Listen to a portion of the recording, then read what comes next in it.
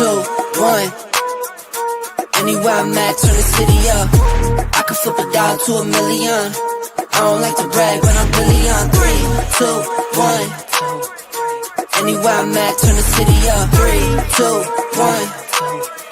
I don't like to brag, but I'm really on. It's a new day, days been new.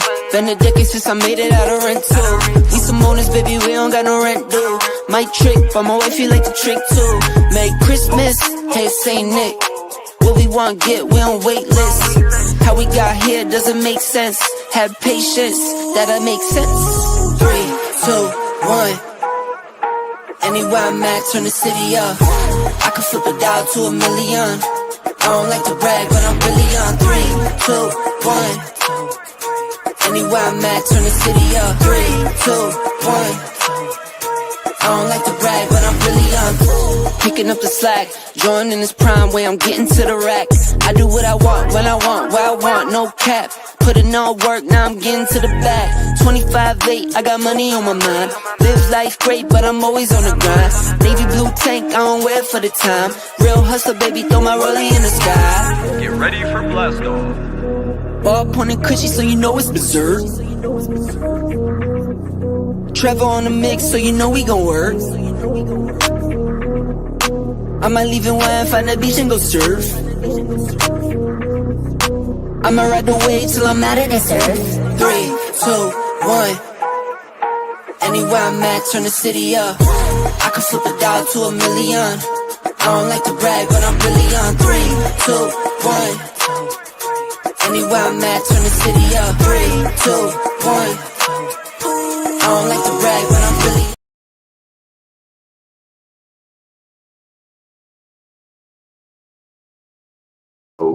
How you guys doing? Hey, listen, BMU's not here today, so we're gonna just go flip the tables our own way. So I'm not gonna go through a lot of the fanfare because I can't push it like he does. So thank goodness for me, Mr. Bennett's here already. So we're gonna just bring him up and we're gonna just start talking. And as people come in, we're gonna just chop it up. I think we started early because he likes to put an extra 15 minutes on it so people get in here. Right. I don't see anybody here, but that's okay. What's going on? It's all good, man. It's all good. It's just a few days until the NFL Combine. This has been a rough period for me. I'm serious, man. I'm so much on the NFL, man. It's like this 2-week dead spot. I'm like, where's the USFL? Where's the XFL? Where's the Arena League? Where's the CFL? I just need some football. You know what I'm saying? So so this kind of starts it for me. Do you watch any of the other leagues? Do you watch if it's on? UFL. It's the UFL now, right? Yeah. If it's on, yeah, absolutely, absolutely. Yeah, like I said, I would get into a little CFL. When I come across it and whatnot, it's a little different. It's definitely, but it's exciting. It's high scoring, and they're definitely pass happy. You talk about the NFL. They've been pass happy for a while, so yeah. So I enjoy all of it, but it's like the NBA. Kind of I don't get into the NBA until around about late April, May time when things, seeding start to kind of flesh out. And I usually start getting into March Madness because now you start having like all the tournament action start at this point. Right. Yeah. And I'm still now, right? They're setting up the bracket.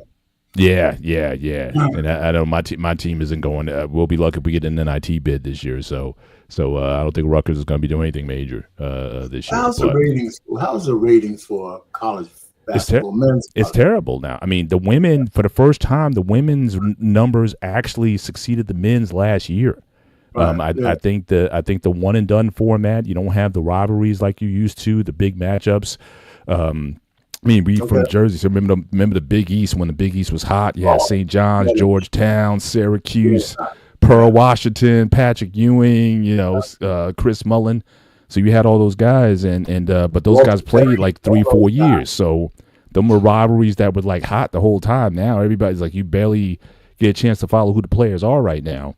And but again, that stuff last year with April Reese and LSU and the South Carolina. I mean, it was exciting. So we'll see if they can do a rebound. But yeah, it's getting very little airplay these days. I know it. But not that one. I was looking for the other one. He had some other cash apps and stuff like that. Anyway, everybody, when y'all come in, make sure you hit the like button. Hit the like button. Hit the like button. Give some love to the network. Absolutely. And we're gonna get started in a little bit. I'll give it a couple of minutes, see what's going on. But make sure you hit that like button, folks. Send a cash app and keep BMU happy. Absolutely. Get us growing over here. Indeed. Other than that, I see some people. They ain't going into the chat yet, but I see some folks coming up. I think BMU. I see somebody just jumped in here. You want to see something, man? BMU just popped up. I don't know if you're going to say anything. Anyway, let's go ahead and. So I like the topic today. We'll see how it goes. Yeah, he just changed the background, which is cool. I didn't see that. There it is. I was looking for that. I didn't see it. I couldn't change it myself. Systematic racism. We're going to talk about racism today. Hopefully, I'm not on the island myself when folks start coming up. It seems like I'm the only one who, trying to lose my black card or something. It makes me feel like I'm losing my black card, man, because I can't get down in the victim Olympics. What's going on, Lit? How you doing, man? Hopefully everything's going okay. Yes. Tommy B, what's up? Let me just make sure. I'm gonna just drop the link early if you don't mind. Whoever wants to come up, come on up. We're gonna start talking. We're gonna hit that topic, and we get into other things as well. All right, so yeah, man. Let's saying he's still under the weather, man. Get better. Absolutely, praying for you, brother. It's for real. Absolutely. Right. Yes, sir. So, man, yes, sir. What's up, Mandrell? Mandrell in the building. We got to get Mandrell up here. So yeah, man. Hit that with the link is down there. Drop him the link if he can get in here for sure. Hey, man, I just put the link out on. There you go. There you go. Everybody wants to come up, man. As long as y'all want to get on screen, systematic racism is over. You don't believe it.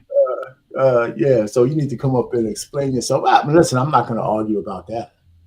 I think the level of degrees might not be the same, but certainly I'm not going to sit up here and argue that there's no systematic racism. Well, let me ask you just to kind of get the show started a little bit, because I know you've gone and you've confessed that you've certainly undergone a bit of a transformation over the last few years. And I guess in particular, you don't have to go into the whole, thing, but for this in particular, how have your views evolved? What have you either seen or been exposed to that has made you change? At least, again, not necessarily doing a 180, because again, I know you still, you're not arguing that it doesn't exist, but in terms of how you view things. Shout out to the coach in the building. And look at this. First of all, I have to give a shout out. As you see, ladies and gentlemen, the brilliance that is demonstrated here. Tommy, you're going to be an outlier today, but I extend to you an invitation to the bold and the beautiful, the beneficent, benevolent ball brotherhood of the BMU network.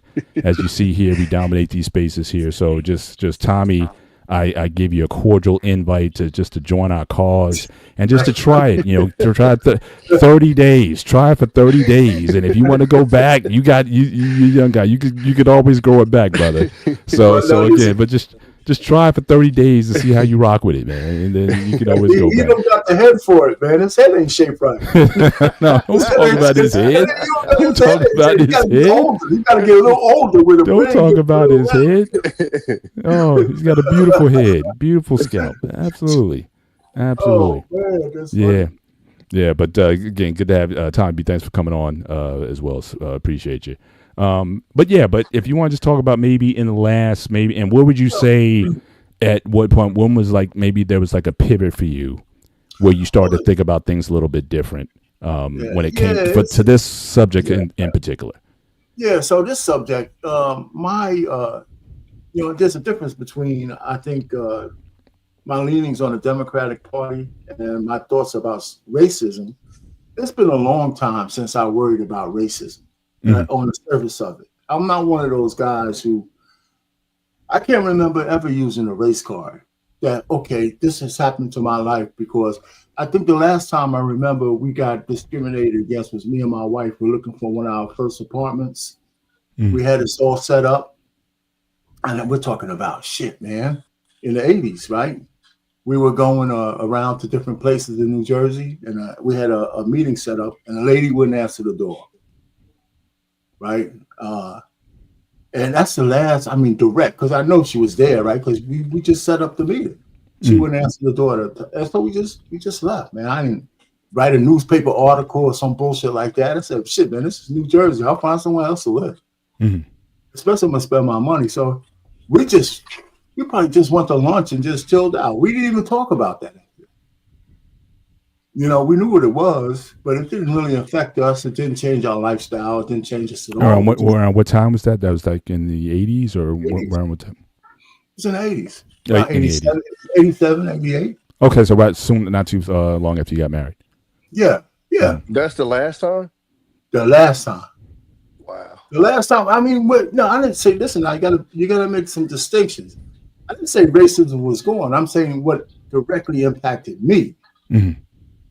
That I know that somebody used some racial intent against me. There's a difference, because I think people project and absorb racism from everywhere, and they put it onto themselves, whether they were a direct victim or not. Go ahead, Tom. Let me ask you this question, right? And this is a direct experience with me. My parents moved to the suburbs, this place called Elk Grove, California. It's right outside of Sacramento. Right. We wake up in the morning, my mom has a Benz. Spray painted on the side of the Benz is the N-word, hard ER. Tampons or maxi pads was also put on the car, right? Here's my problem. I'm pretty sure that was done by kids, right? Okay. Those kids grow into adults. Those kids then get jobs and positions of power. So that's where, like, I don't mind you having to take. My problem is when people look at other people that point it out, and then you, not you personally, but people act as if like they're pausing their whole life because it happened to them. The funny thing is, one of the last times I've had a racial issue, I didn't even notice it. My 50-year-old white friend noticed it. We were going to the shooting range. We met up at Denny's. Him and his family is at Denny's, all white folks. It's a place called Lodi, California out here. Has a reputation, by the way. I walk in, I don't even notice. They're staring at me like I'm a criminal. I sit down. He hits me. He goes, "Did you notice that?" I said, "What?" He said, "They stared at you until you sat down." Like, nah. Because I'm like you, like, I don't have to react every time something happens. And I've gotten so much in that mode that when shit happens, I just keep it moving. But I don't ignore the fact that it happened. That was the first time he had ever actually seen something like that happen in real life. Right. So my problem is, if my younger brothers, who they were in school when I moved back with my mom and them in Elk Grove, they're walking down the street with one of their white friends. It was a female. Right. And some kids drive by in the car and yell out, "N-word lover." Okay. Again, these are kids that then go into adults that then get jobs in position of power. Can you hold it right there? Because you're saying a lot, right? Because I want to come back to that. I want to come back to that, because those same kids could turn into meth heads and don't matter shit to nobody. But that's another you're absolutely story. Right. Absolutely. But let's hold up, because what you're saying is legitimate, but I make a distinction of how we internalize racism when it happens to us, or how we internalize it when it happens to somebody 10,000 miles away. I think there's a difference, right? And so, because it's a difference because some people, just knowing that there's racism, kind of internalize it that racism is so bad we can't get ahead, even though you're a corporate exec yourself, and you ignore the fact that you made it, but you have all this racism out there, and nobody really examines, well, how did that happen to you? Because you're still in a room full of white people. You know what I'm saying? So let me ask you this. Wouldn't you think a person in that position would see it a lot more than even a person at the bottom? Like, if I make it to the CEO position, I'm watching how these people are making these moves. I'm watching who they're hiring. I might even walk into the room and hear some of the discussions that they're having, Tommy, you but have they a don't expect broader. me to walk in. But with Tommy, like I said, we're gonna hit over because let's not shoot all the bullets there because Oh, you're okay, right. Because that CEO not only knows that it's still out there, but he also knows that there's still a pathway out of it in the midst of it because it happened to him. I don't look at myself as anybody special. So that CEO or that corporate exec or that just engineer or whoever, you don't have to be that high up. You say, yeah, racism exists. But before we go down in a rabbit hole, let me tell you that it doesn't have to stymie your life. Because if I one agree. door is open, there could be another door open. I think this is kind of when we have a difference between empathy and sympathy. Because if we get too sympathetic, we get down in a hole with those people. We can't get out. If we have empathy, then we're reaching down into the pit to pull people out of that shit. And so But that's how I see the difference of it. You know what I'm but saying? I don't think recognizing something there, like I tell people all the time, if I recognize that the system is messed up, it doesn't mean I'm at home scratching my balls when the system's messed up. I want reparations. It's just I'm recognizing there's a problem. And I think a Yeah. lot of times when we recognize it's a problem, they think you're just sitting at home waiting on the system to correct itself and send me a check. And it's like, nah, I personally, yeah, I think we need to get reparations. I think every last one of us that come from that lineage need to get a check. But does that mean I'm not going to go out and get a job and work and take care of my family? No, but I still think because of stuff that they done, not only during slavery, but during I forget what they call it right after slavery, Jim Crow Jim Crow. era. Yeah. It's Right. no, I'm talking about right after slavery because it was right after slavery. No, Then it was Jim Crow. Reconstruction. The Reconstruction. Reconstruction. Reconstruction. Even people now, our people laugh at 40 acres and a mule, but don't even realize that white people got free land all over this country, and not only that, got subsidies to learn how to use that land. All right. So go ahead, Okay, so what does that matter now? I mean, what I'm trying to say is none of this stuff. We're not talking right or wrong here, and that's one of the things we get into these arguments, right? Yeah. Because all of it is all part of the same kind of thing. It's a difference, right? Yeah. When you talk to some people like me, I get misinterpreted because people think I forget about all racism because I don't dwell on it, right? Because I don't like to concentrate on that, right? Because I know it's out there, and I don't want to hit a guy who's down and say you're only down because all you're thinking about is somebody to come save you. That's not fair either. So the point really is how do we recognize the past, but we still have to move forward. But sometimes we spend so much time talking about how effed up things are. I don't see the steps forward. Honestly, do we? Like whenever I've had that conversation with somebody, I go, name somebody in your life that you know that's sitting at home going, oh man, the system's messed up and not doing nothing. It really doesn't exist. It's a very small few people that does it, and we all recognize them that even if the system wasn't exist, you're just lazy as shit. But for the most part, people aren't just sitting at home going, oh, the system's messed up. Wait till I get my reparation check. Like I don't know why as we as a people we hyper focus on this super minority of people, and we act like it's a problem. Go ahead, Coach. I don't necessarily agree with you, but I want to tell you why. Go ahead, Coach. I'm gonna come back to Tommy. I just want to make sure I'm addressing the topic initially, right? So yeah, go ahead, man. Go ahead. Are we talking about the title? It's part of it. I can say part of my experience from a kid, right? Growing up in Kentucky, already a slave state, right? But the individuals that I saw, whether they lived in the projects or the suburbs, the black people, we didn't feel like we were oppressed. I had an experience one time with a little white boy, me and 3 friends going to the swimming pool, the only pool open on Wednesday, but we had to go through white neighborhoods. It was a couple of white boys, I was about 12, 13. You know, my daddy taught me how to fight, so I wasn't going to be too scared, but they want to run, so we take off running. I stopped maybe about 1,000 feet. I said, man, we got to come back through here. I stopped. So they ran up on me, and they tried to call me a nigga. I said, if you call me a nigga one more time, I'm going to hit you in your jaw. And the other one was great said, and I slapped his ass. And then they sort of scurried off. But then I never really experienced it as far as somebody calling me a nigga. Only time I heard somebody call me a nigga was black folk that looked like me. I was the light-skinned, white boy. I was all that. So I understood that that's just life. So white, I didn't really hear it. Even as I, went to college, went to the middle, it's all systematic.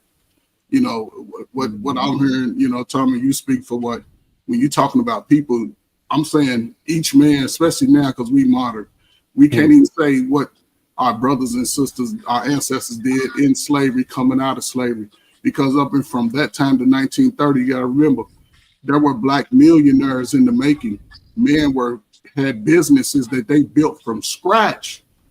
Go look at the money. If you ain't read a civics books out there, people in high school, go read a civics book. I know I read a civics book. I know, brother, I'm telling you, read a civics book. It'll give you a lot about people.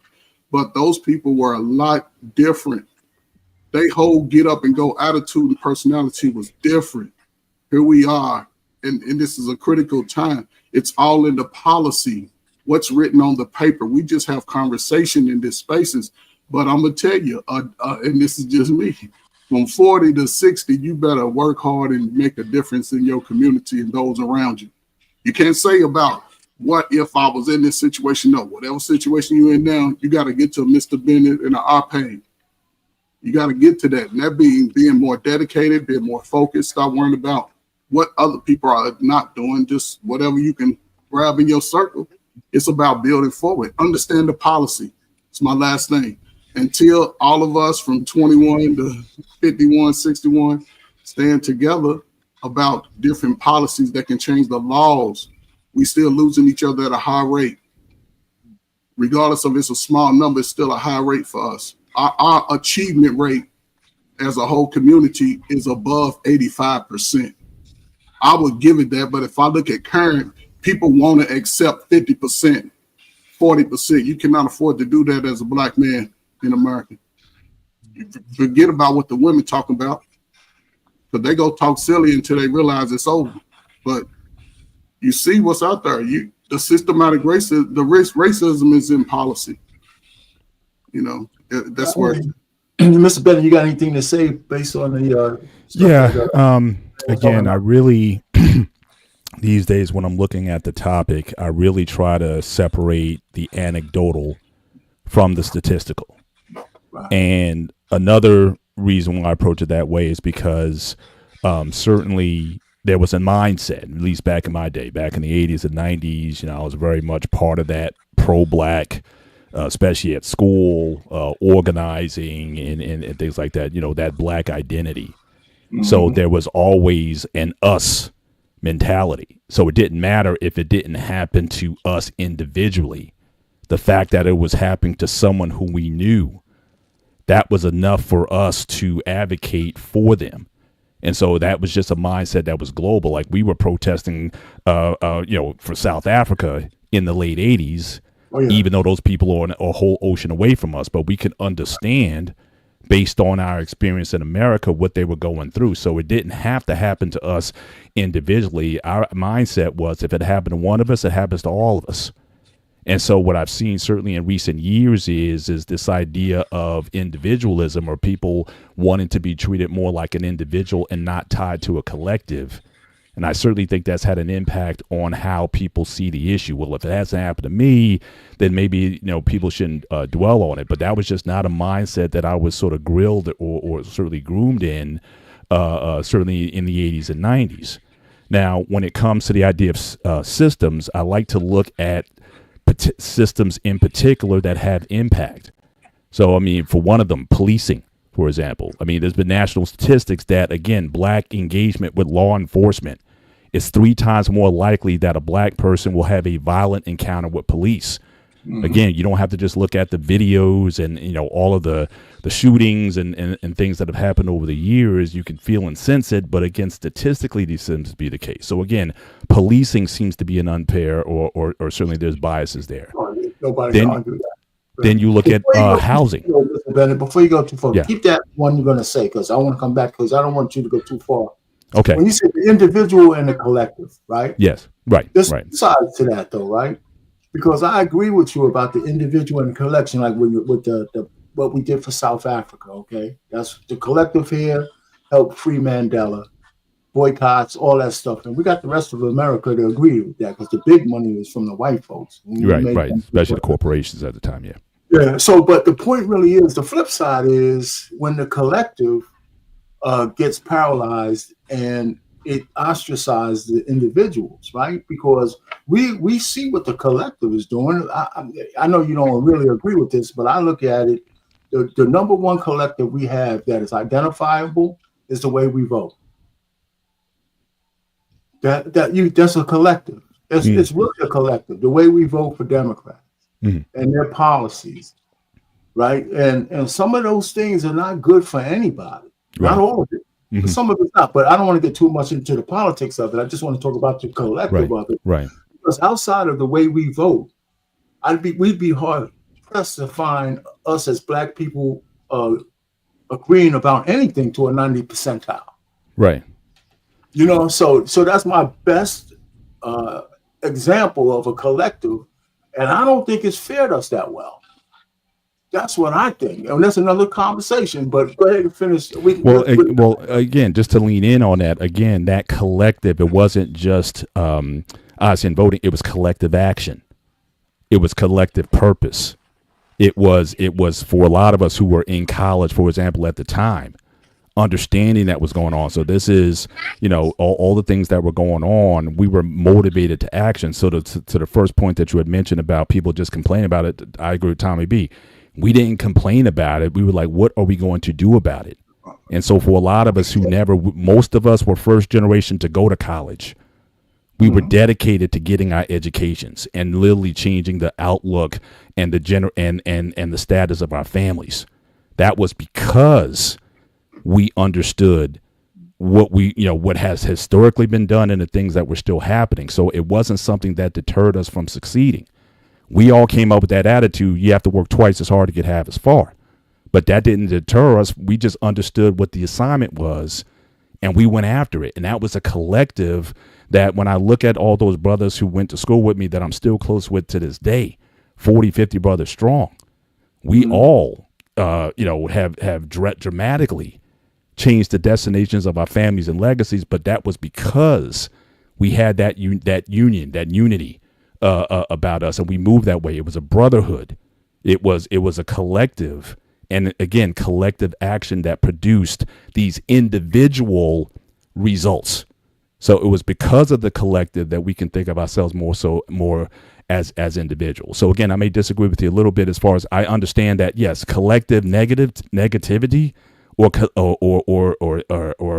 collective movements that don't benefit us, yes, that is harmful. And you have to be as individual enough to recognize when that is and step away from that or be bold enough to speak against it. So Brother Bennett, I hear what you're saying, right? And I agree with you, right? Because the questions I want to ask you and Brother Arpain, Brother Bennett, you spoke about despite of whatever condition, circumstance an individual had, they fought to achieve better. It was like I said, it was a battle cry for us. Right. But listen, I'm Gen X too. You're a few years younger. That's what I'm saying. So you got it from me. How old are you now? 50 I'm 55. So I'm 57. So I was coming out when you was in the middle, right? So, and you're right. He spoke exactly to 1,000% on what it was that we were trying to fight ourselves out of to a better condition. We knew and understood we had to put in the work. I was in college, Brother Bennett came in, then I joined the service. Like, I ain't going back to the craziness.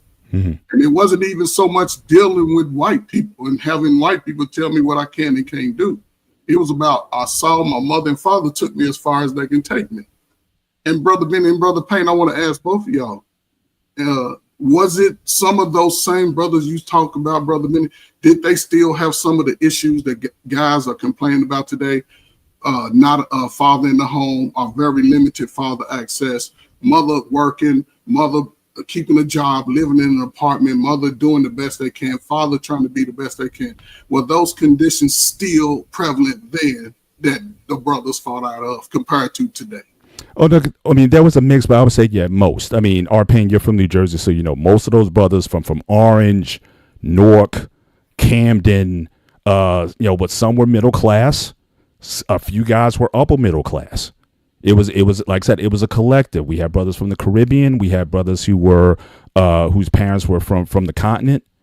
And so it was a collective of us. But again, we had enough of shared experience to recognize that the importance of us thinking and moving together. Now it's different. In fact, it's interesting. My daughters today probably experience more, I would say, bigotry from Black people who look like her today. Because back then you couldn't afford to be Nigerian back in the 80s and 90s. You came here, there was a few of us, there would be a few of them and be like, all right, we're the people who look like me, and you just went there. So blackness was much more of an umbrella term for us. Now it's so diverse that you have Nigerians, and not only you have Nigerians, you have Igbo and Yorubas, and you be seeing the beefs they be having, and then you have the Ghanaians, and then you have the Cameroonians, and so everybody's more on an individual basis now in terms of how they think about things. And it's interesting that my daughters, when they were in college, experienced more slights being African Americans, ADOS, from them than they did from their white counterparts or from their Latino counterparts, who in many ways treated them better. Because again, we lack that kind of unity that was back in my time. But again, you didn't have the numbers. Now I think the country in general is becoming more of a quilt more so than a melting pot. You're not just skin shade is just not enough. So but back then it was an easier kind of thing. Like you said, the collective I was in the Black Student Union. I was in the University of Buffalo. We used to pass white people like we were like strangers in the night. And the Black Student Union was required for us just to get anything on campus. Right. When the frat came on and all those kind of things started to happen, and all that. I mean, by the time I graduated, the Pan-Hellenic Council with all the white frats and sororities, they wanted me to be president. That's how much things changed. But I had to get that. I had to graduate, so I had to say no to that. But anyway, let me just say this. Hey, what's up, BMU? Fam, Mr. Payne. This is my topic. I don't know. Tommy's here to tear me down a little bit and bring the heat. Anyway, but I hear all you guys are talking. It's like I said, one of the things we got to make sure is that we know that there's no right or wrong in this conversation. It's just perspectives, and I think each one of us have somebody else's, hey, Alexis, what's going on? I think each one of us shares pieces of the other person's perspective as well, even if we don't fully agree or fully attach to it. What's going on, Alexis? What you got to say? Hello, what's happening? Hi, it's been a while. Right. It's good seeing y'all. It's good to see you. It's great seeing you. Looking good. And my apologies, for the Chiefs. I apologize. You didn't get the result that you wanted. But look, I'm hurting too. I'm hurting with you. No, I just want you to know that. You ain't have to do all that. I'm just saying. I'm just empathized with. That's all I'm saying. I'm not rubbing it in. Understand the scab was just forming, and you decided. No, I'm not an anti-KC. I was going for the three-peat. I'm the only one. I picked Kansas City, and RP is my witness, and coach, because we do a show every week. I put KC to three-peat. Shame on you. So like I said, I lost too. So I'm just saying I'm with you. That's all I'm saying. But look, I tell everybody I've been a Chief fan for a long time. I'm sorry. And I'm not. That's how I know how. See, now that's a Raiders fan right there. So I understand you guys gonna have beef. So I ain't in that. I can't even. But if I can stand in the win, I should be able to stand in the loss. Yeah, of course. Everybody. Exactly. So, what you got on the top? You got anything on the topic? We're just talking a little bit. We just started. So, got any opening salvo? On which part? Because any part you want? We're talking about systematic racism. How anything that happened to you personally, or what you've seen across the whole. What about the collective or the individual? Or anything, any part of it? I know it does exist. I'm fully aware of it. I'm not one of those people that is like, oh, it doesn't exist, it's there. It's there. I can admit two things can be true at the same time. It can be there, yet it can also not have the effect on me now as if maybe 20 years ago, you know? So I just don't want to disregard it in that sense. But I mean, I'm living my best Texas life. Like, so like I and in that sense, I also worked hard to get in the position that I am as far as being able to enjoy my life. But I mean, it's all day, every day, regardless. I'm Black and I'm proud. And you know what I'm saying? I never thought of myself as a Malcolm, well, as a Martin Luther King ninja. I've always been a Malcolm type ninja. So, you know, and that's another thing with my dad is from which I think I told Mr. Bennett because he tried to come at my neck before about me liking the Chiefs. But my dad met my mom in Texas, and my dad is from Kansas City. And so living there and seeing the Black culture there, like I be trying to, especially because like I said, I'm a Malcolm ninja. I'm not a Martin ninja. And sometimes my Malcolm come out like, you know, Jackie Robinson wasn't the best. That was just the ninja they chose because there was a whole lot in the Negro Leagues that was really like radical. Yeah. You know, but I love the culture there in Kansas City as far as the Blackness that was there when I lived there. I love it, man. Like it's all the history and all that. Like I'm so excited. I want to take my kids. They still have the Negro League Museum. They have the Jazz Museum down there. Like it's so much culture, and to where it's like, yeah, seeing all that and being proud of all the stuff that Black people do. But then there's also the heartache. Like I'm at the Negro League Museum and I'm seeing all that, but also it hits like, yo, we had to have a Negro League. Right. You know what I'm saying? Like we had to have one. So we again, I can't just ignore not only systematic racism, but racism in any other aspect of life. Because it you know, systematic. Because and correct me if I'm wrong. When you say systematic, I'm thinking like within businesses and you know, like turning organizational. Yeah, okay. Police or whether it's you know a corporate or whether it's social services, it's like policies. That's all it is. It's policies. That's it. Okay, but yeah, so understanding that there was racism when I go back to say that we had to have a Negro League, understanding racism on that level to also be able to recognize that there's racism on other levels, and systematic is one of them. But I'm moving around in life, so I'm getting in where I fit in, and I've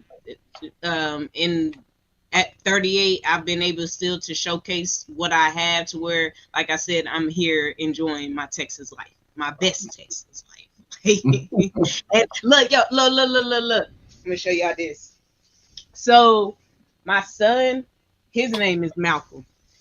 And I went and I got us all these shirts made. I got a, like me, my daughter, and my son.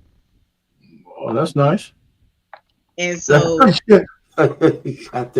got to have the gun on it, man. That's for sure, man. Look, and we walking around in Texas with these shirts on. Do you hear me? My son is 5. And look, I gave him his shirt because I went to pick the shirt up. And he was like, do you have one for me? So I gave it to him, right? He opened it up. He's like, oh, this is sick.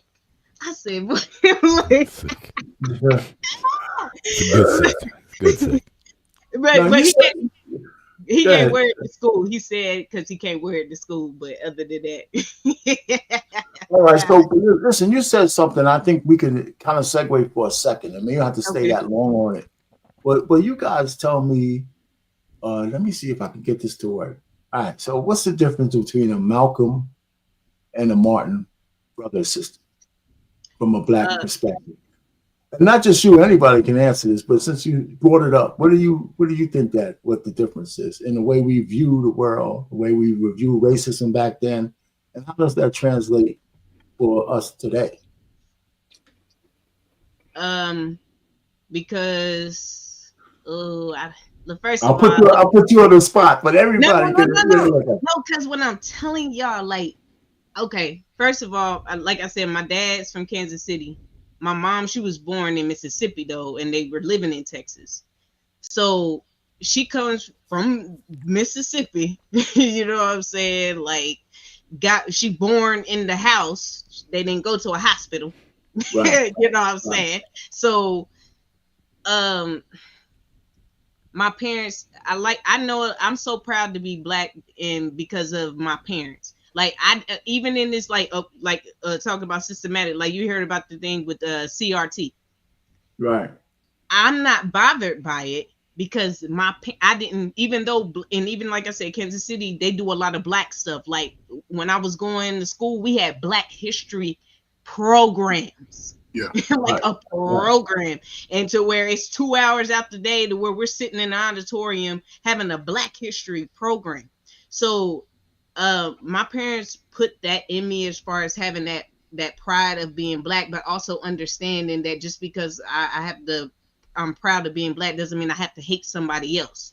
Because I understand what we went through, it gives me the sympathy to be able to say, this isn't right to treat people the way that we were treated.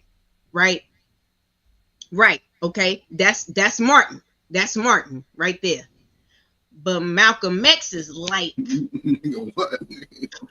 if y'all want to separate us, talk about separate but equal, then we need our own government. We need our own schooling systems. We need our own politicians. We got to have everything. It ain't no we coming to work for y'all. Like, no. That's my Malcolm. Like, and I'm gonna sit and I'm gonna be all right sitting over there on our segregated side. I wouldn't cry. I wouldn't feel no type of way. Like, I'll be right over there. So can I segue into something that you just said though? The difference between us being more relatable or trying to be more relatable to whites, or the Martin kind of Black. The Malcolm Black that you just talked about would have been perfectly fine being segregated, as long as we were able to thrive. Now, if we fast forward, but today, I think that's you can go there. Let me just say this. Yeah. I could be wrong. I mean, there's no right or wrong. Remember what you're gonna say. Don't forget it. But in any way, did integration hurt us more than anybody else? Because I think that in the United States, if it wasn't for us, nobody would give a shit about integration except Black people. I don't hear nobody crying for it as much as we do. Everybody would be perfectly fine to be in their own enclave, speaking their own language, and just bartering with everybody else. That's just a feeling I get. I don't know if it's true or not, because we're in the mix now, so we're never going back. But go ahead. I think it did, and it didn't at the same time. And I think it did because when we weren't integrated, you could see what we created. The problem is we also saw them destroy that. So we could walk around and act like, oh no, we could have did all of this. We could have done what they were going to let us do. And as soon as they got tired of us doing it, they've shown us, and you can go back in history multiple times from the West Coast to the South to the East Coast. Oh, y'all getting a little too happy over there. We wiping that shit out. So you saw example. It's a great thought to think that if we never integrated, then we could have built these great communities, yada yada yada. The problem with that is we've seen the result of when that happened, and every single last time they've washed it. So I think the only move that we probably could have done was integrate, because now it's hard for you to do that because now you got their folks mixed in with us. So now when you do it, it's not just all Black folks. You might get some of yours as well. Okay, I'm go ahead, Tommy, and you go next, Mr. Ben. That's it. Go ahead, Mr. Ben. What you was gonna say, Mr. Ben? As far as the difference, I think it's too basic a question, because you have to understand, as human beings, both of them went on their personal arcs. Their views changed over time, almost to a point where you can almost see by 1968, they were probably much more in lockstep than they were 10 years earlier. Right. So obviously Martin, obviously he studied Gandhi and he was like nonviolent resistance and whatnot. Malcolm was heavily involved in the nation, but you know what happened with that. He had a falling out with them. He became much more of a Orthodox Muslim. and was open to working with organizations, even going to the United Nations in order for protests for Black Americans. Martin's views started to change certainly towards the end, especially when he talked about trying to unite with workers movements and labor movements and whatnot. That's when he became dangerous. So I think both of them were a lot more similar than I think we like to paint this picture that they were so different. I mean, I think they used the strategies which they thought would work at the time. Malcolm, when he was with the nation, they obviously thought that it's having their own land, having a separate nation would be the solution. And I think Malcolm, towards the end of his life, I think he realized that that's most likely not going to happen. And certainly, and Malcolm and Martin started to believe that again, strategy in terms of what works best for us.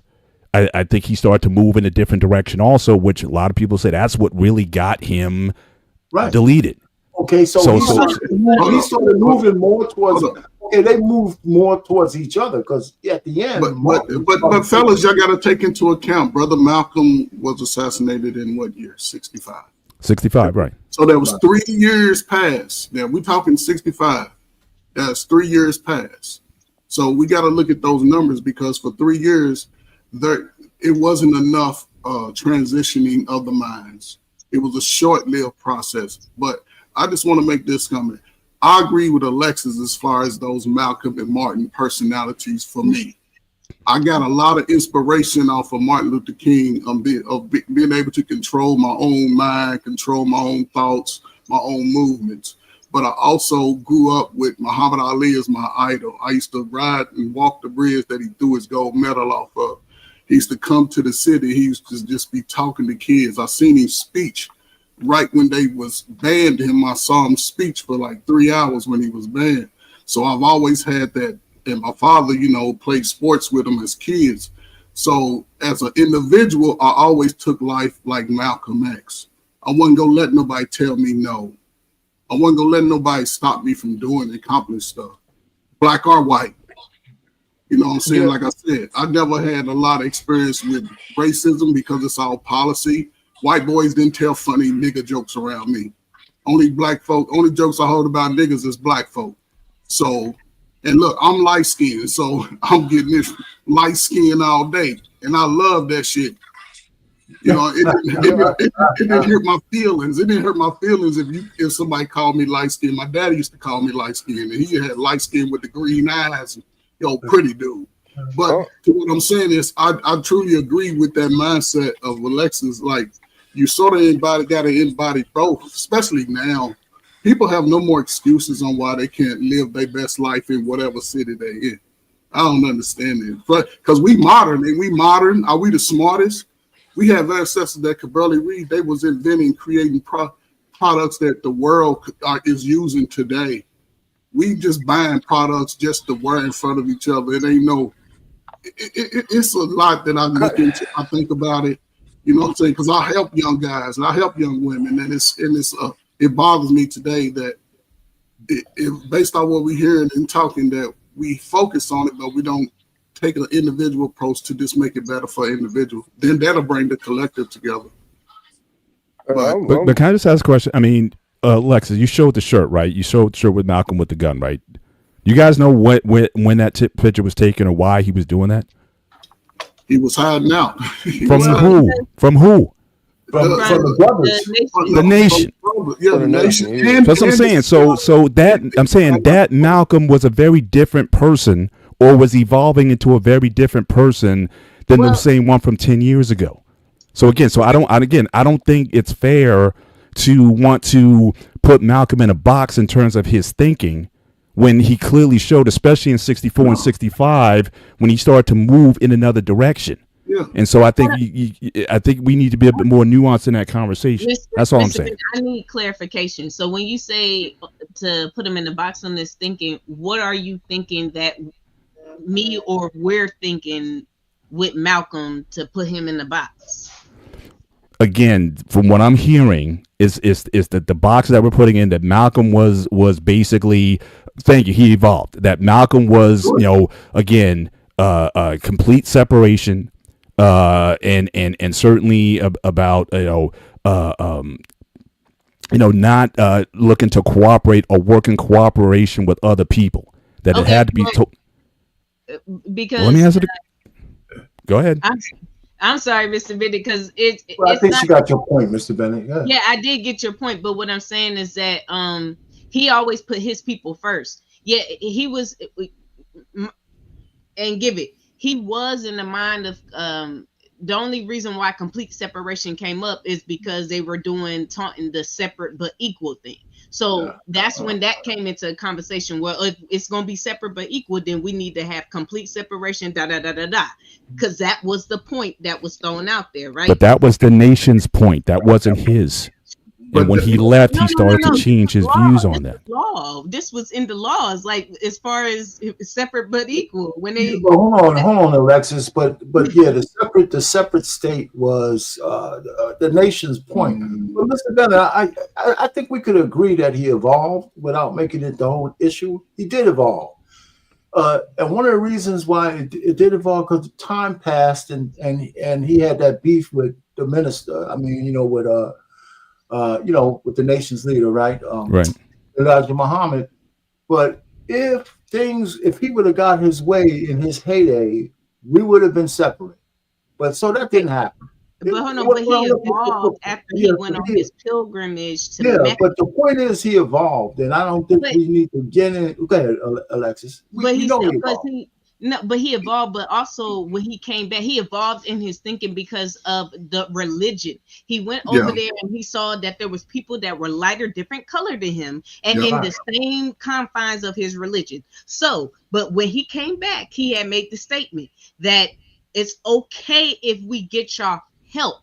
But he told them, my first mind frame is Black people. He said that we cannot unite with others until we first unite among ourselves. Mm-hmm.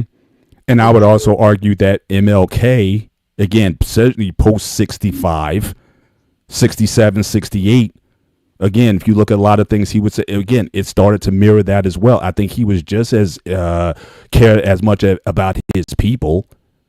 But again, I think his techniques and movements were different. And again, once he started to recognize the common thread amongst all people, especially with labor, and once he started to try to bring those people together, that's when he became a dangerous person.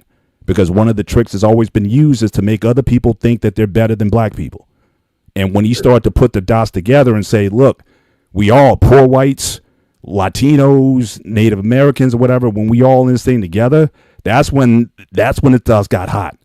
And that's what ultimately took him out. So I think, certainly, I think certainly there was some, I do think there was a merging of the minds.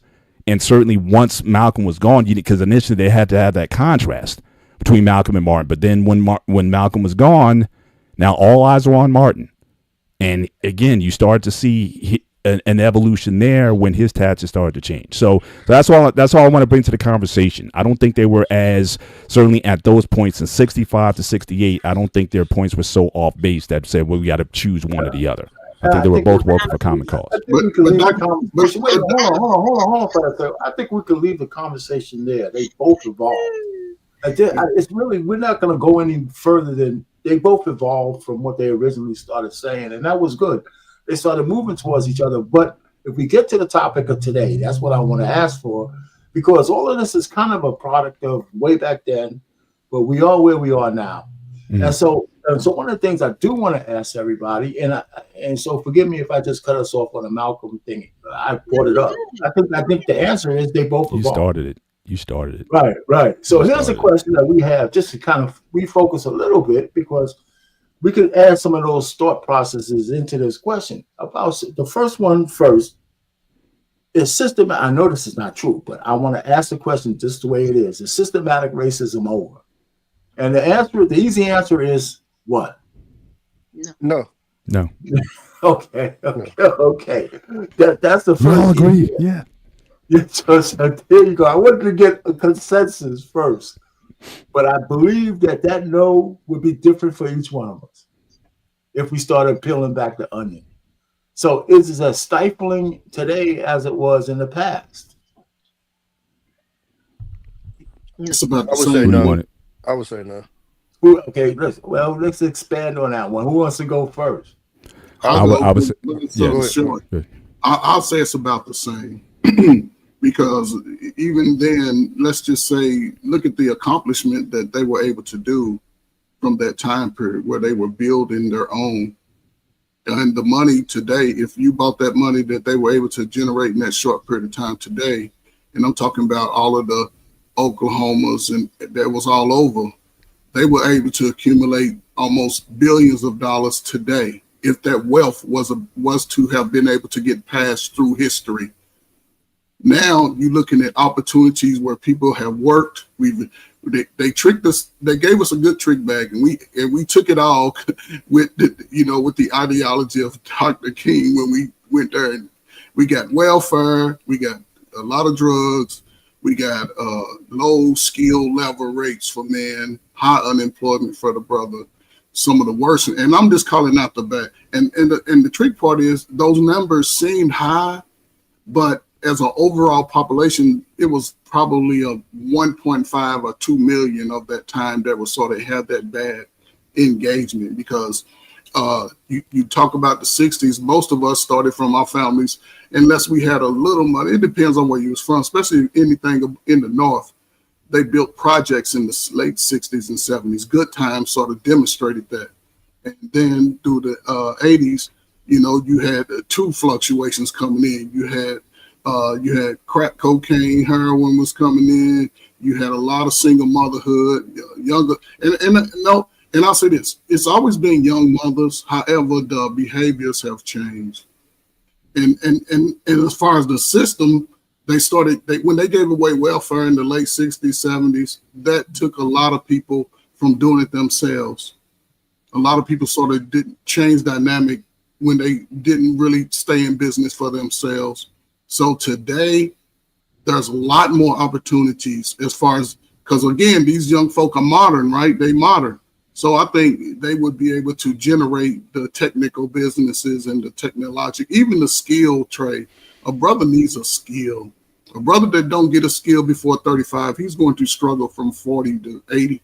He's going to struggle. Get a skill, young brothers, despite your. But let me ask you this, Ferg, on the skill part. It's any man who doesn't have a skill by 35. I know that our pain, but I'm thinking about the brothers because the brothers is always. Yeah, but I hear you. I'm not saying you're wrong, but I'm just saying what would be unique about the black person struggling as opposed to the white person struggling if they don't have a skill. Now, what's unique to the black person? To me, but to our pain, to your point, to bring it back to what this situation about, the skill trade, here's this. A white guy don't need a skill, but if he knows family that have a business, they'll hire him just because. A brother without that skill, black people don't want to. You're correct. But we got to get away from thinking that there's a plethora of white people with businesses to hire people. They're poor as hell. We got a whole bunch of fucked up white people out here, man. I know that. That's an easy answer. I'm saying for us, for a brother, they can generate. Listen, once you get that skill, then you can generate business for yourself. But you have to have that part. All right. So I'm just trying to distinguish between something that's uniquely black. I know when we say, and I'm not just getting on your case, Coach Ferg, is that when we think that white people in general have this big ass upper hand, that shit's just not true. Not in mass. There's a whole bunch of poor ass white people out there, and I'm not trying to take up for them. It's just not a way out for them. I agree with you, RP. I actually had that conversation with my dad today. I know you got the Catholic school education, but I too had Catholic school education, so I got kicked out in 9th grade. But no. So the only thing I would say back to you, RP, on that point is it's not even necessarily owning a job. It's as simple as I'm in this union and I can get you in. Or I'm in this profession, i.e. truck driving, and I can pull you in. Like me personally, just from me being in it, I pull people in. But just by mere numbers, they're going to have more. So that's just a bigger opportunity, I think, is what Ferg was trying to say. I know. But I think, so the thing that kind of bothers me even about this conversation is, like, I'm from Oakland, right? And she said Martin and Malcolm, we push Huey out here, UEP. And I talked to some of the Panthers from back then. And so we have this we romanticize history as if it was all of the black folks was on board and stuff. Oh, for sure. Yeah. This was also a conversation back then. And Okay. see, a lot of people my age who haven't had those conversations wouldn't know that. But there were black folks back then saying, "Oh man, it's over," because it wasn't as bad as it was before then in the 60s. It was worse in the 30s and the 40s and yada yada yada. So to them, because we got a little more comfortable, don't rock the boat. And so that's why these kind of conversations get me uncomfortable, because I'm not going to be dumb enough to say, "Oh, it's as bad as it was in the 50s." But I'm also not going to go to the extreme and be like, it ain't here no more. You get what I'm saying? I Yeah. don't think it's as stifling. I think it's a lot more opportunities. But even like a situation like with uh the DEI and what's the other one that they had before DEI? Affirmative action. Affirmative action, right? So when I used to have Mhm. conversations with some of my white friends about affirmative action, you know what they always used to tell me? I just want the best person to get the job. You know what my rebuttal to them always was?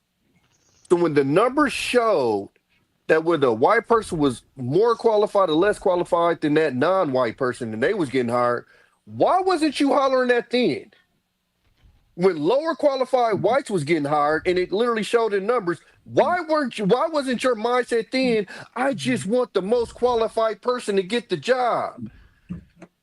So like it's conversations like that that kind of tell me, even like when we talk about even like the women discussion, it's like it's a supremacy kind of mindset. It's like I'm cool as long as I got the upper hand, but as soon as it start getting equal, then that's when we or when it starts looking like it's getting equal, we start seeing those remnants, or we start seeing those people poking their heads out because they start getting uncomfortable, because it's like, oh, you're moving in on us, or you're moving in on our territories.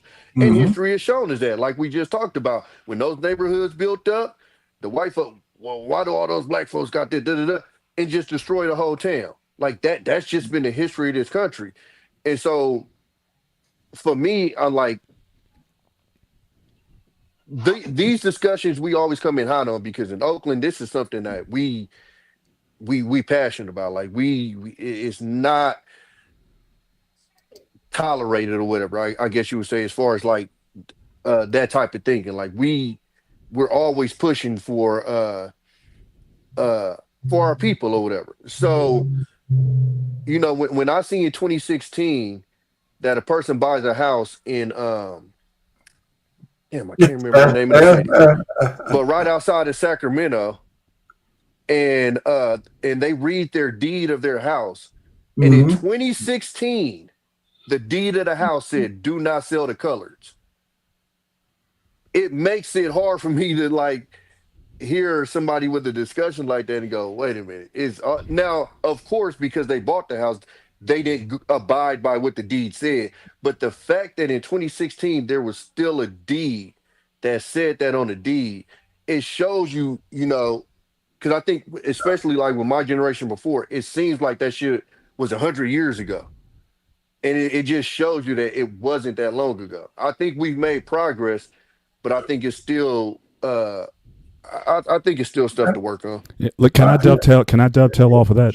Jump in. Because one of the points I was going, when you had started the conversation, I was trying to go through the different systemically racist or areas where there's still systemic racism. So I talked about law enforcement, which I think a lot of us can agree with.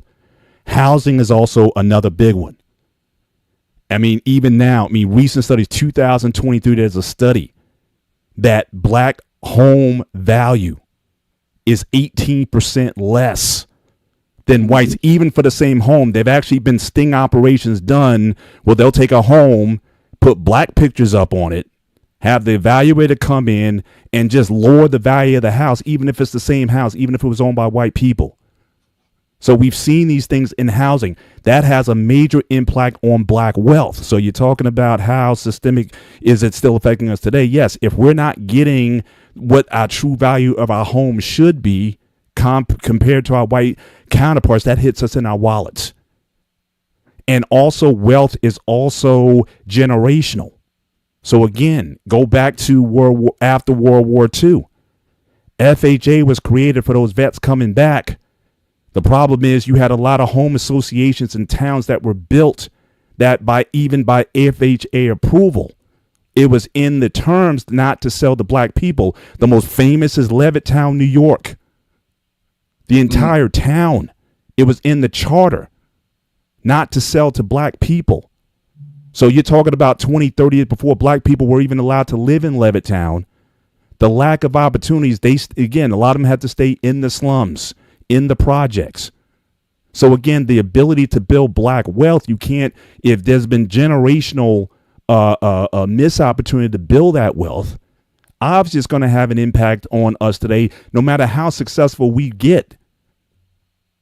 We don't have that wealth to pass on. We're trying to build it now and pass on, but again, we're not catching up to our white counterparts. Well, let me ask you something, Mr. Bennett, on the generational wealth thing. Since before you go, Alex, let me just say this. You know, when we talk about generational wealth, there's no way we could catch up because we're generations behind. So we can only look forward. You can only look forward and make sure that you correct those things that stifled us in the past. But in the meantime, the infrastructure that we need to actually collect that generational wealth, our families are destroyed. So so even now in 2025, the baseline, the foundation of our black families is not even there to even think about. I mean, there's enough of it, but it shouldn't have been. If we were able to like cut out from the 60s to the 2025 when we had marriages and families and husbands and wives, and we forgot this whole period between then, the civil rights period, but we have the kind of mindset and money we have now, then we would be able to leapfrog into the future because we would have a base for family and foundation to build generational wealth. So we don't even have that family structure the way we should. But you're right about us being behind, but there's no way we could catch up to be equal. But again, I'm just saying catch up to at least get at current value. I mean, imagine taking 18% of wealth from everybody on his path. Every one of us here is either married or in a decent family or middle class structure.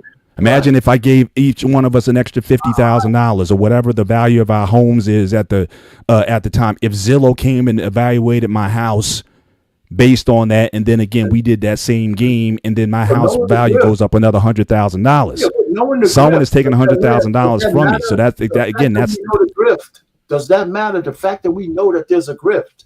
Does that matter? You're asking the question, Arpane, about how is this affecting us today? Again, if you're saying that my current property value of my house will be devalued by the simple fact that I am black, that is impacting me today. I don't care how much money I have.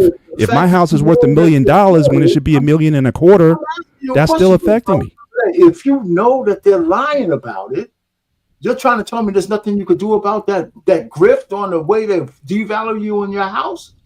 I'm saying we know this. We know the game. Once we know the game, can we make it better for ourselves? Why would I accept 25% less than I know what my neighbor can get because they're white? I would say, wait a minute, something's wrong here. So what would you do about it then? Then what would you do about it?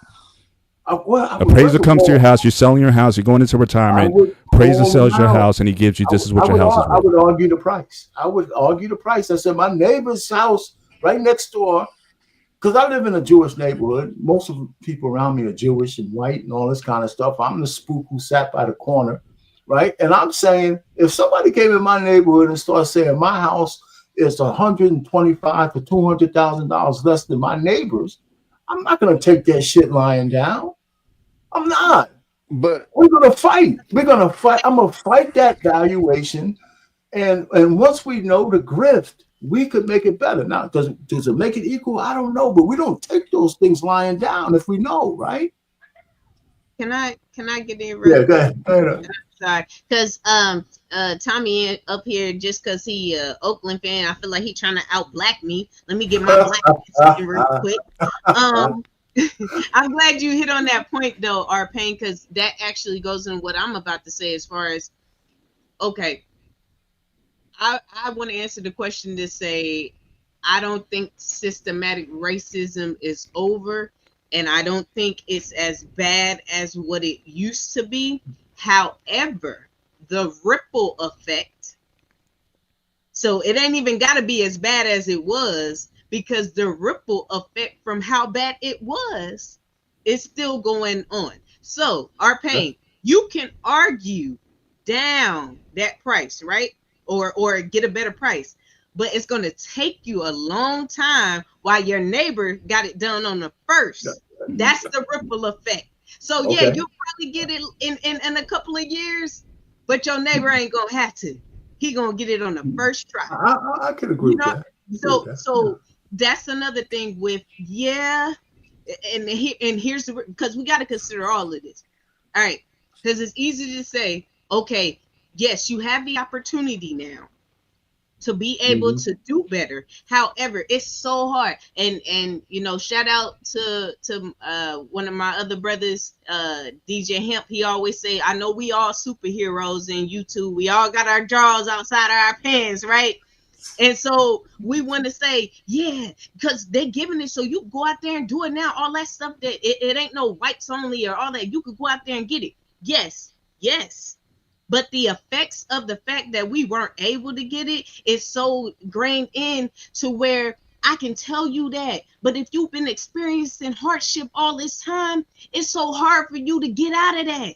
It's so like the percentage when we're talking about the kids that come from single parent homes or from homes where there's drug use and all this type of stuff.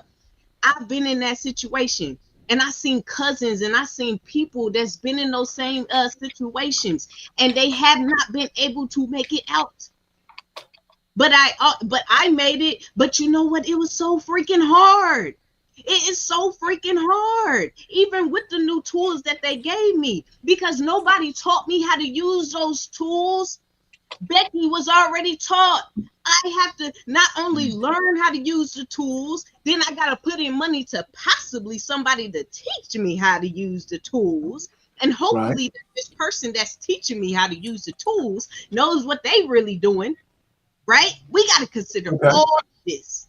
And so, and this, all of it is a ripple effect from what it used to be. Even our people trying to get out of it, man. And I love, that's another thing when I'm telling you, like, I would have been the one sitting over there with my people because I love Black people, man. I love Black people. But, and I see that all the stuff that we went through is affecting our decisions. Even now is affecting our decisions. So we can say, yeah, you got everything. And you shouldn't feel like this because you have this stuff now.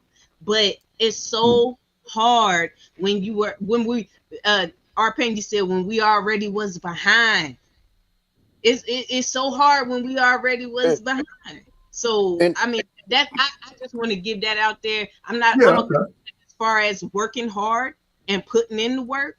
You know what I'm saying? Because hey, if you do what's easy, life will be hard. If you do what's hard, life will be easy. So I'm for that.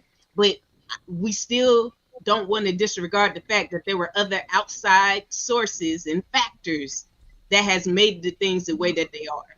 So two things at once. Yeah. Can we also understand the exception is not the rule? So let's just say your situation, Alexis, you made it out. If we can literally do the stats and show, if you put 100 people in this situation and 95% of them gonna come out fucked up, why do we always look at the 5 and go, oh, hey, they made it? When 95 of the 100 didn't make it, it's showing you that physically humans in this situation more than likely aren't going to make it, but we'll hyper focus on these 5 and then almost like shame the other people because they didn't do what 5 people made, and then we don't even know in context what those people had to get out of that situation. 95 from though? Where did you? I'm just saying. Hold on for a second. I'm asking you that because you made you came up with an example. Yes. Is it really 5 to 95? Okay, it's really, not. Of course, it's not. Of course, it's not an exact thing. You're focused on. No. I'm not talking about exact. I didn't say that was an exact stat. For a second, Tommy. If we're gonna make that kind of example based on what you're saying, you're right. The majority of folks ain't gonna make it. But in our current situation, is it really 90 to 95, or is it more like 60-40? No, it depends. If you look at some of these situations, right? Like, especially coming out, say, like the crack era, with some of the situations that some of these people came out of, it's almost a no-win situation. When I got True. homeboys who grandma was selling crack. You really think this nigga gonna be honor roll? And But I'm he not ain't even got geeking no. when I say that. I'm dead ass. But here's the thing. But here's the thing, I man. got Listen, another homeboy. His mama was hoeing in front of the house, walking up and down but our street. You really think like so? What I'm saying is, somebody would come up to that young man and go, "Well, hey, Tommy made it out of this neighborhood. Why didn't you?" My Yeah, mama but wasn't hoeing down the street. examples, But though. hold on, man. I think, listen, man. I don't think making it out of your neighborhood ain't packing your bags and leaving.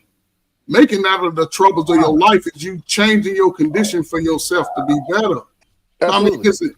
listen, and that's my favorite generation, the fact that you brought it up. And this is where I make a connection and a disconnect. Up until this time, brothers like Jeff, Arpain, Brother Bennett, we understood the condition of whatever system we were in, whatever city. Was no city better than the other if it was black folk. We all got the same policy subjugation, right? But there was a lot of people understanding that and still taking the opportunity of whatever they could to make their life better. They didn't make excuses about the condition. They saw it. They lived through it. So here we are today. What I'm hearing, and maybe I could be wrong, everybody got a life where somebody has their feelings hurt growing up. You know, when I hear these sad stories, yes, your story's not better than mine. Mine is not better than yours. It's a story. What I'm saying is, in this modern time, with all this new information, all of these no more hidden stories about the black folk in America or whatever our history is, slaves or not. There's no more excuse for me, you, my family, anybody in America to take advantage of the systematic issues that I heard. Coach. But you're gonna have to hold on. I'm gonna finish. Give us a second. What comes in you next? And listen, because even with all the badness, at least 60, I paid to give it a number and I'm gonna shut up. I would say 60-40. Most want to be better, and the 40% want to bullshit. All right. Hey, first of all, welcome, Uncle Jeff to the show. Good to see you, and Mrs. Jenny. Yeah, there you go. Hello, Mom. Good to see you. Hope everything is well. Glad that you're with us. And so first of all, how are you? How's the family? How's motherhood? Just give us a quick summary on that, and then we can go to Uncle Jeff. I'm doing really well. I appreciate being back. I was trying to be here on time, but I didn't want to have to bring my son on camera because he's busty and it's late. So I was trying to put him to bed, but then that took a while. So that's why I'm late. But I'm glad that I'm finally here and back with my BMU family. So thank you guys so much. Good to see you, and welcome back. All the support. I appreciate it. Awesome. Go ahead, Uncle Jeff. Shall we still okay. call you Uncle Jeff or just go by Jeff Brown? Man, look here. Uncle Jeff is cool. Okay. Number one, this is I gotta say this. This is why I don't let brothers run their mouth raggedy on all sisters.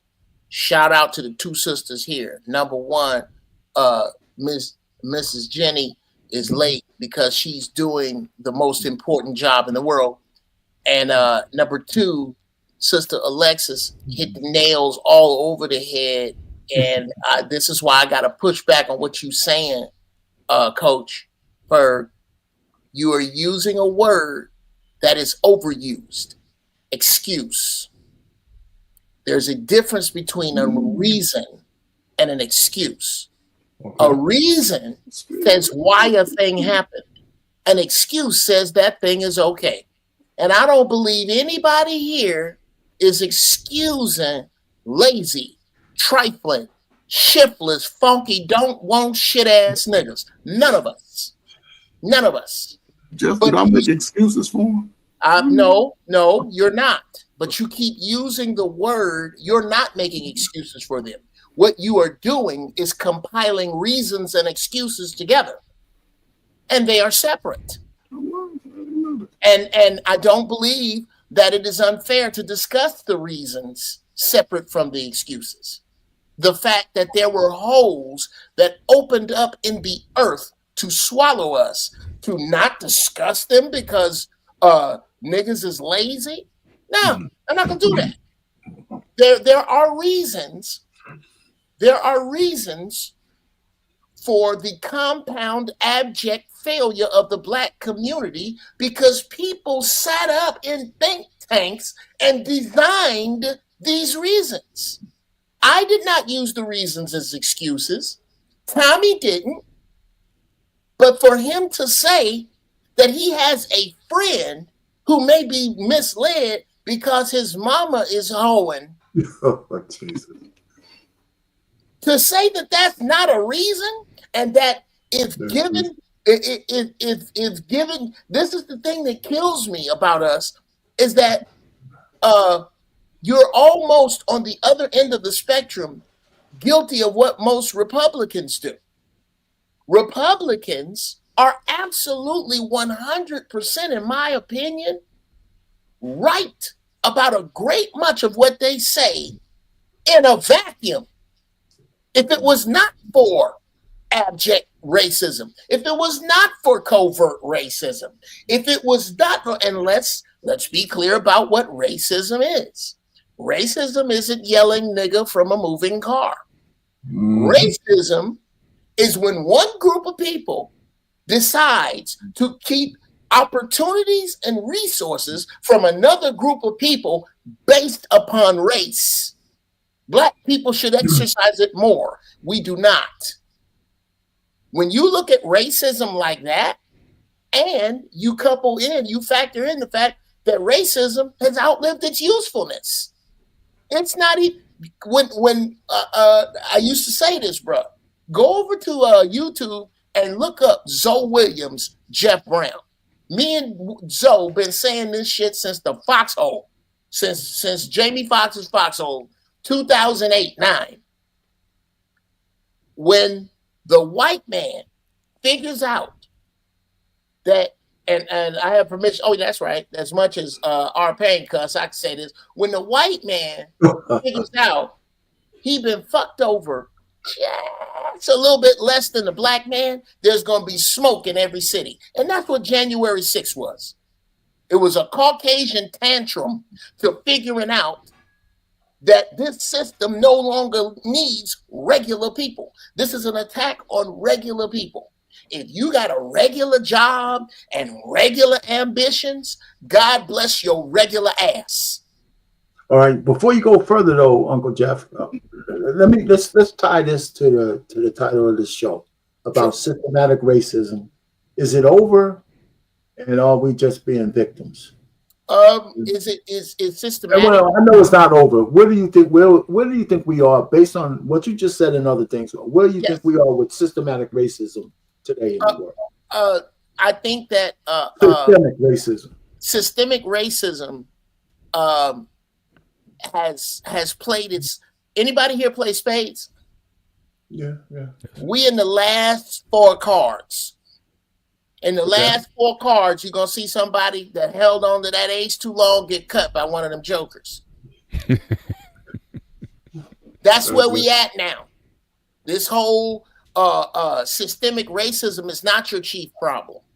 Okay. What your chief problem is if you have a title, the longer your title, the more in jeopardy you are.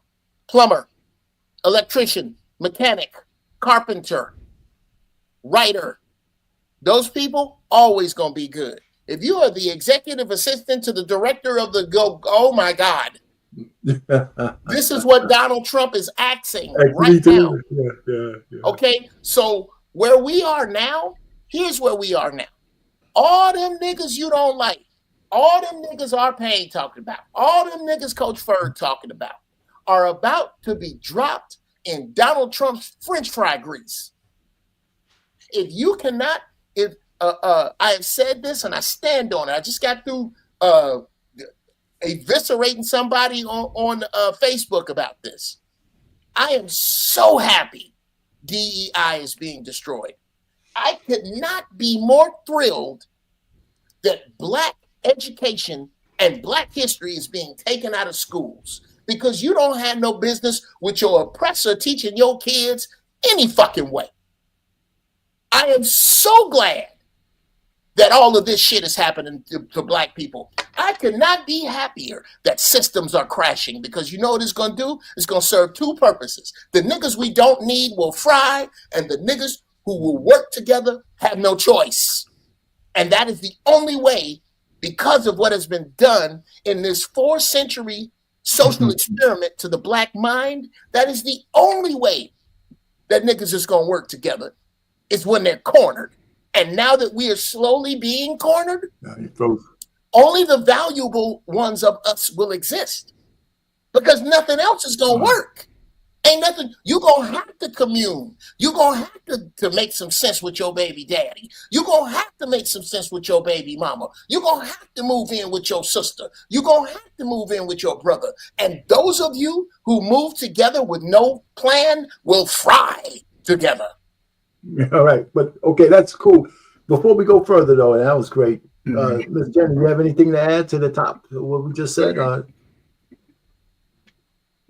Yes. I know you're following Uncle Jeff over here, but that's okay. Go ahead, you can do it. It ain't that hard. Smoke better weed, it's easier. That's it. I think when it comes to the concept of systemic racism, I think that it's been completely flipped. And I think that now the system very much is in favor of Black people, and it disadvantages white people. And we're in a prime opportunity to get ahead and to further ourselves. But, so many of us are still focused on the past and looking in the past that we're going to miss this opportunity, because the pendulum always swings. And so right now the pendulum has swung to where Black people are in a position of great advantage. And so systemic racism will always be around, because there will always be people who are disadvantaged, but it's just no longer in the disadvantage of Black people. So I feel like that's what a lot of people are missing.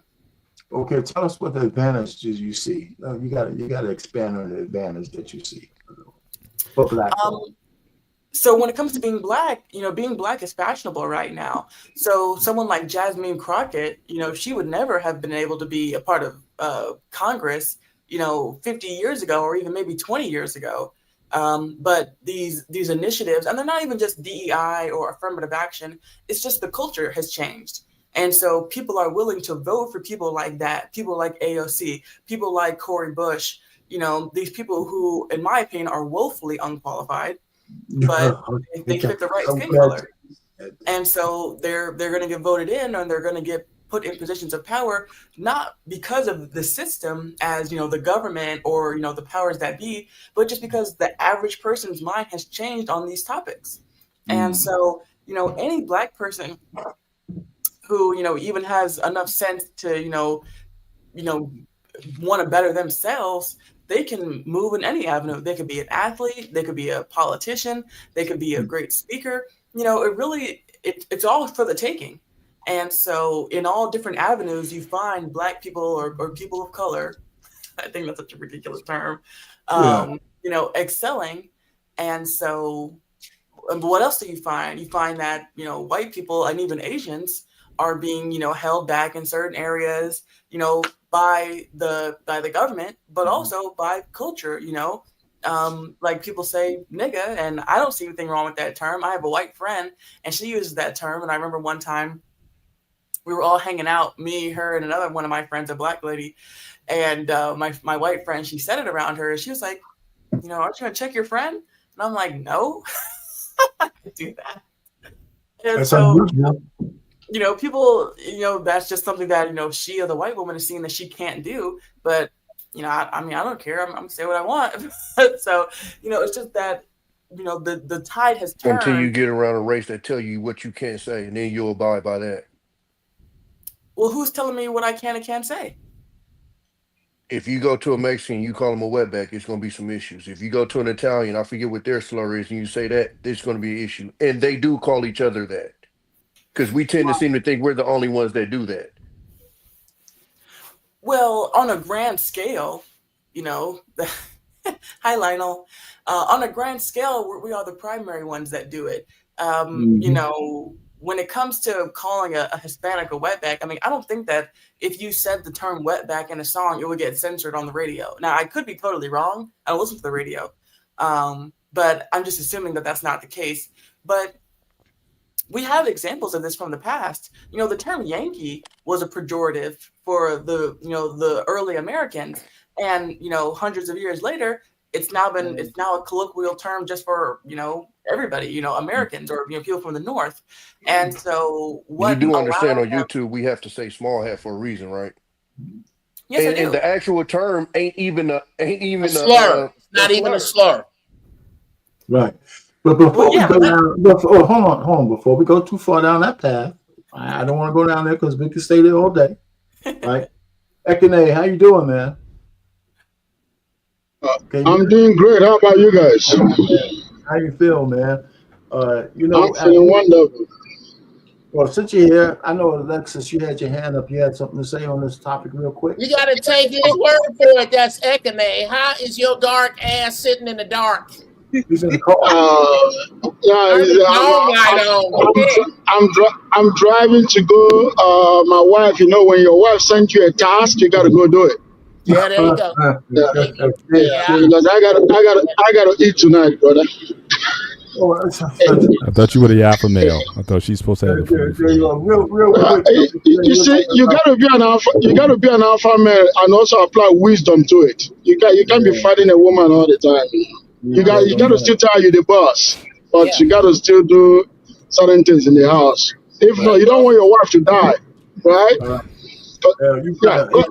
Alexis, yeah, something real quick, and then you can go on the top. You said you had No, I was just waving to Ikene. That's all. I was just saying. Right. Go ahead, Ikene. What you have on the top? We're talking about systemic racism, and how is it because of Joy Reid or just everything in general? Just everything in general. We'll get to that part. But Joy Reid is hot, by the way. I got a thing for that chocolate sister. Okay, yeah. Before we get to the chocolate sister from Congo, let me say one thing about the racism. Racism exists. White people are racist by violence. Black people are the most racist people on earth by psychology. So the Arabs are very racist themselves too. Everybody in this world, the Chinese are racist. Everybody's racist, including me. I'm a nationalist and I'm a black racist guy. I'll tell you that because I want black people to win any day, anytime. I don't apologize about it, and I don't want to apologize about it because guess what? I don't give a damn if Elon Musk is racist. I prefer a white guy to be racist so that we black people can start doing our own shit. We can't be cuddled all the time. When we know that people are racist, then we start doing things the right way, which means we start owning our own things. You see, we start owning our own media. We start owning our own shoes. We start owning our own defense industries. We start owning our own construction company. We start owning everything. We start owning our own tech company. We start owning our own manufacturing. Whatever the white man owns, we can own it because guess what? We invented most of the things that they own. We cannot be playing victims. I hate it. I've always hated it. When I came to the United States, I hated the fact that white people own 95% of all the employable companies in this country. It pisses me off every day. It makes me mad every day. I graduated as a mechanical and aerospace engineer, and guess what?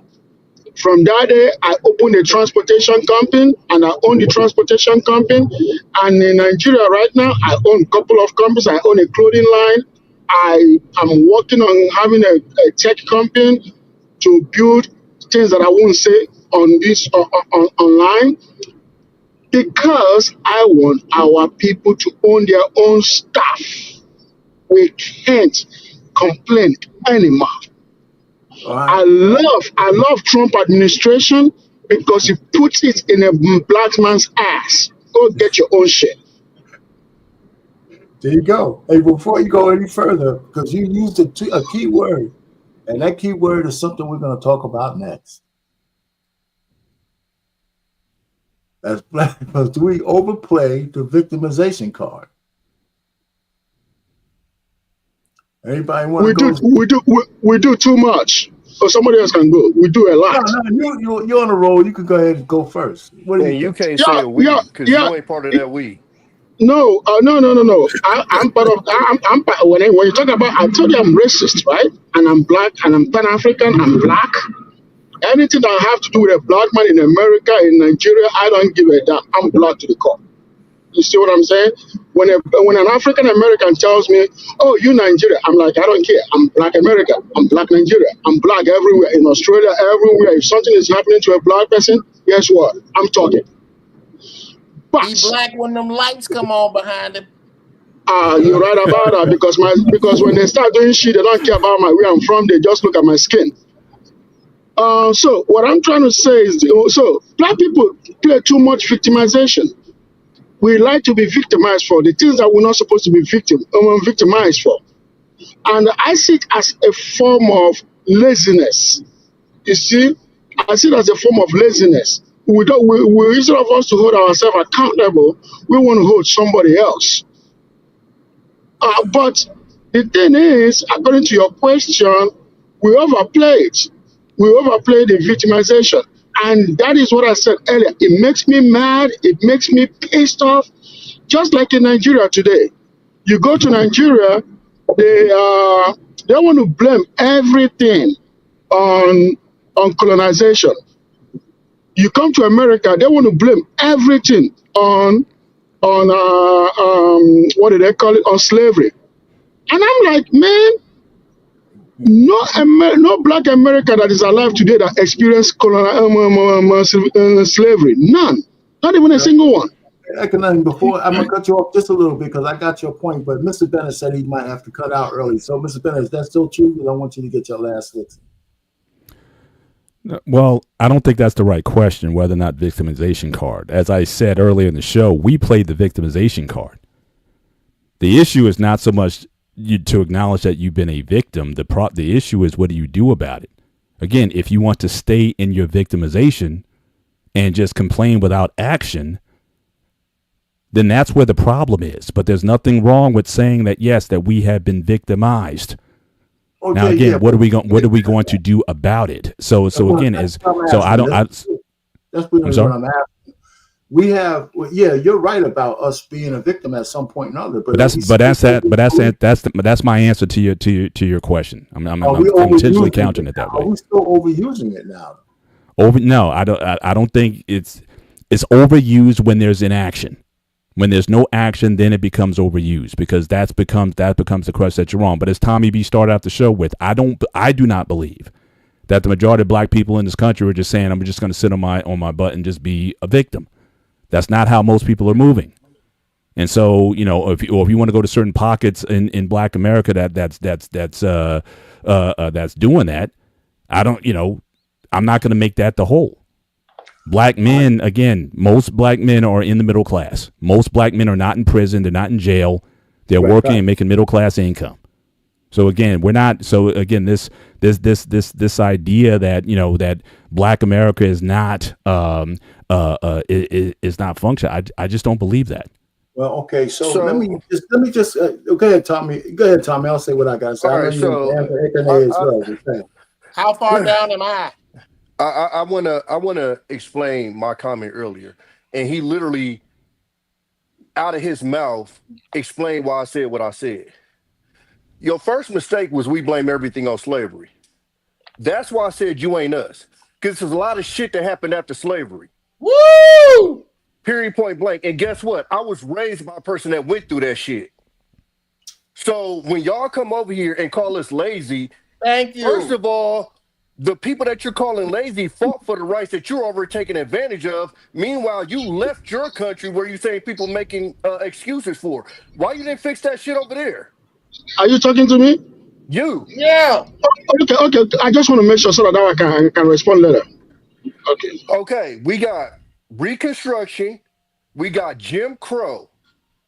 The CIA is one of the most powerful organizations in America, and they were sent to attack our people. Not you, our people. There are whole countries that can't fight the CIA, and that's who was sicked on our people.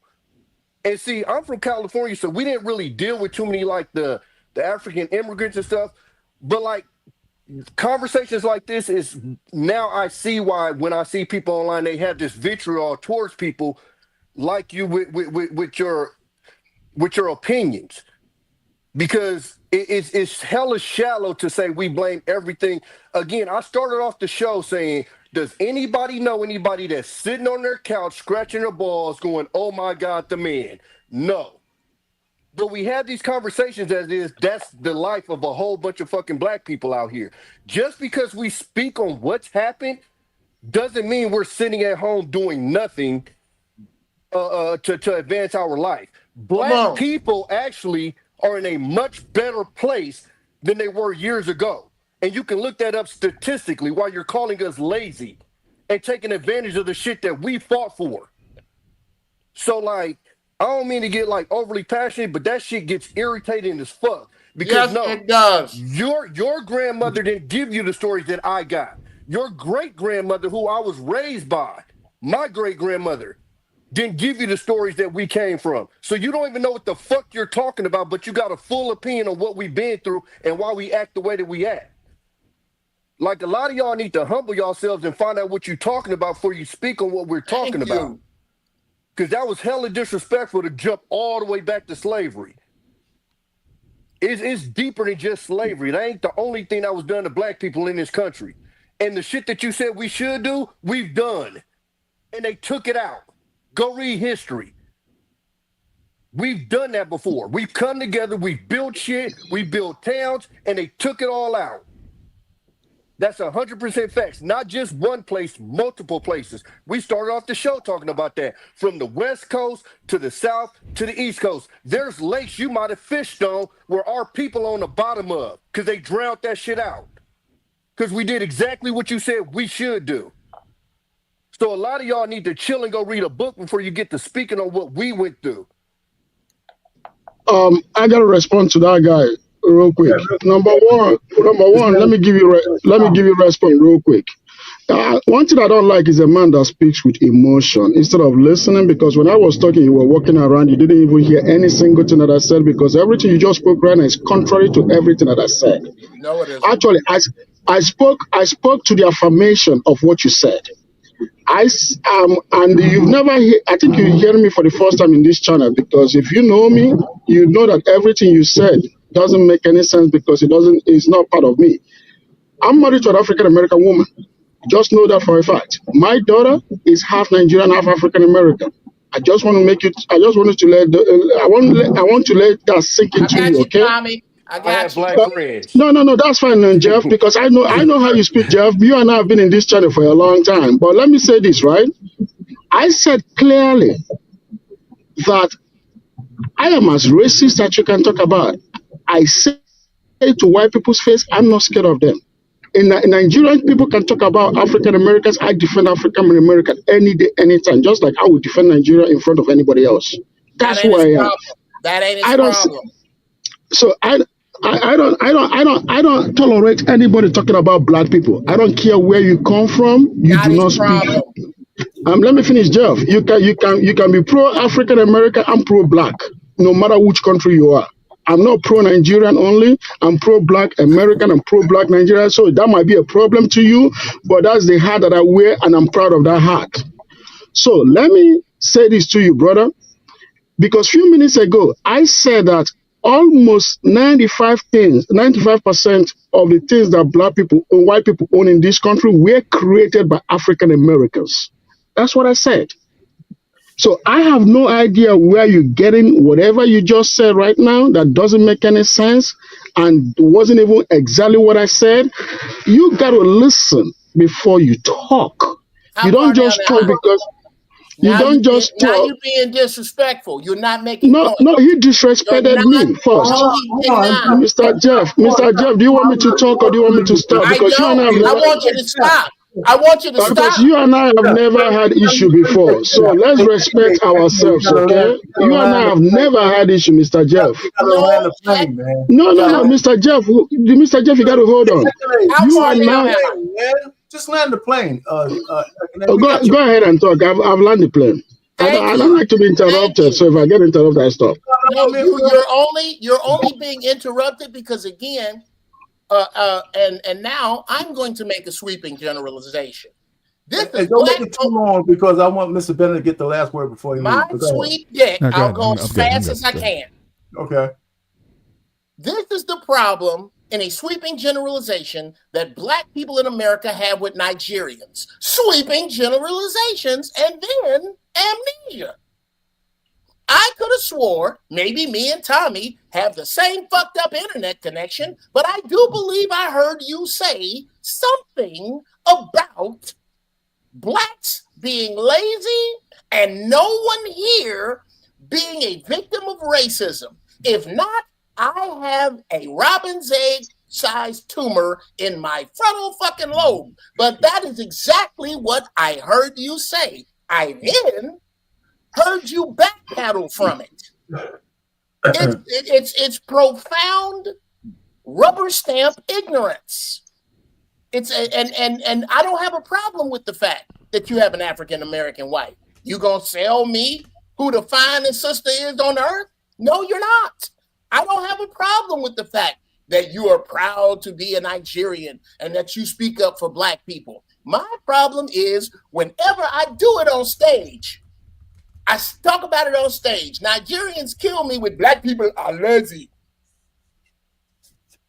There is no one here who has suffered from slavery. That is the first. I think it's disingenuous. It is insulting. And yes, Ekene, maybe it is your memory, but we have had this very conversation that it is unfair for you to come from a place to separate 4 centuries from now. I will say this and land the plane. Here's the irony. You're saying this while driving a car. If you're driving that car on an interstate that runs either north, south, east, or west, guess where those interstates were paved? Through Black homes and businesses. Mm-hmm. Every fucking one of them. Mm-hmm. So, and that was not done during slavery because if my memory serves me correctly, there were no cars. So please, pretty please with sugar on top. Other than the dope ass clip I'm gonna make out of this, let's stop. Especially dear Nigerians on the planet. You are full of shit of the first order when you go back to that same Republican talking point about Blacks and racism. Knock it the hell no, knock it the fuck off. I'm done. I gotta ask a quick question, Mr. Penn. Excuse me, my lady. I want to ask all of you a question right here. Can any of you raise your hand and to indicate that I use the word Black people lazy? Please raise your hand if I did that. Please. No. A lot of people heard it, man. So listen, okay, I saw 3 to 4 people raising their hands. So that I didn't raise mine because it doesn't matter. I didn't raise my hand. It doesn't matter. We whoever said it, some people heard it. Let's just move on past it, man. You know, we can't just keep going down that rabbit hole. Yeah, rewind it yourself, bruh. Go back 10 minutes in the show and listen. Right. So make a clip out of it because he also said you brought up slavery, saying that we couldn't, like, that was an excuse, and that's why my brother Tommy, maybe us 3 in this road, just heard everything different because I heard everything that was said too. Like, no, you brought up slavery. Yes, that was very disingenuous. Yes, I brought slavery up, but I didn't say the word lazy in this conversation. I brought slavery up. Hold on. Before we go through that, hey, Ekene, it's cool, man. You know what? None of this shit is a death blow, man. We just hear what they say. We just move on, man. You know what I'm saying? So yeah, some people heard it and just take it for heart, man. That's all. Mr. Ben, you got anything? Because I want to make sure. Yeah, I need to go. First of all, again, good conversation tonight. Good to see you again, Miss Jenny. Great seeing you again. Hope everything's well with you and your family and whatnot. The only thing I want to just push back on a little bit is, and again, I don't know if we need to have a further conversation on this. I keep hearing this thing about qualifications. And there was a comment made about some senators or some Congress people who were the most unqualified. I'm just saying we kind of use this word kind of loosely. If I recall, the president tried to put someone for attorney general who even by his own Congress was found to be doing some illicit things with underage women. But this person was put up as a person for attorney general. So again, I think that some of these, we automatically go to this unqualified. The fact of the matter is these people were duly elected officials from the districts that they represent. So, when we talk about this idea of qualified or unqualified, it seems to be very loaded to me.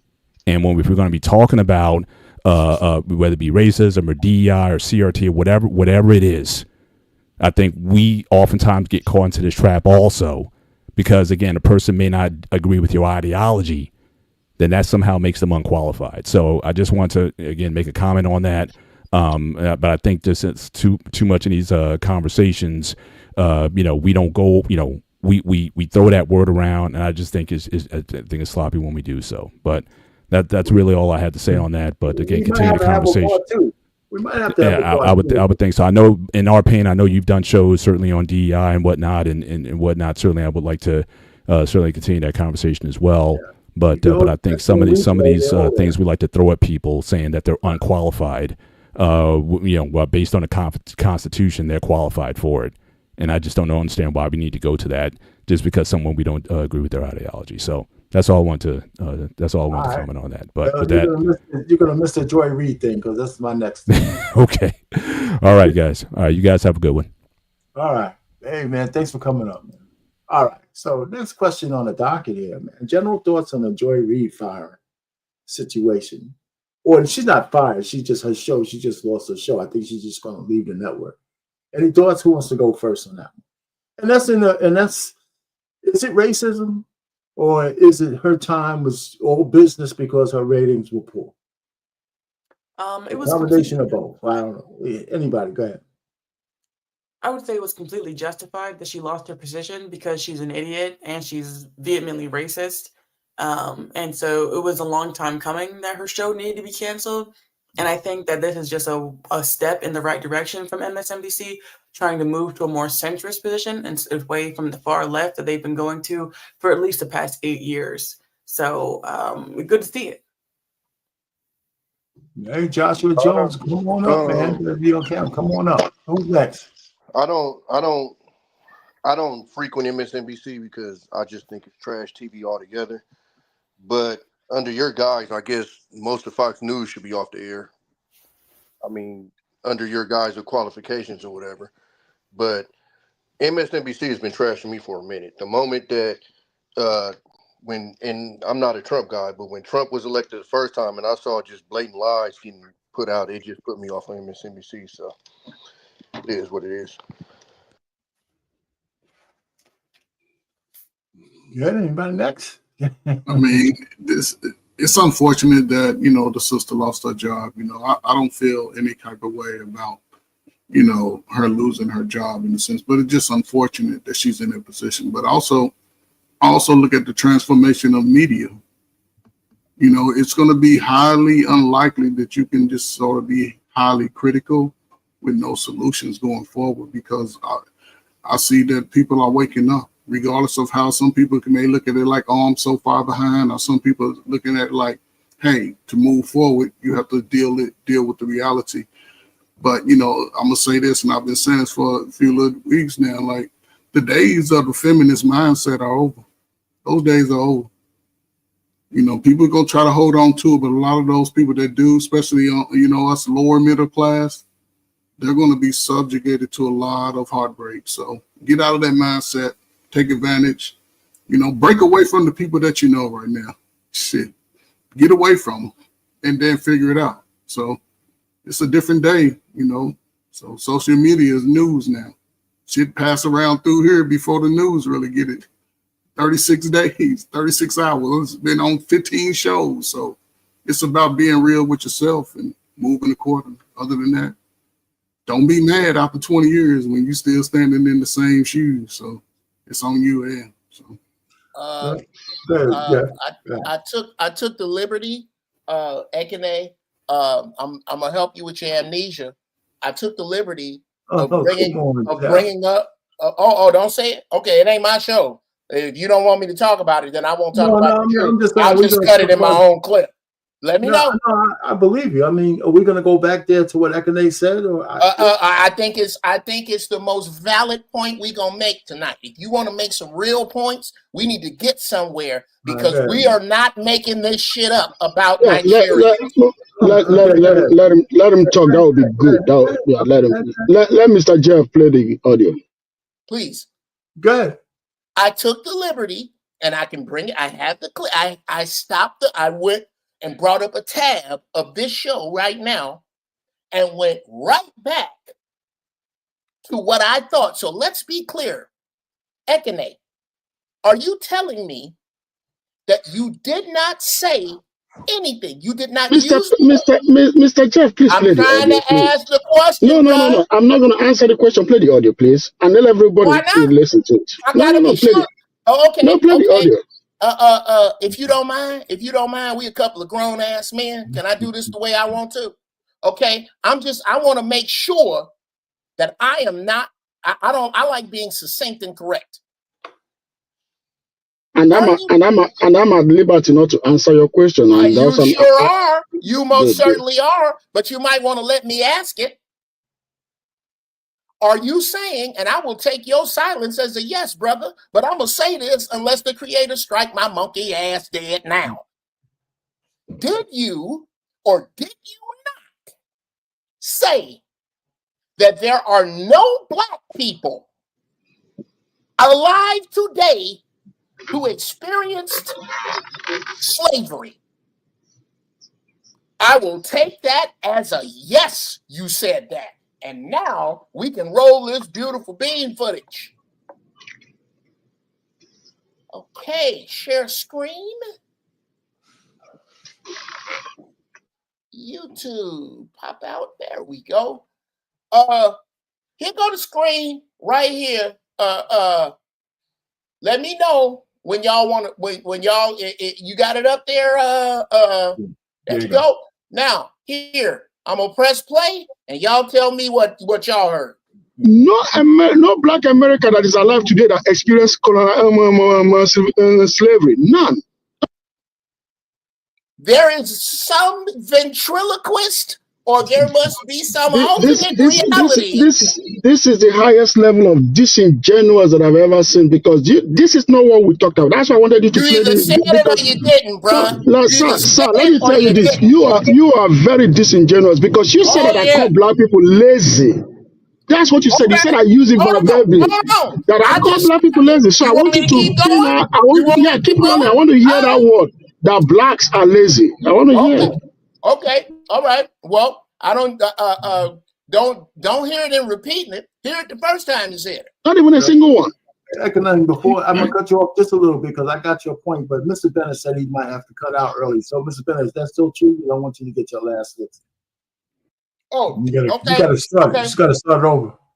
Yeah. Okay. No, but forgive my editing. I tell you what, because I have to listen to both of you, because I have to drop down entirely to do this faster. So, Ekene, and I invite you to respond.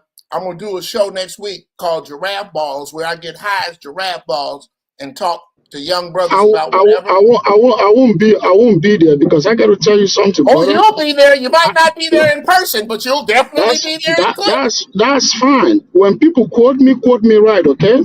Because I had a guy came up here and said what I didn't say, and say every stupidity out of his mouth, and you backed him up. So you either play it verbally, or you just stop it, brother. Okay. Stop it. All right. The reason why I said stop. Mr. Payne. I got to tell you. Let me speak, Mr. Payne, please. One thing that I don't like is this, right? Is people to present me, because as this lady with cup in her mouth was backing Mr. Jeff up. And one thing I don't like is this. I have never disrespected Mr. Jeff. I loved this man, and I speak with him in different. No, I'm coming, sir. Because one thing that I know, I find out here is this, right? Some people just don't love to be respected. They just don't like to be respected. And that's fine. I will never disrespect an elderly man, no matter how low you go. I will not disrespect you because I was never raised like that. But this is what I'm going to but let me finish. Let me finish, sir, please. Can I still talk? I let you talk, right? So the thing is this. When people quote me, I want you to quote me based on what I said. Don't insinuate. Don't say that what I said was an insinuation. No, please quote me by what I said. And when I said that Africans always want to play the game of colonization. That's what I said. And I said, you didn't say nothing about slavery. Let me finish, please, sir. Sir, can you stop taking words away from my mouth and just respect yourself? I thought you said you didn't say nothing about slavery. And then I said in the same sentence that black people in America like to play also the slavery thing, just like Africans play the colonization. I said both of them, but not once did I say that either Africans or African Americans are lazy. I didn't say that because in the same sentence, I said that African Americans invented 95% of what white people take advantage of today. Why can't we go and take what they take from us? And let's not complain about them. Let's go to them. Let's go to them and grab it. That's what I said. I'm pushing that we should go do it. We should go take it from them. So I don't want to stay here.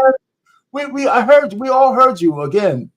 We're gonna squash this. I'm not going back over this thing no more. Okay, so Mr. Payne, can I respond to the last sentence that you asked about Joy Reid? Can I? Yeah, go ahead. Hit the Joy Reid. Okay, the Joy Reid is this, right? I got to say one thing about Joy Reid. Joy Reid is an excellent journalist. If she had used her initial talent well. But at the same vein, Joy Reid made racism something that people can just discuss about. People can use anyhow. Before Joy Reid, racism on the television was censored. But she came on television and everything to her was, if you go against her, you're racist. If anything happens to anybody, she brought racism and she make it just the same way Trump has made so many things to become like nothing. Joy Reid made racism like not, it doesn't have the weight it's supposed to have. She is a good journalist, but she destroyed a lot of things. I don't really feel sorry for her because she is a feminist to the core. I don't really see her defend black men until something bad happens. She don't really promote things about black people. She's always on the negative side. I've never seen her discuss positive news. And that's one of the reasons why I left MSNBC and stopped listening to MSNBC solely because of Joy Reid. Right. She has a great talent, but she didn't make use of it. I got you. Hey, Joshua, how you doing, man? We haven't seen you up here in a while, man. What's going on? How's it going? I was surprised to see Uncle Jeff. I haven't seen you in months, sir. You doing good? I don't know if he hear you. Are you frozen, Jeff? I don't know. You look like you're frozen. Can you not hear me? I think he looks frozen. He looks frozen over there. Yeah, he must have calmed down to try to make the clip again. Yeah, he might. Hey, so listen, so Joshua, you came up and you missed a lot. But we're on Joy Reid. I think you said you might want to talk about that. What do you got? What do you got to say? I'm still at the problem of the reason why this is, I guess, contentious. I think it's contentious is because we want to lay claim that racism shouldn't exist. I claim absolutely it should exist. You can't have an opinion. Before you go further, who lays claim that it shouldn't exist? Well, then what are we arguing about? No. Well, no, but your assertion that anybody said it shouldn't exist. The question is, does it still exist or not? Yes. Now, okay. Yes. So from that standpoint, are you going to talk about Joy Reid or are you going to talk about the racism part? Go ahead and finish. Racism part in itself. Okay, go ahead. So basically, just racism is the discrimination based on skin tone specifically. So you got sexism. That would be based off of sex, right? And then you got racism would be based off of skin tone. We treat people differently all the damn time based on groups. The question is when it should not be in play. So we don't want the government to basically hold policies where like one skin tone can do a thing that another skin tone can't do, right? Same concept we'd have with sex. We generally don't like the idea of a law stating that way. But at the end of the day, we individually are going to almost nearly always, we're going to select our own group over another group. So what would be the issue? Why can't everybody on panel say, I want to promote my culture. I want me over them. We're all doing it one way or the other. Can I answer that? Yes, please. Okay. No, I want to make sure I got the green light from everybody. Go ahead, man. Okay. Your question was, why can't we all say that we want to promote our group over the other group?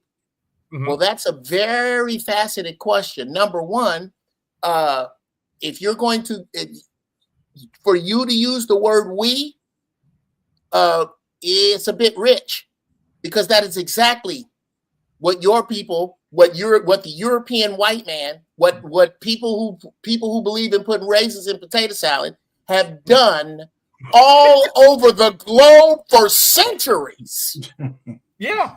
Okay. So you're gonna have to be a little bit more specific with we. Now, well, I just said we as in everybody. No. Okay. Well, then we know that's the problem, because the truth is, as a whole and as a byproduct of what I just said, the rest of the we on this panel and our people have yet to put our people first. Because if we did, the NFL wouldn't exist. Do you think if the NFL was 85% Armenian, do you think the Chinese would own it? Probably. Yeah.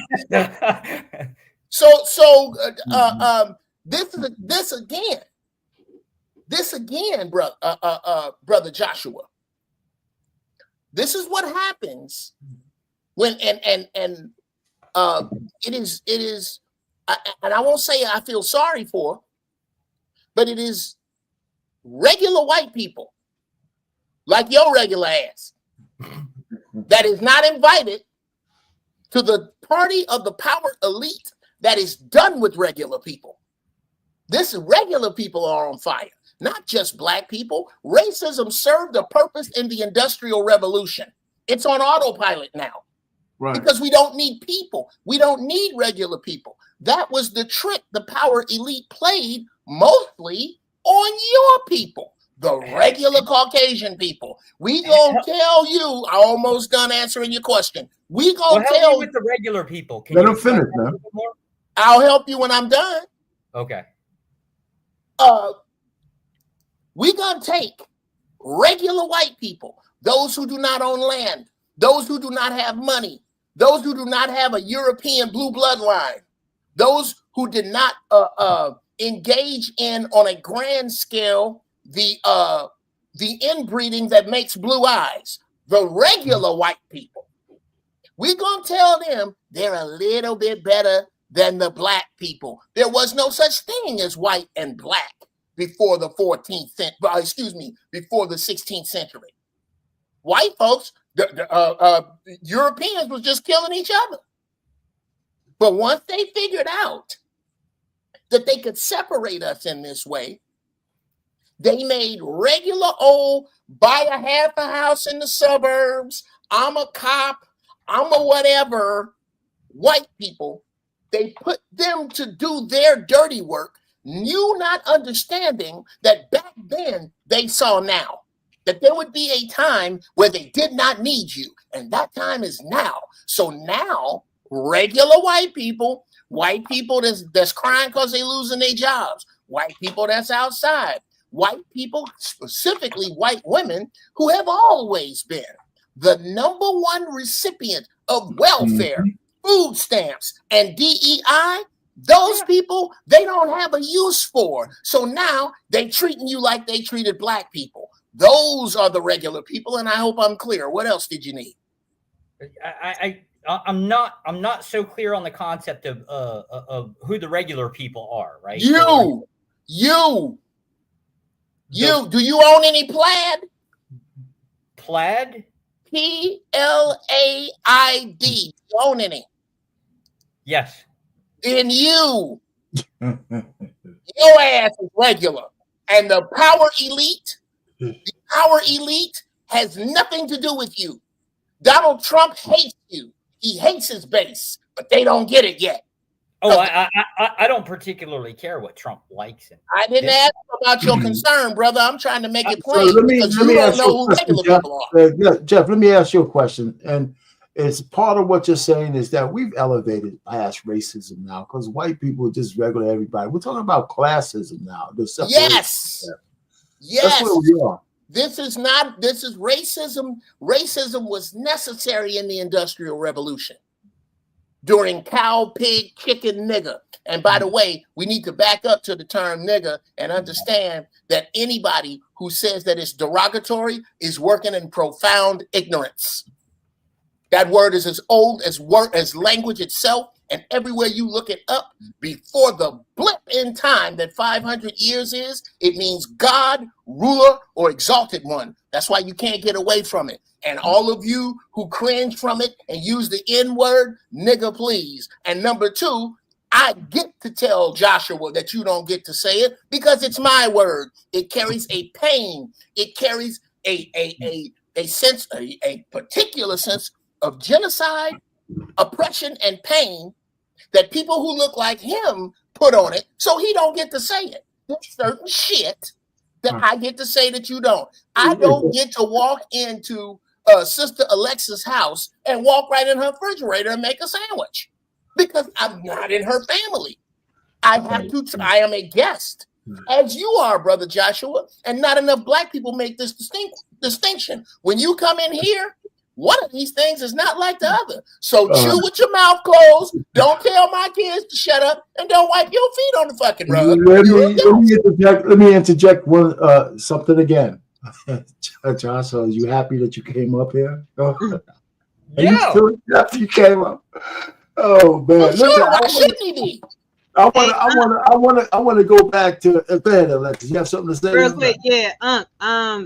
The first time, no. The second time you come, oh yeah, you gotta go make your own sandwich. I'm gonna make it. That's pretty much how it really is. You know what it comes in the places.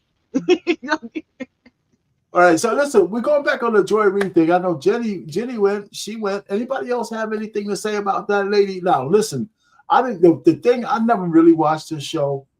I really thought she was disingenuous about a lot of things. And one thing that really stuck in my mind is when affirmative action was struck down. And part of her show, she said, I wouldn't be here on MSNBC if it wasn't for affirmative action.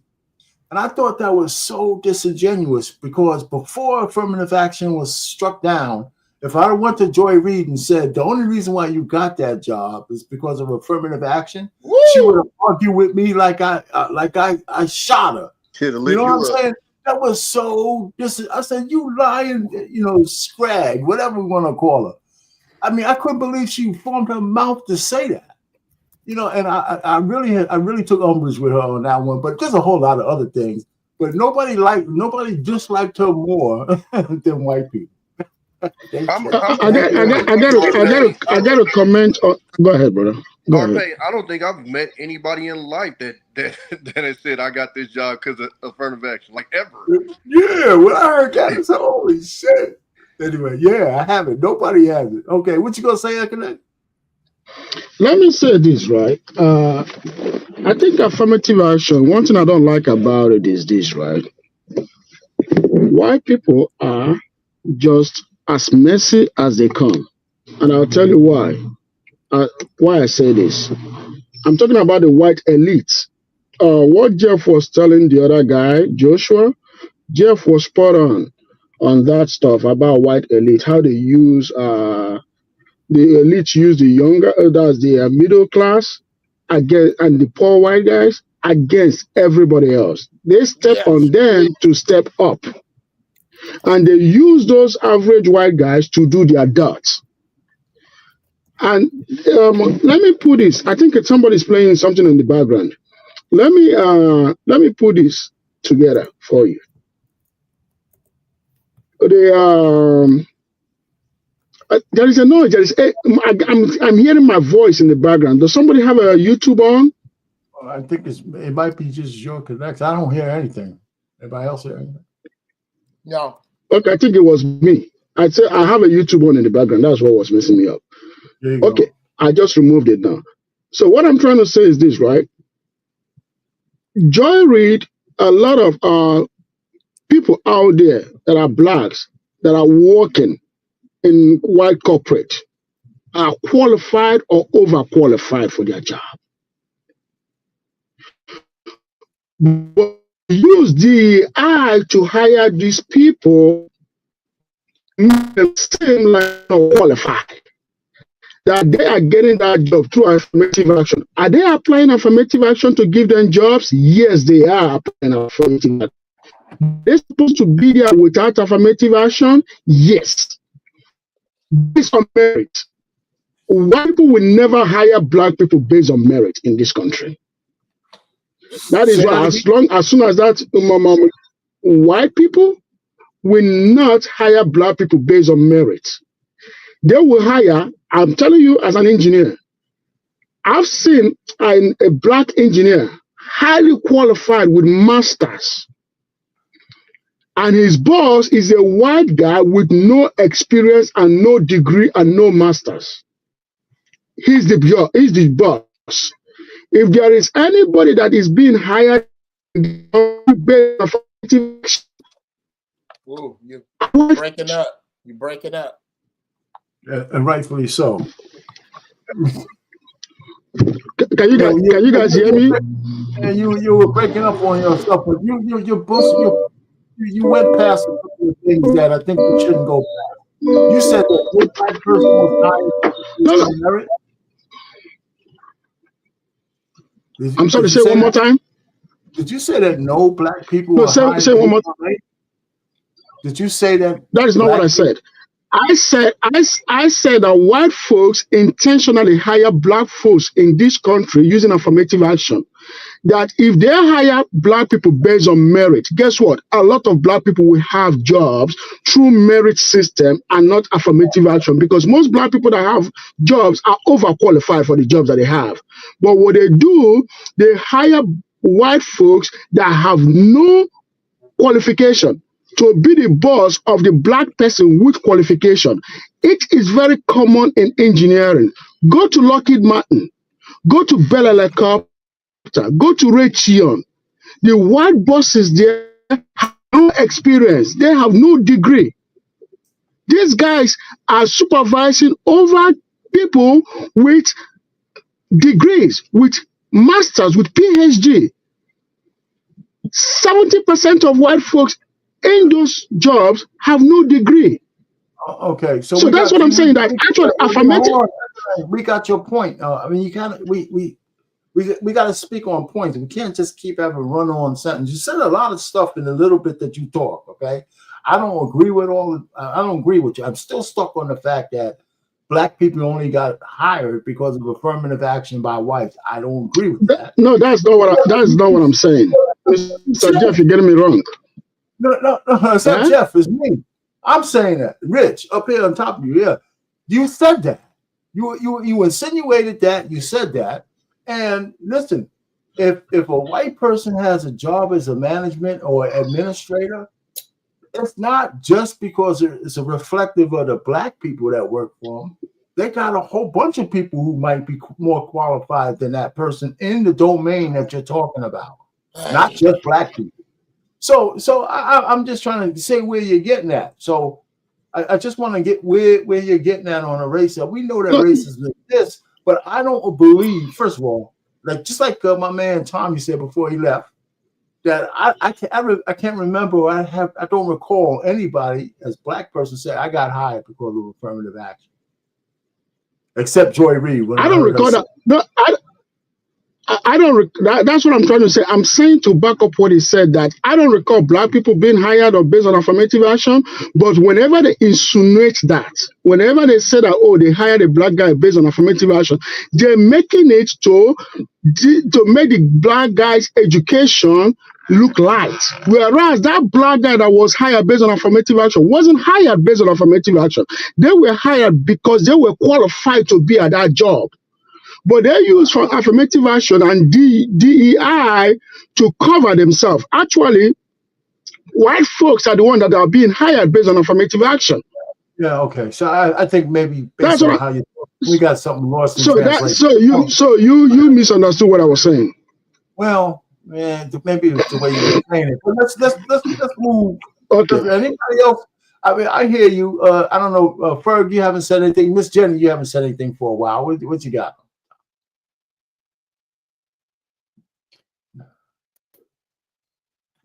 Just go first, Ferg, or you can go. Oh, okay. Well, my point still stands because I think we're still on Joy Reid, but just overall, I think one big issue with the Black community is the fact that we see ourselves as Black people before anything else, which is something that white people don't do.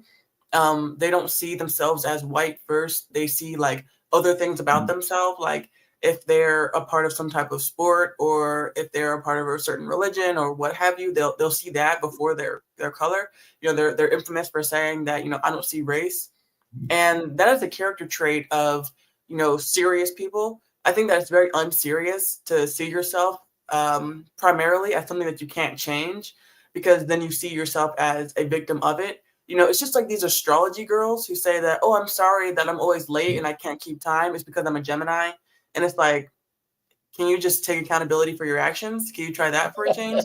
And so I find that a lot of people, Black people that is, who see a lot of their identity in the fact that they're Black, that they also have an issue with taking accountability and being responsible for the things that happen to them. And they're like, well, I'm a victim because the CIA, has attacked the Black community, or because of, oh, they killed Malcolm X or they killed Martin Luther King Jr. and we can't have any decent leaders without getting assassinated. And, it's just a poor, pitiful, downtrodden Black person. And it's like, at the end of the day, we're all individuals and we have the choice and the ability to choose what we want to do and how we're going to live our lives. And so whether or not you're Black or anything else, they can't force you to take the drugs that they pump into the community. They can't force you to be a single mother. You have to choose those things. And if you don't choose those things, then you'll be just as fine as anybody. It doesn't matter what color you are. So that's where I stand on the situation overall. Okay. Well, I got to give pushback real quick. Sister Jenny, I love you. We can say yes. Well, let me put it, because this is a statement that I make with me being such a pro-Black person. And again, I said it, just because I'm pro-Black doesn't mean I'm anti-white or that I hate white. It's easy to not focus in on color first when it has never been an issue. It has never been an issue for white folks to think about color first because they've always been first. So we didn't know that we was niggas until they came over and said, y'all niggas. So they inserted the color thing first. We weren't even thinking about it because where we were at, mostly everybody was the same color as us. So I think that's not I understand what you're saying and it makes sense. I can say that I can lead with color first in a sense, because I do like being Black and I love Black people. And I also will push to say that because for so long we were beaten down about us being Black and making it seem like us being Black was wrong, even from the dictionary, making it seem like being Black was just wrong, to where when we are finally in a situation to where I can explain and say that, hey, no, it's not that I'm wrong, but there's nothing wrong with me being who I am as far as just a Black person, as far as melanin and having curvy hips and my hair not being as straight as yours and all this other stuff. So I think a lot of people, which I would say my reasoning, and I would like to think a lot of people think in that sense that are pro-black, is not that we're thinking necessarily, oh, it has to be color first. But for so long, we couldn't even say nothing. We couldn't even be proud or any of that for being black. So I mean, I can see both sides. It can be and both. You don't have to be a victim, but we can also admit that there were things and still some things with us being black and our color that is making. Okay, so Alexis, let's fast forward. Let's fast forward your thought today. Yeah. How about blacks today? Do we see ourselves as anything else other before we think about skin color? Or have we elevated past, for example, do we see ourselves as just Americans? In terms of everything that America has to offer, we've earned it. You know, so the life, liberty, and the pursuit of happiness is ours to try to claim just like anybody else, including white folks. But do we see past our skin color in all of our situations, or not enough of our situations? Do you see what I'm saying? If we always identify as ourselves black as first, is that healthy? I would be 100%, and this is me just being this is me going into my black bag right now. You feel me? I don't give a damn about. Well, hold on. Let me go back real quick. Let me go to you real quick, Arpain. I gotta catch up. I gotta catch up and able to not think about being black first. I'm still trying to catch up to not think about being black first. But while I'm trying to catch up, I'm gonna think about all the other things like, oh, I can think of being black first and not be hateful.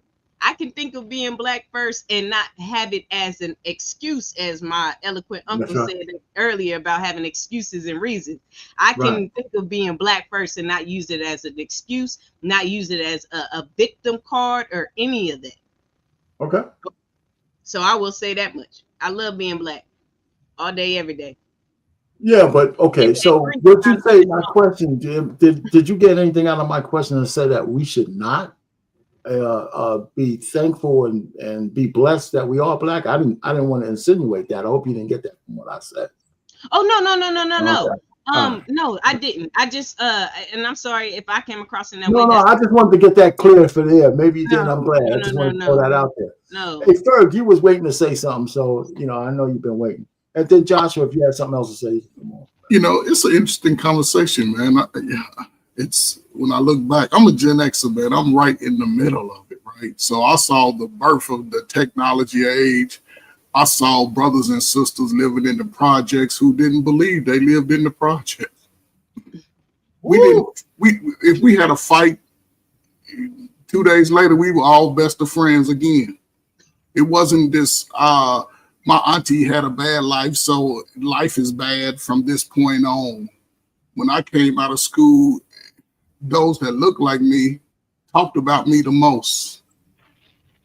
They talked about me the most, and I embraced it because that was my family. I have brothers and sisters, so I embraced it. I love myself before everything. Before I love any of you ugly dudes, I love myself first. Watch it.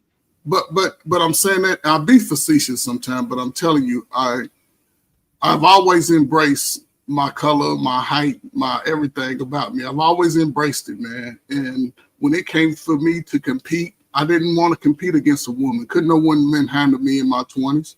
I wanted to compete against the world. And that's the message that I've always taught young men, even young women. Love yourself, treat others with respect, work hard in the process.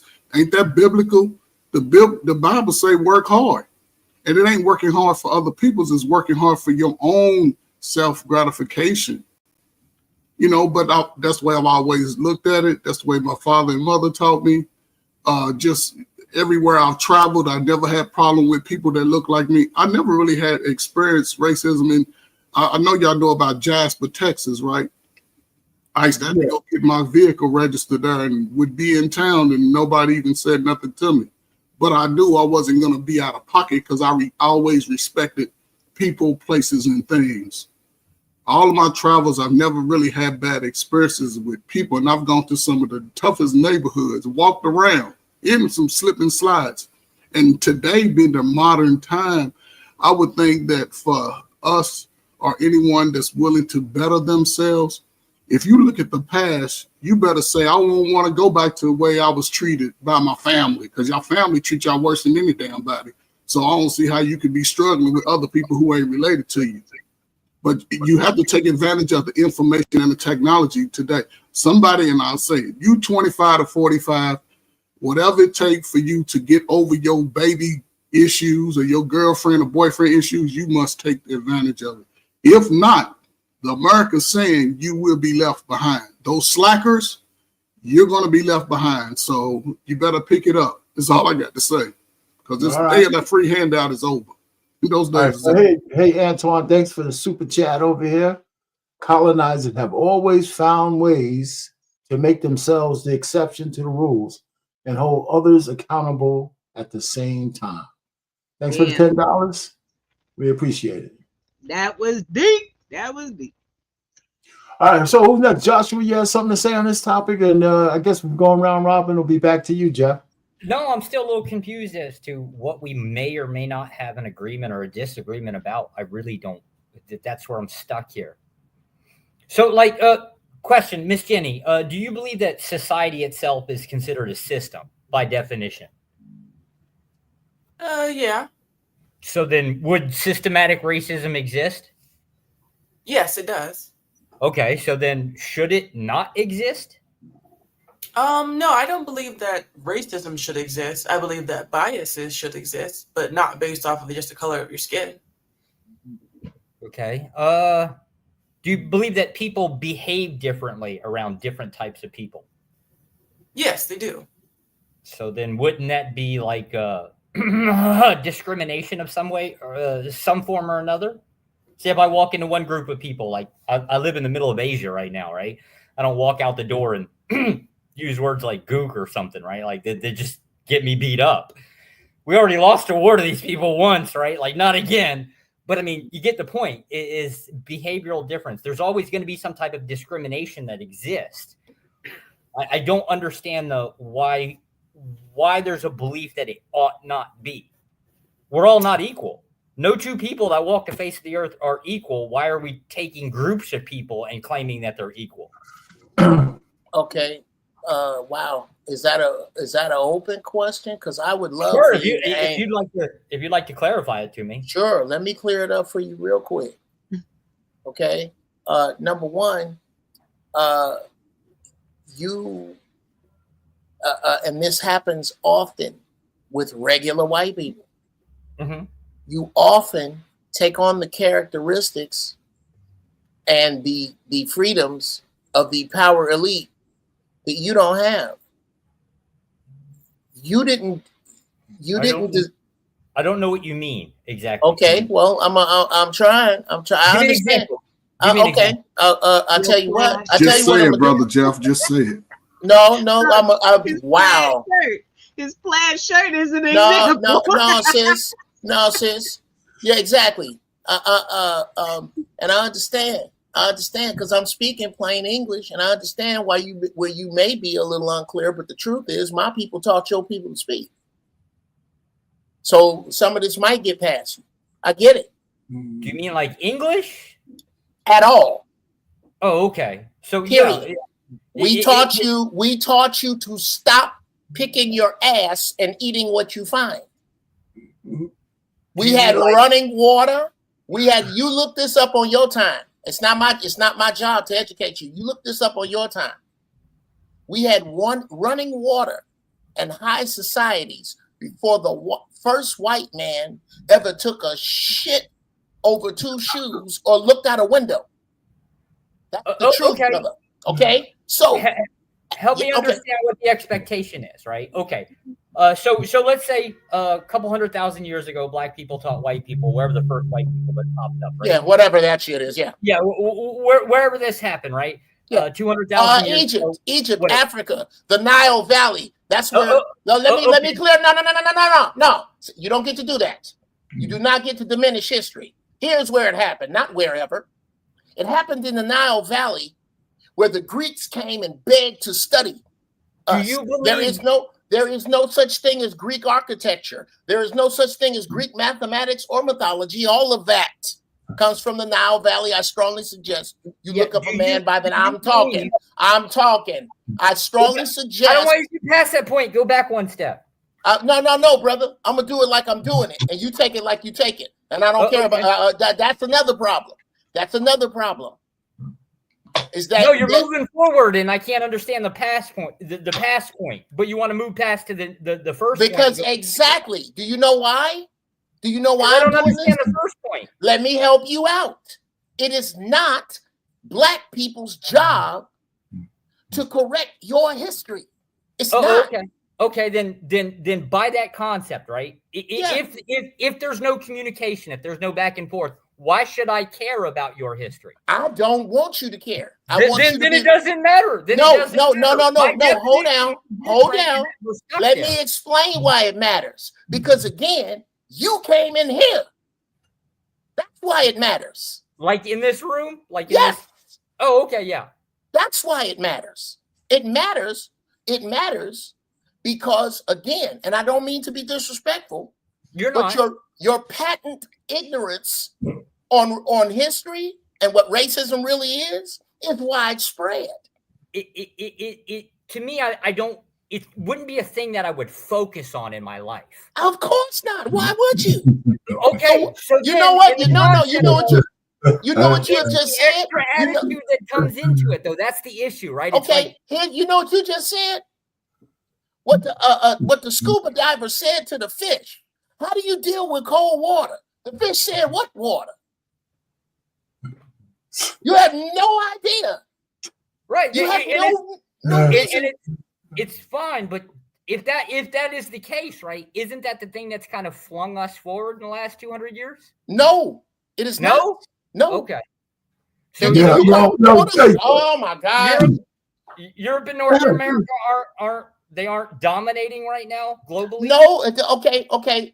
If you call pushing the earth to mass distinction forward, if you call the raping of a planet forward, if you call squandering a 400-year free labor head start forward, then absolutely, I guess we're forward. I do not.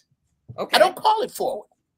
I'm good. I'm good with like deforestation and basically, well, colonization. I'm all for it. Sure. Why wouldn't you be? I don't know. Exactly. Nobody's arguing you. Here's that's what I'm trying to figure out is where is the contention, right? Like that's what I don't get. Okay, let me help you with the contention. I want you to bring up the name Bull Connor. I want you to, yes, Bull space Connor. I want you to bring up the name George Wallace. I know George Wallace. Okay, not the comedian. Yeah, I didn't mean this comedian. Okay, I want you to bring up the name David Duke. I want you to bring up the name Willie Lynch.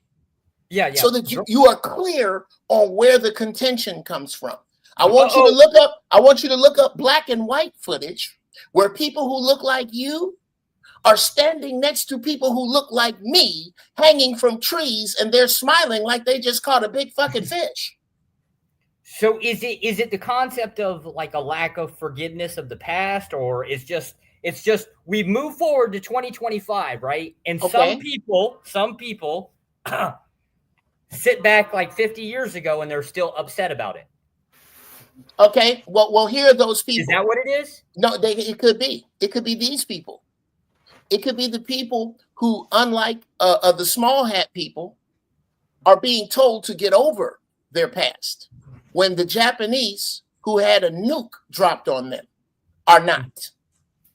When the people who went through what they went through in Germany from 1939 to 1945, what they went to, they are not.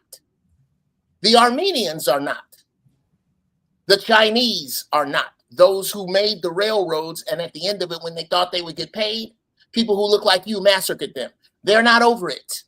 Mm-hmm. And no one is asked to get over building a country for free and then being told that they were less than. Fighting in every war this country has ever had while still being treated like third-class citizens or animals. The very fact that the Dred Scott decision has yet to be overturned. Those people, there are certain people like myself who have an axe to grind with that, but I don't have it to grind with you. I have it to grind with my own people because, in my opinion, most Black people are not upset. Most of us are not upset about what you did to us. They're upset because y'all don't love us yet. Do you believe they should be? Do you believe? No, I believe they should be resolved, and they should be connected, and they should work like the Amish. Can you give me an example of what resolve would look like? Here's what resolve looks like. It looks like this on Super Bowl Sunday. There's a coin toss, and then a kickoff, and then all of these beautiful brothers run to the 50-yard line, meet one another, hug, take one of them referee mics and say, we out, we starting our own shit, and leave. That is the crashing of an economy on that day. That's what it looks like. But you don't have to worry about that because so many Black people are so enamored with chasing the farts of white people. You don't have to worry about it because most Black people don't want shit till they see somebody white with it first. Mr. All of Mr. that, Mr. J. all of the, oh Wait, my wait, God. wait a minute. Go ahead, Jeff. All of that is going to have to die. And it is right now. A great much of it is being, this is my belief, that Black people, and this is why I could not be happier with what Donald Trump is doing. Because most Black people aren't going to work together until they are cornered. And I am happy about this cornering because what it is doing, it is burning off those of us who aren't supposed, those of us who did not survive, those of us who cannot figure out that they're supposed to work together are about to perish in the next few years. And the only ones that will be left will be those who are capable, and not only capable in mechanics or capable in ability, but capable of cooperating. Those are the only ones who will survive. So I am very happy that this is about to happen. As far as regular white people, I'll land the plane. As far as regular white people and anybody else who is not Black, I give you what this government gives when something bad happens. My thoughts and prayers. I'm Black first. I don't know. I see. Yeah, before you go, Ekene, do you have any retort there, Josh, while you're done? So I was going to put up the super chat and then you can go. I get his premise or his desire, his goal is that he wants Black people to get together. I'd be curious as to like who's Black, who's not, right? Like, do you mean like the American Blacks? Do you believe the other ones? Right there. You missed a lot of the essence of what he told you. Yeah, but, I get. He wants everybody of the same skin tone to get together and work together, right? But this is a tall request. It's kind of like the same concept of like all white people are never going to pull this off, never have within our history, as best as I can tell. I get I understand. Germany, 1939, they did a pretty good job. Yeah, they tried. Oh, no. They were incredibly successful at it. Maybe not forever. Well, not forever, but they were incredibly successful at it. Maybe, I don't know if you are familiar with the story of the American Indian. Maybe if you watch one of my favorite shows, it's called Yellowstone. It's a great show where we're supposed to be compassionate for the extremely rich white rancher that's about to lose his land back to the Indians. Yeah. You may want to watch that. I don't know, to help you out with how your people have done so well. But yeah, maybe those things would bring you up to speed. All right, let me read this super chat. Okay, Anton put another 10 spot on the line. The following countries are responsible for the colonization of the planet: Great Britain, France, Spain, Portugal, the Netherlands, and Belgium. I rest my case. All those countries have one thing in common, right, Joshua? Anyway, so listen, Ekene, what you was gonna say, man? Oh, Joe, Uncle Joe, you Yes, sir. just said the same. You just said the same thing I said earlier Yes, I remember. about. So I guess we're back on the same page. Well, Because we what spend I a lot of time on the same page. It's just when we jump off, with black okay, folks is lazy and the okay, racism and that thing. The okay, common I got you. Nigerian issues I have. I got you. I got you. I got you. I I got got you. another. No I problem. got No another problem. question for But the you. reason why is the reason why. Oh, sorry about that, Mr. Well, go Penn. The ahead. reason What's the why, reason why? What's yeah, the reason? the reason why I just want to comment is this. What you said about Trump is exactly what I said. I like what Trump is doing because I with what he's doing, we have to wake up. We don't need all black people to wake up. Let me help you, Joshua. We don't need all black people to wake up. We only need about 5%. We need 5% black people that have the money, the clout, and the influence, because they have to have the money first. They have to have the money. They have to be billionaires. They have to create the jobs. But they have to also, just like the 1% of white people are committed to white power, we need those black people that are committed to black power. And the whole equation will balance. You see, China, it took the Chinese government to believe in their people, and then they create big time billionaires. Those big time billionaires then believed in China. That is why China crippled the US hegemony. And today we have multipolar system. So that's what we need to do as black people. We need to also do the same thing. Believe in ourselves.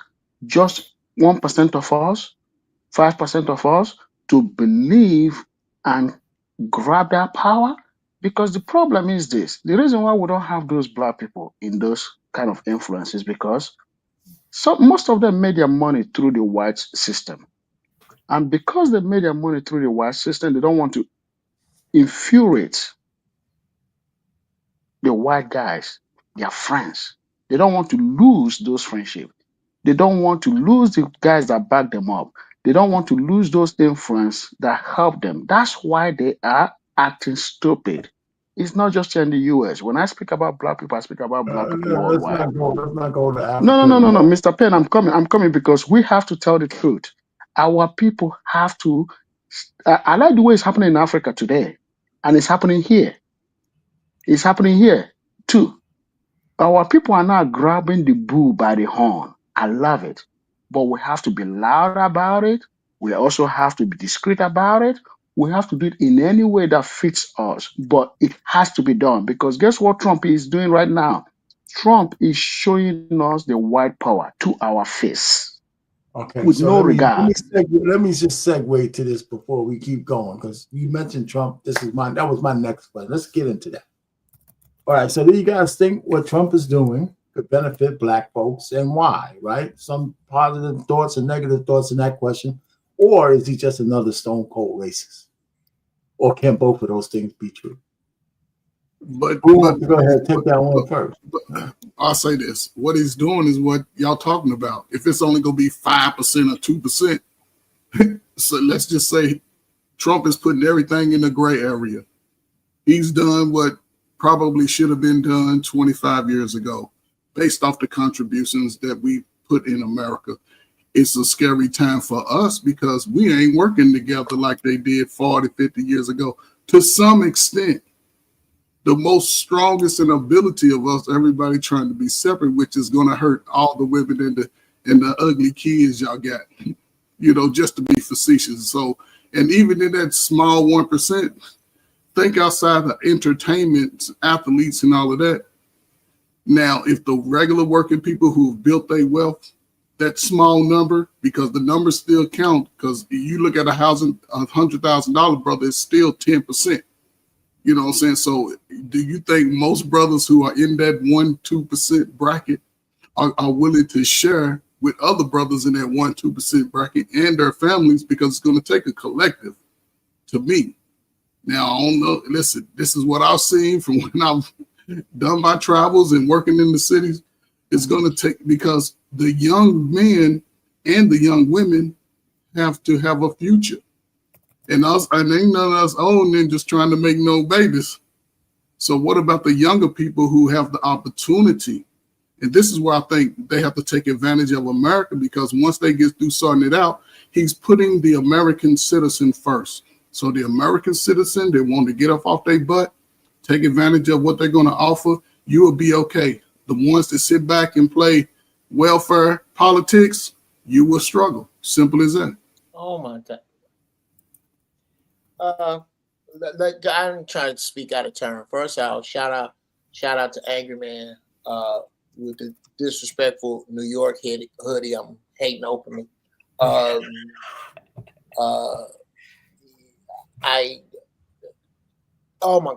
Coach Bird, I don't even know where to. You basically are accidentally answering your own questions. Okay. One, you ask about the 1 or 2% and why the number is so small of us to work together. And then you talk about what is obviously the financial purge that is coming. Those two things answer themselves. Okay. Number two, something you said about, yes, the welfare class. The welfare class is what it has been since Dwight Eisenhower went into the Appalachians and saw poor white people. It's mostly poor white people. I understand that. It's just been painted with us. Yeah, listen, I understand that, but I'm saying the ones who are in it.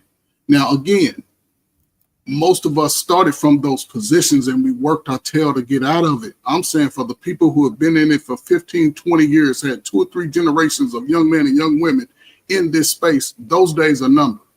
Whether you want to, that's all I'm saying. Okay, those days are over. You're right. You're right. Those days are over. That's all. It's time for us to. So but it's going to take a unique mixture to make it happen. I don't know how. Okay, yes. Okay, I'll give you unique, but those people you talking about, there are geniuses among them. There are artists among them that we ain't got to worry about no way, because this to me, most of these conversations are fantastic for 30 years ago. Those are for these. If we had a time machine and we could go back and really get people to see now, perhaps they would. But if you don't have a skill, if you do not have a self-starter initiative already moving, your ass is in the French fry grease. I don't care what color you are. It's just that there is a color of poverty that Black people have been painted with that just isn't so all the time. And that can be true while redlining is true, while being the Blacks being denied loans, Black Americans being denied loans that Nigerians come here and get is true. There's a lot of shit that can be true at the same time. And I'll say this and land the plane, because everybody here is smart. I say again, there's room for everybody to be right. So Uncle Jeff, let me ask you this. The situations of today, were they similar to situations where you were a young man? No. Trying to figure it out? No. So the ones that were in that place, the ones that were in that place, because a lot of stuff is new since we've been grown men. So the ones that were in your place, and you saw it, and you can say, man, I can point to where I can see how we struggle. Yes. But what I'm saying is this, for you and brothers like yourself, there was no excuse despite those conditions, and you still move forward. Now we on the other end. I'm seeing a lot of young adults saying that it ain't gonna be no fix, it ain't gonna be no good, like they giving up on the fight. I'm saying we can't afford to fight and stop giving up on the fight, especially for the young brother. You cannot afford to give up on the fight. Okay. If I may, I'm gonna say this and then I'm gonna shut up because Angry Man is here, and more than likely we disagree, which means I'm about to learn. In order for what you remind me of a good friend of Angry Man's. Shout out to he's the patron. Israel Mills is the patron saint of lost niggas. There is no, these people who are giving up the fight, you're gonna have to let them. You know why? Because in order to not let them, you are gonna rewrite the book of Revelation. You are going to rewrite the Apocrypha. You are going to rewrite Nostradamus' predictions. This shit's going down no matter how much you cry, no matter how much you like it. Dear brothers who have given up, then just backstroke in the French fry grease. That's it. Before you guys go any further, I know Angry Man's here, but Jenny says she has to leave, so let her get her last little words in before she cuts out. It's all right. Go ahead. Well, it was really good talking to you all and hearing all the different perspectives. I'm glad that this was the show that I got to do. It was my first time coming back from maternity leave. And so hopefully I'll be able to be more consistent getting back to the Tuesday nights and hopefully at some point getting back to my Saturday show. Yeah. Do you have anything on that question with Trump before you go? I think that Trump is doing stuff for the betterment of Americans. And if anyone is going to let something stand in the way of them, being an American first, if they're going to say, well, I'm not going to accept what he's doing because I'm a Democrat or because I'm Black or because of whatever reason they deem to be more important than them being an American, then they'll just kind of get steamrolled by their own mindset. And so I think that there's plenty of opportunity, kind of going back to what I was saying at the very beginning, that there's plenty of opportunity out there for anybody who's willing to reach out and grab it. And so at the end of the day, we were in chains for 400 years, but now you have to overcome the chains that are on your mind. And so if you open up your mind to it, then, it's up for the grabs. And so I think that, Trump is just a businessman. And if you have a business mindset, then he can help you too, no matter who you are. Gotcha. All right. Thanks for coming back up. Yeah, we'll see you around. Good. Congrats again. All right, Jen. See y'all. Angry Man, what's going on, man? What's up? I'm trying to get a feel for what the conversation is about. The title where we talk about systemic racism. So we went through a whole bunch of things that you missed, and so we were saying that does systemic racism still exist, and are we just being victims? Then we went on to a lot of other discussions. And now you could just you could start with the question that's on the table. Trump. Do you think Trump is doing could benefit Black folks, or is he just another stone cold? How is he? I'm still trying to figure out how Trump is a racist. Well, I mean, this is not from the judgment. It's just a question. I would love for somebody to explain to me what is it he does, whether overt or covert. What is he doing that is so racist? Go ahead, Jeff. Go ahead, guys. Get into the conversation. One, his unclear kind of watery denouncing of his allegiance to David Duke. Number two, and a place that we'll just never agree on, his stance on the Central Park Five and his timing. Number three, the utter shock that I would have to find that an 80-year-old billionaire made it to 80 and billions and white without racism. I don't know many who have, and maybe he's the only one, and he's brilliant. With regard to the other stuff that he's doing a lot of it's possible for a racist to have common sense. A lot of the stuff he's doing is plain old common sense, and I can't say that I disagree with it. I believe there should be a law passed that if you were born with faster twitch muscle fiber and deeper bone density and bigger muscles, that you shouldn't be competing against women. That's common sense. Putting tariffs on the shit that come in the way that they put on the shit that comes out is common sense. Can he be a common sense racist? I'll put my money on those chips. I swear to God, I'm not going to push my money in on an 80-year-old billionaire white man that's not a racist. I don't know many. If you can name 4 more. Okay, so there's a lot to unpack there. Sure. The first thing that you said, what was the first thing that you said? The first thing that you said was the denouncing of David Duke. Yeah. There are literally countless videos of him flat out denouncing white supremacy, Ku Klux Klan, Aryan Nation, all of that shit, because they kept asking him over and over again. And the reason why is because they took that clip where he said very fine people, they cut it, and they played it over and over again. And the narrative that the media ran with was he wouldn't denounce white supremacists.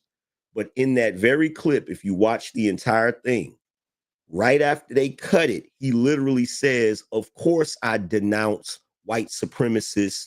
And he listed, he said it. And there's been numerous other interviews where they asked him the question. In fact, they've asked him so many times, he's gotten sick and tired of saying it over and over again. Mm-hmm. So this is an instance where the man is going to be racist because niggas want him to be racist. There's literally nothing. It's one of those moments where somebody says you're something, and the more you try to prove that you're not that, it's like more of an admission of guilt. You're pandering, right? Now, as far as the Central Park 5, I hate to bust your bubble, Uncle Jeff. Them niggas did that shit. They did that shit. All of them didn't assault the woman, but they played a role in it. They admitted, I didn't have sex with her, I just held her down. The documentary, the little docuseries that they put out on Netflix was full of lies. I've literally went back and looked at the footage. They claimed that the parents weren't there when they interrogated them and that they coerced them into saying that.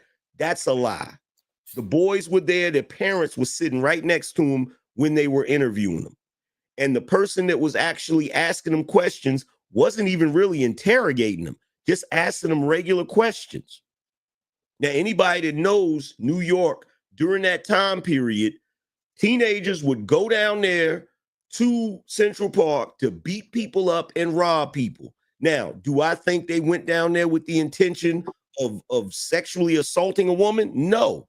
But they did go down there to do some shit they ain't had no business doing. Because first of all, teenagers ain't got no business in Central Park after dark in New York in the 80s. Now, what ended up happening is they ended up getting, I forgot what they call the sentence. They didn't get exonerated because a lot of them that were in that situation, they admitted to the part they played in it. They just didn't want to get in trouble for what the one dude did, which was assault the woman.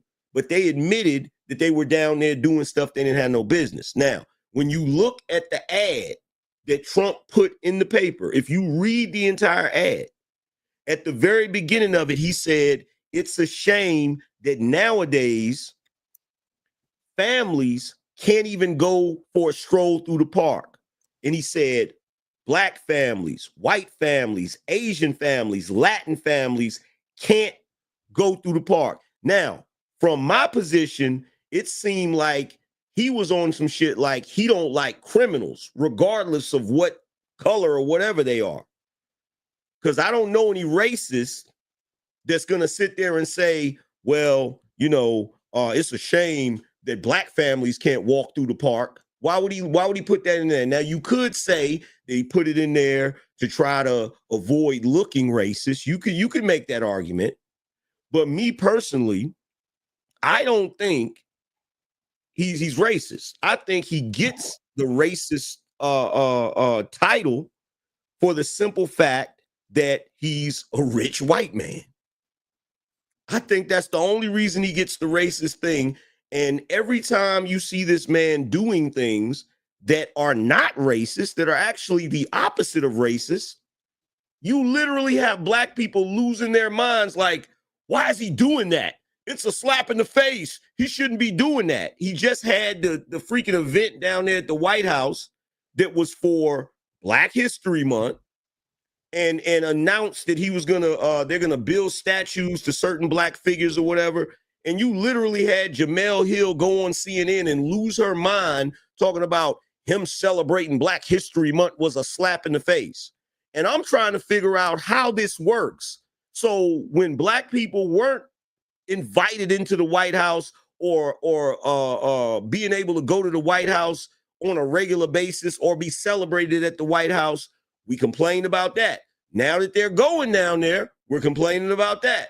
When Black people that are historical figures were not being acknowledged with statues and commemorations, we complain about that. Now that they're being commemorated and getting statues, we're complaining about that. It's getting to the point where Black people are so hung up on the struggle, so hung up on racism that we can't even enjoy a victory because we think there's some nefarious plot behind the victory. It's like I don't get it. I don't understand it. Like I've been looking at everything. Like I've literally been looking at everything he's been doing, and I've been trying my best to figure out what everyone's so upset about. We're the same.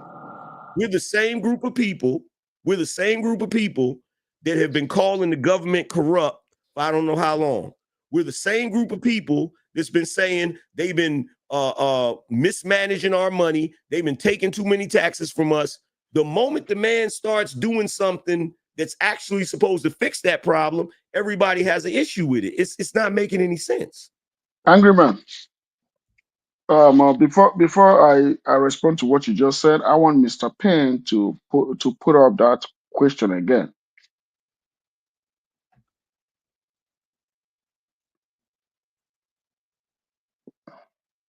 Do you think what President Trump is doing could benefit Black folks, or is he's already done? Is he just another stone cold racist? He's already done. For me, it's both. It's both, and I'll tell you why it's both. But I won't say cold racist. I'll say racist, or it gives a vibe of a racist. But what Trump is doing is very necessary. I've said it to many people. I've said it to everyone that I know that have asked me what do I think was my summation on this. And I've told every one of them what he's doing is very necessary. Number one, it awakens everyone. We can't be too comfortable. We've been comfortable for a long time. I became comfortable, but after Trump first time, I woke up. Not during his first time, but after it. I'm sorry. No. I'm heading somewhere, brother. I'm heading somewhere. After his first time. You're not elaborating. You said it is racism, but you didn't. Let me say something real quick. Let me respond to that. When Trump, during his first time, when those racist things were going on, Trump did not condemn it. He said, You remember the South Carolina stuff that happened? That lady got killed? The tiki torches? Yes, he's Yes. talking about TV talk. Yes. He didn't what? He said that the blame goes on both sides. And then Was he Trump? condemned it right after Bro, he. Don't I have the table to talk? You gotta let him say because he mentioned that already. Yeah. We can pull the video up right now. I'm Y'all going got to comment on it. Don't fam. worry. Hold on, If you fam. give me time to talk, you're going to see where I'm headed We, to. we can't go back on it. He didn't say what you're gonna say. No. But I got a grant. I can go either direction, right, Mr. Payne, right? If I have the floor, I can go either direction, right? No, To be we able to can't. make I don't want to waste time. my I comment. don't want to waste time on this thing. We already asked Crazy, him. bro. You're literally sitting Are here. we having a conversation or we're talking forward Not of a each other? conversation if you're gonna say You're something that we know is not true. You're literally sitting here. Okay, it's not. But Hey, if you guys let me talk, you see what I'm trying to say. wait a second. You literally started the sentence out by saying when that thing in South Carolina happened the first time, soon as it happened, he didn't condemn it. That is a lie. In the press conference, That is he not what I said. openly That is not condemned. what I said. That is not what I said. Then what did you I said say? his condemnation was that the blame goes on both sides. No, He that's not what condemned it, I'm talking about. but That's he not. also put the blame. That's the clip they showed everybody. That's not what I'm talking about. But I'm heading somewhere. If you let me finish, then I'll be able to speak so that way I can make sense. All these 2 minutes that we've talked and go back and forth, I could have finished what I was saying. But this is what I'm trying to say, angry man. What he said that is on both sides, right? But guess what?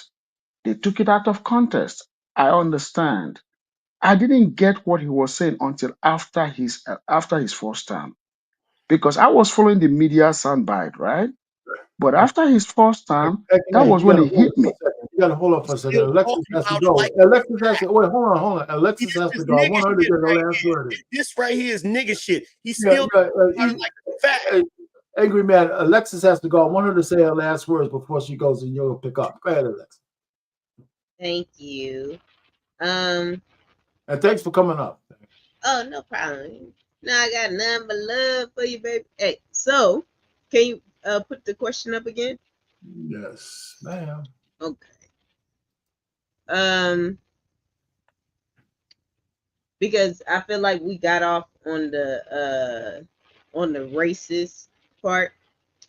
I do think that what Donald Trump is doing is benefiting Black people and will help benefit Black people going.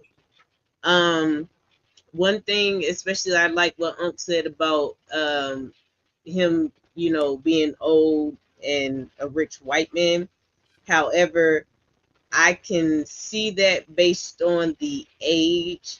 However, one thing about rich white people, they're more classes than they are races.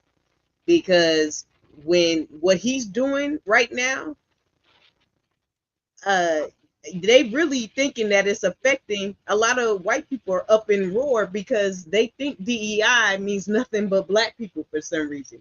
And it means way more than that. Just like with affirmative action, or not even affirmative action, I'll just go back to the amendments and how they slid in there. Everybody else, when it was Black people that went and marched for this, and all of a sudden they slid in Asians, and they slid in the gays, and then they slid in whoever.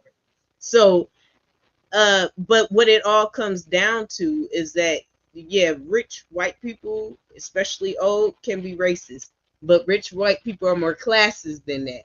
And so you see that going on right now because of all who is affecting right now what he's doing. And there's a lot of Black people that are not being affected by it. There's a lot of Black people who went out there and pulled themselves up by the bootstrap, and they are not being affected by what he's doing right now. And a lot of them are in agreement with him, especially from what that last administration did. they were giving all them immigrants all this type of money and housing and all this type of stuff. And then there was people that been here and had to really pull themselves up by the bootstraps to where they made it into that fine little gray area to where they don't really qualify for anything, yet they don't make enough money to get anything really either. So they're not being affected by a lot of this stuff that he's doing. But I, at the end of the day, I like to know what it is head on.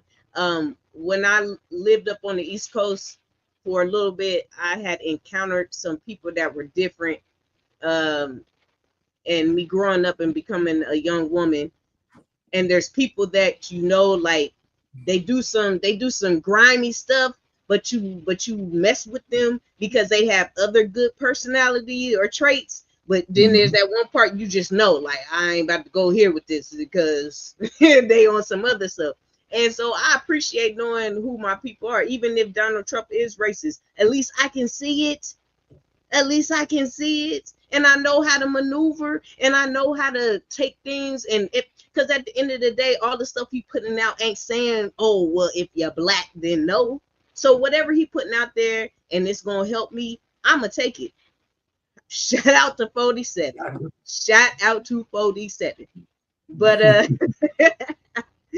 look, it's Black History Month. Like I said, I love my black people all day, every day. All right. Shout out to Malcolm X. And God made Texas first, then everywhere else. Y'all have a great night. Take it easy. All right. Thank you. They stole it. All right. So, we're worried. we're worried. Listen, I don't think we should be worried at all. No, not worried. So we're worried. Okay. Anyway, listen, Nick, I hear what you said. Angry Man, I don't know if you still have anything on that point. I think the point is made. You can't go back to the tiki torch shit because in full context, you can't use that against Trump unless you just want to. You know what I'm saying? So we got to move past that one. I got a lot more to add to that because it's funny to me. It's funny to me that black people got really short memories. Okay, because number one, everything that you've seen them do to Donald Trump is what they used to do to niggas. The same complex, the same machine that they used to paint black men in a negative light is the same system they used to paint Donald Trump as a racist. It's right there in front of your face, plain to see. For this dude, first of all, in order for you to understand that this dude is obviously different on some level, is the fact that he is a white billionaire. And look how they treated him. That is not by accident. They don't treat white billionaires like that, especially if they became president. They don't do that at all. This is some unprecedented shit. So number one, Negroes forget that in the 90s, in the early 2000s, basically before Trump became president, the media wouldn't even admit that racism and white supremacy existed. Yeah. They wouldn't even admit it. But then all of a sudden he gets elected and he's the most racist dude on the planet. What about the other 44 presidents? So none of them were racist. But he's the one. Out of all of them, he's the dictator. Like, it's mind-boggling when you sit, look, being a black man in America, knowing how America has been, you can see when they running game. You can see it. If you're a black man, you should be able to see it. If they would have, let me tell you something. What they're doing right now, what they did to him in that first term and in the 4 years after that, where they went after him for everything, right? Let's be real. If Donald Trump was this evil, corrupt individual that everybody keeps saying that he is, right? Why is it you got mobsters saying we could never get in Donald Trump's pockets? Saying flat out, in New York, we couldn't get nowhere near him because he would hire ex FBI agents for his security and shit like that. And they knew that if they went and tried to muscle him, because let's be real, he's in the construction business in New York. Now let me ask you this, R-Pain. Have you ever seen anybody be in the construction business in New York and not had to deal with the mob? No, that was part of it. You go next, Jeff, when he's finished. No, I agree. Go ahead, Jeff. You can answer that. Go ahead. You got that. That's one thing, right? And let's be real. Donald Trump has never, as far as New York politicians have never liked Donald Trump. Never. What's the mayor's name? David Dink. Okay. Was it Koch or it was Koch or Dink? I can't remember which one it was, but one of them hated his guts. Like despised him. You feel what I'm saying? But this is back when everybody else liked him. Yeah. Right? So you have that. You have him being investigated by the full force of the United States government. They did not want this man back in office, and mainly because he's not part of the club. He's not part of the politician club. So they threw everything at him. They threw the DOJ at him, the freaking FBI at him. They threw all of these things at him. And you mean to tell me that out of all of his business dealings, the only thing you could come up with was, oh, he paid off Stormy Daniels and classified it as a legal expense. Or, oh, he overvalued his Mar-a-Lago property. Or, oh, he sent a different set of electors to certify the election. Those are the only three things they could come up with a billionaire. Now, unless you're going to tell me that it's part of some nefarious plot and it's all just an act. They just put him through all of this just as some covert act. That would be a really interesting theory. But what I'm looking at, and based on my logic, they did not want him in there. They did everything in their power to stop him from being in there. And now we know why. When we're looking at what's going on, we know why they didn't want him on there, because of what he's doing right now. Now, here's the thing, Uncle Jeff. What she said before she left, I didn't necessarily agree with that. When she said that most rich businessmen are classist and not racist. I don't agree with that. There are a lot of rich businessmen that are extremely racist. You feel what I'm saying? And I can't prove definitively that Donald Trump is not racist. I can't prove that shit. And that's the reason why is because that's the way racism works. It's elusive to the point where it's hard to prove it. So I'm not going to fight you on whether or not he's racist. All I'm going to say is I don't see it. I don't see it. I don't see it. And Jeff, I can spot a racist. Good, Jeff. You got something on that? A few things. Number one of your questions answers itself. How did Donald Trump keep the mob out of his pockets? Number one, Donald Trump kept an aging, narking, crumbling mob out of his pockets with the FBI. That's how you do that. I'll give you that. I'll give you that. They were on the decline. I'll give you that. Number two, when you say all of his business dealings, are you counting Trump Airlines that went bankrupt, or Trump Steaks that went bankrupt, or Trump the Game that went bankrupt, or any of the other stuff I'd have to Google to look smart? But the thing about that, and just, I'm not trying to interrupt you, but the thing about that. Oh, you're doing it.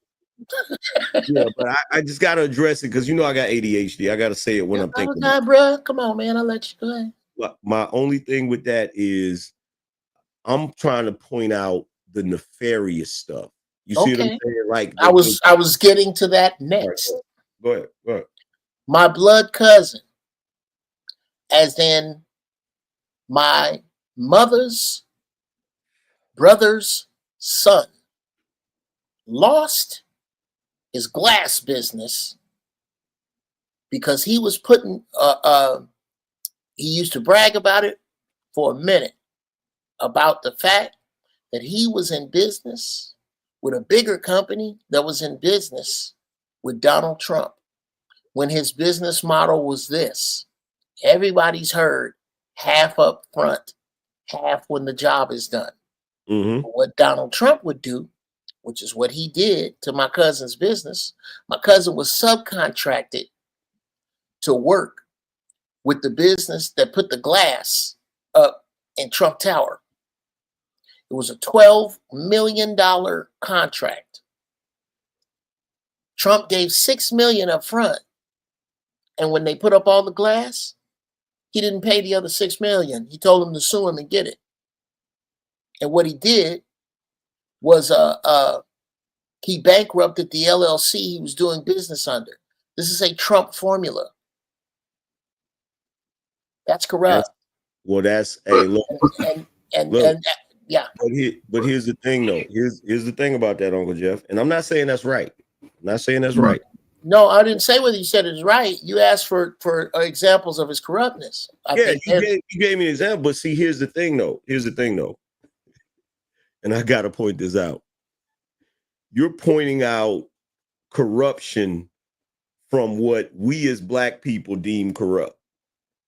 But what he just did was white business. Yeah, he followed the law. I just know he did not. I disagree. Are you trying to tell me? They don't do that all the time? That's why he filed bankruptcy, for to do that. Y'all talking about? I'm just saying he did that quite often. He filed bankruptcy instead of paying the debt. That's all he did. That's what people do. It was wrong. Yeah, it was wrong. Morally, yeah. Ethically, business ethics, yeah, it was wrong. And the fact that he did it too. So it's like, look, it's like when he did what I'm hearing. My bad. Go. No, I'm not saying. See, that's the thing, Uncle Jeff. I'm not saying that it's right ethically. What I'm saying is, in America, there are a lot of things that businessmen at that level do that's not ethical, but they find the loopholes to do it. So I'm not saying it's not wrong. I'm not taking that from you. I'm just saying that's typical white. Okay, what's the matter, Uncle Jeff? What's the matter, Jeff? I don't know. I just don't get it. For a second, I could have swore a few minutes ago that this man was upstanding in his business dealings, and that he was, and that there was. I don't know, and I'm hearing I'm gonna get these checked out because I saw the 180 ton by an angry man. He turned 180. Studio headphones to have apparently. Okay, stealing. Thank you, Ronald at Indian Lake. Stealing is not a loophole. Okay, angry man. No. This is great news. This is great news. Hold on, angry man. My turn. This is great news. I am glad to hear that and I would never do this, but I am glad to hear that if I get into business with you and I tell you to invest $1 million and that I'm gonna give you back 2, and when it's time for me to give you the 2, that I bankrupt the business, that's just business. Whenever you hear it's just business, the little man, exactly. No, you're not going to sue me. You're going to sue the LLC that I do business with. Yeah, that's right. And that you're not going to touch me, brother. Because it's okay. Hold on. Wow. I mean, sat here quiet while all you brothers was talking. Didn't say a fucking word. I am glad to hear this, angry man, that I'm gonna order $1 million worth of Angry Man's book, which, by the way, y'all need to read it. So, and I'm gonna give you $500,000 up front sell the books and don't give you the other 500,000, and it's just business. Well, when you hear it's just business, that means that the little guy just got fucked over. And it just so happened that one of those little guys was my first cousin who lost his house. And that's not right. I said it wasn't right. Well, no, bro. No, you said it. You know what this reminds me of? This reminds me of the Cosby Show. Y'all remember the one where Theo hired the stripper? And Lisa Bonet got mad at her husband because he said, no, you didn't. He said, I said no. No, you didn't. You said no. This is the same shit. Well, it's the exact same shit. Well, and okay, I'm willing to bow out. Donald Trump's great. You guys keep talking. Well, here's the thing. Here's the thing. Well, at least now I know why you don't like him. Now, there we go. Here's the thing. To that person that put up there, stealing is not a loophole. It's not. To the Negro that put that up there.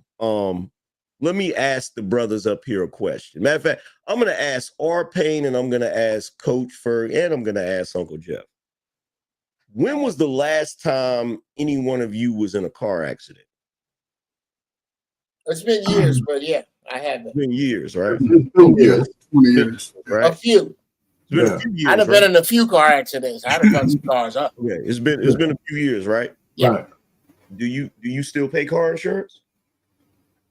Of course. Of course. So you're literally paying money for something that you rarely use. Well, yeah. I do that because I don't have a choice. It's the law. But guess what? That also can be considered stealing. Oh, well, okay. No. Here's your problem with that. Well, what's the problem with it? The problem clearly is that nobody pays for insurance under the guise that they're going to get something other than their policy covered. It becomes stealing when the insurance company finds a loophole to not give you your money. Exactly. No, technically, when a government makes it a law that you have to pay for something that you pay for electricity, but you use electricity every month. Sure.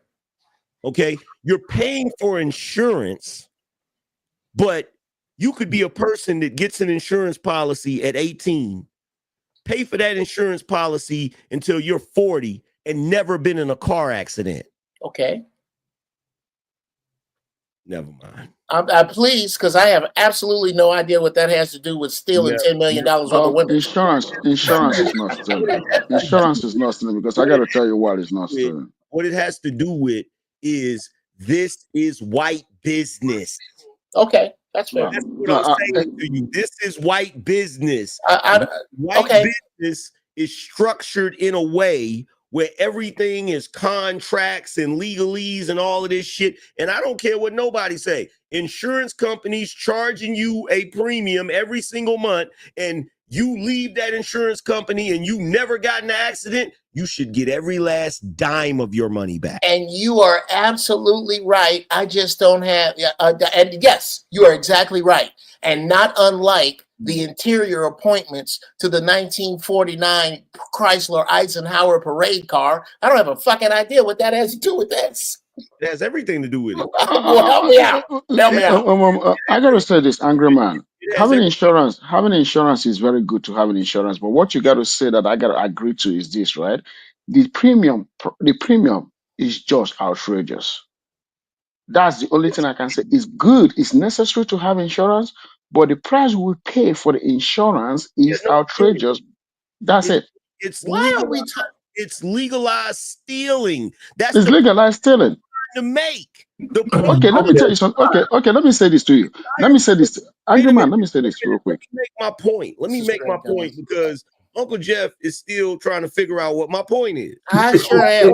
The point that I made while we were discussing it is when you said, well, he didn't pay the other amount of money and said, sue me and get it, right? Yeah. I said, that is white business 101. But this whole concept of car insurance is also white business 101. It's the point I'm trying to make, that yes, there's a lot of shit that is done in business that just ain't right or ethical, but they still do it.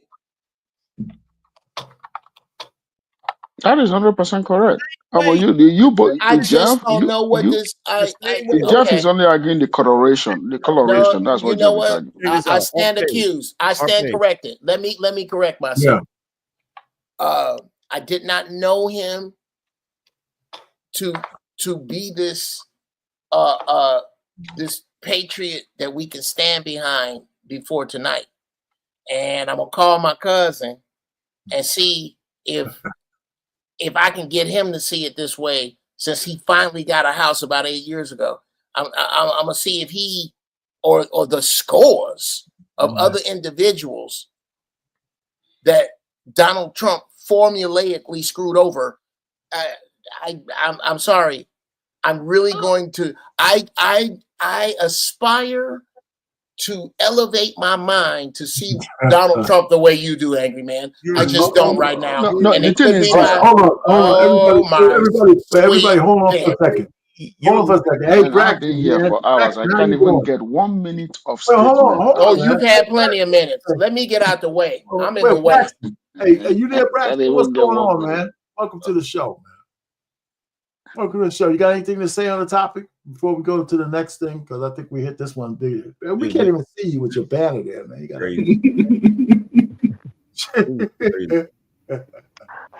Well, you got anything to say, brother? Well, nah, nothing much. Not right now. You're just hanging out. That's cool. Yo, the same way. I don't see why you don't see it this way, because you're literally describing every billionaire on the planet. I'm not making it. You're literally describing every billionaire on the planet. And here's the other thing, right? The same way, Uncle Jeff, that you think it's ridiculous that I think insurance companies is legalized stealing. I didn't say that. Okay, my bad. I don't know where the disconnect is. I believe it was me who said that I don't know of any non-racist 80-year-old white billionaires. I believe it was me who said, whenever you hear it's just business, the little guy just got fucked. I don't know. The disconnect is somehow that Donald Trump's formula of I'll give you half and then you sue me for the rest that's the way the cookie crumbles. Okay, I guess I got a lot to learn. I guess. No, what I'm saying is it wasn't right that he did that, but that is typical white people business. And I don't know what part of that you think. Maybe it's the Manhattan being sold for $24. Maybe it's I don't know what part of that makes you think that I don't understand that, or that I don't or that I disagree with you about that. What I'm trying to say is how just because it's business, I'm gonna separate him from the rest of these people, and I don't. That's the difference. It feels almost, and I could be wrong. You're right. I could be wrong. I'm working with a Chicago high school public education from the 80s and Mythbusters, so I could possibly be incorrect. But it sounds like you're trying to separate him somehow. I think we should land it there. I think we should land it there, man. I don't think we're gonna get to any resolution on this one. I just don't. I think we're gonna just keep going back and forth. I do have another question on the table just to move the conversation forward, because I agree with you, Jeff, but I understand where Angry from. But we don't have to make those connections. Sure. I mean, that's what I'm saying. Anyway, let's move on to this next question if we can. Now, we know we're in a post-DEI era, right? We talked about we've skirted it, but how do you think we're gonna fare when all this shit goes away? And the other thing I should have asked was, isn't it black people who made us to face the DEI? with the Sharptons and the race baiting and all that kind of stuff. The fact that it's going away and it's only a black face and black people screaming about it, you know. And so there's two parts to that, right? Doesn't it make it seem like every black person who got a good job, or some people could insinuate that they got it because of DEI, and I think that's worse than anything else, you know. So how are we going to fit in this post-DEI era, and is it a good thing? Because we don't benefit from this shit as much as people think we do anyway. Anybody can go first. Well, I'll go. Boy, did you bite off a whole bunch. The thing about Jesse Jackson and Al Sharpton, isn't it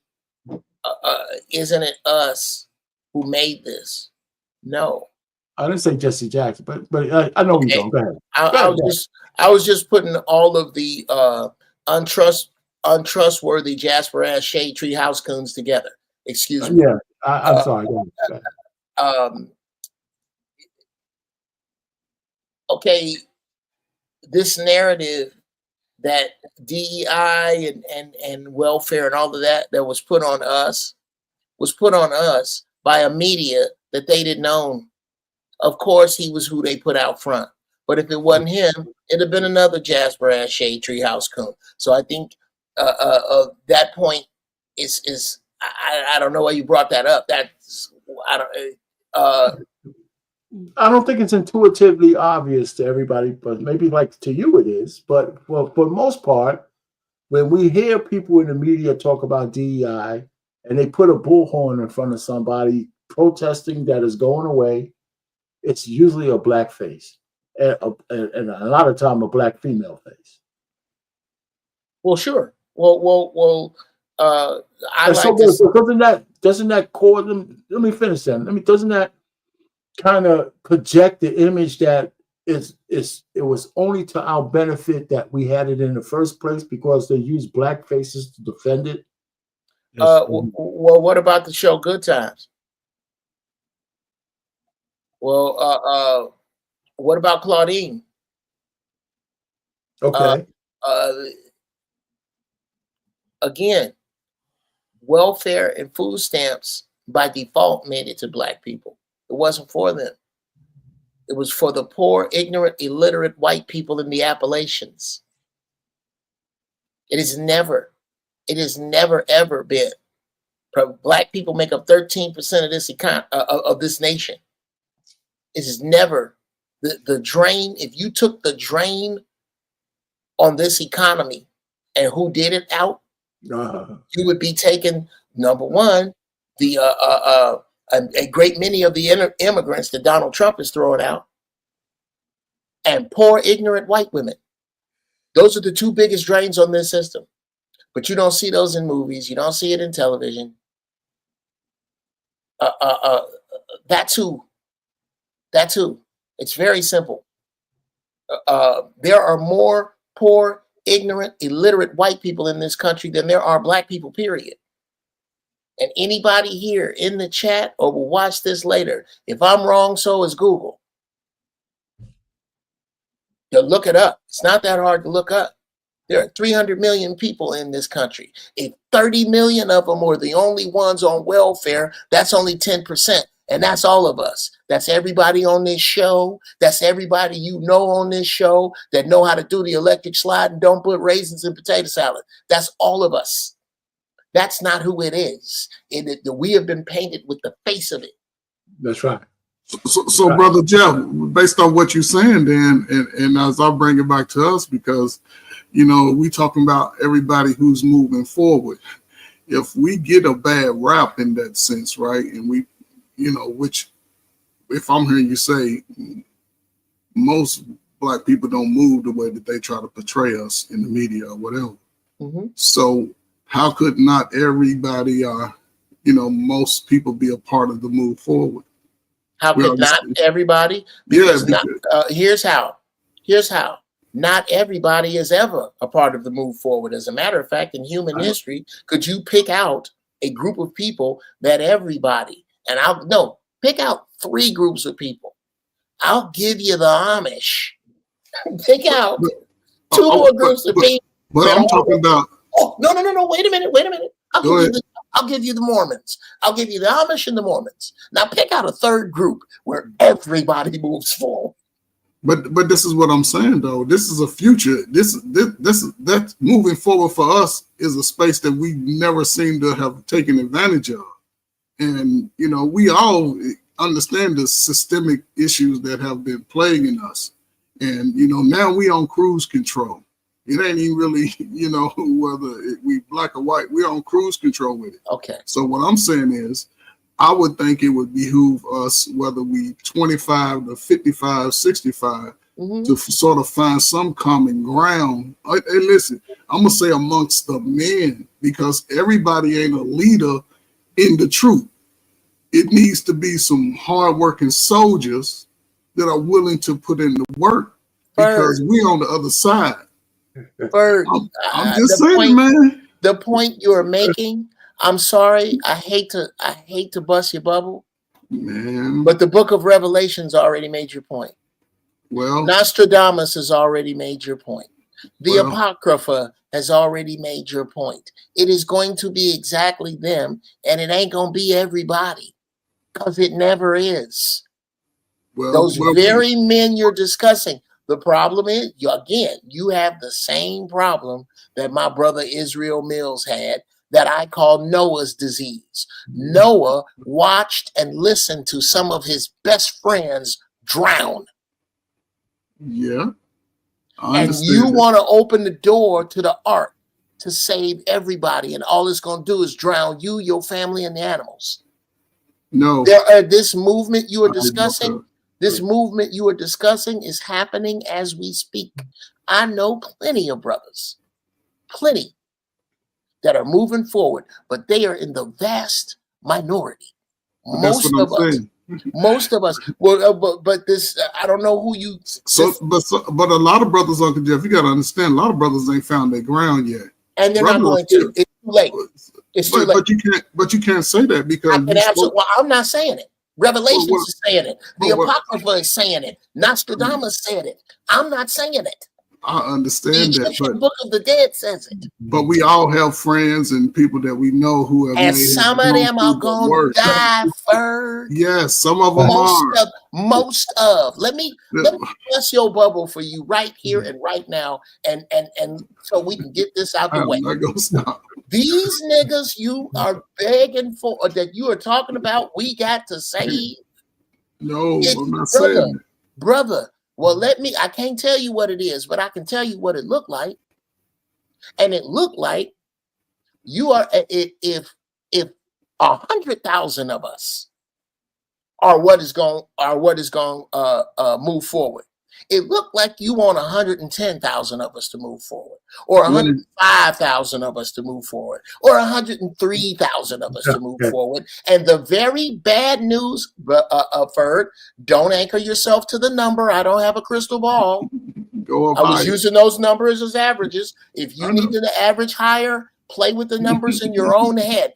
But the point is, no, you can't possibly, because you keep talking about, because you keep talking about who you are going to save. And I am telling you, Ferg, that the bus has pulled off. If you are not.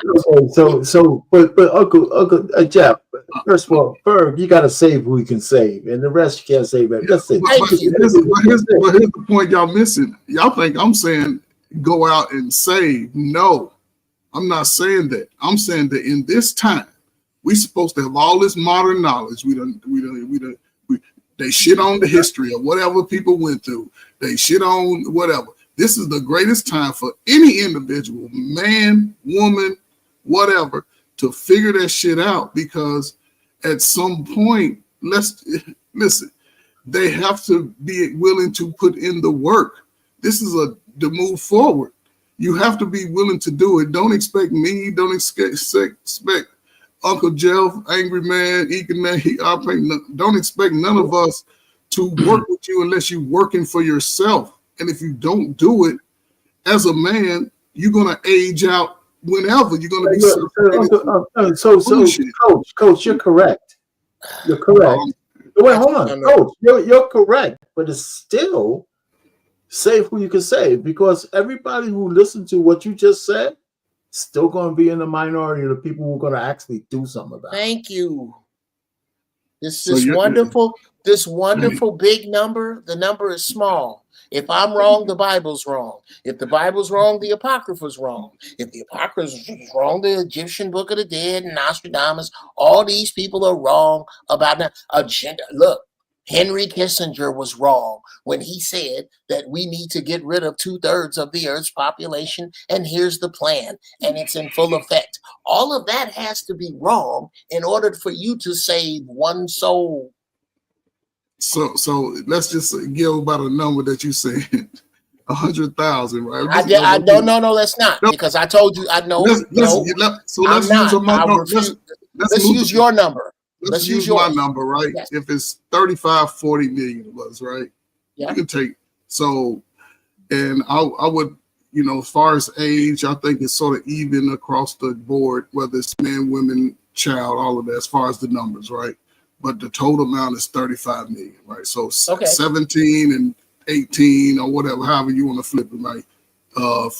Males to females, they outnumber. So give them 1 million or 2.5 million to 2 million, right? So what I'm hearing is, if we're looking at that small number, and if the women outnumber us, and we know throughout history and all of that, that they take the women before they take the men, so the men would not survive because they're going to conquer more women than they would men. I don't know. So I'm just saying it has to be a point where you as an individual, not saying you, but young people still want to believe that they can make it to the end. There's a whole show full of wrong in that, but I'm not. You win. You win, sir. You win. I'm wrong. You are. I'm wrong. I'm wrong. You win. Who wants to go next, man? Come on, man. How y'all gonna give up on the young kids? Y'all wild as hell. Giving up on them, man. No, listen, nobody's really giving up on them. The truth of the matter is, in the best of all worlds, right? The only people who are gonna bite the apple are the ones who want to bite the apple. I mean, that's just the way shit has been forever, man. Hey, and then but go ahead. Anybody who wants to go next, go ahead, man. Hey, Coach Furley, I don't know if y'all ever watched this. There's this show called Sandman, right? Yeah, it's based on a comic, right? And so this dude is like sort of like the god of dreams or some shit like that, right? And so he has to go to hell because something that belonged to him was in hell. So he gets into this battle with Lucifer. And basically the way the battle work is they say they're something and then they transform into that. So he'll say like Lucifer say, I'm a viper stinging with poison or whatever. And then he'll say, well, I'm an eagle. And he become an eagle and he's fighting the freaking snake. And then he'll say, Lucifer will say something different, like I'm a disease, right? And then the hawk will start dying, right? And then he'll say, so they kept going back and forth, right? And they finally got to he said that he was a universe, right? And then Lucifer was like, well, I'm oblivion, destroying universes or whatever. And so it's like he's trying to figure out what he could say. And the last thing he said that defeated Lucifer, he said, I am hope. And what you're trying to do, and I get it, you're trying to have hope. You feel what I'm saying? And look, I'm not even gonna front. It is admirable. I get why Uncle Jeff is trying to tell you to not have hope. Which is crazy. That's nasty work. But I get why you're trying to have hope. You feel what I'm saying? I get it. Well, hope is, you're right. You're right. I'm glad you brought that up. I believe hope is for shitty planners. All the losers I know hope. All the winners I know plan. I do have to say this. Angry Man, that sister who played Death was one of the finest chocolate sisters I've ever seen on screen. Oh, yeah. Oh, my God. It's a movie or a series? It's a series on Netflix, I believe. Yeah, it's a pretty cool series if you can get past the fruity stuff in there. Yes. Okay, never mind. I'm good. Yeah, it was based off old comic book. Yeah. Hey, so yeah, but yeah, I hope that's a good one, Angry Man, because I seen that. Ain't none of y'all ninjas ever been coaches, huh? Y'all like hell with them kids. Come on. Keep them alive, man. No, ain't nobody said.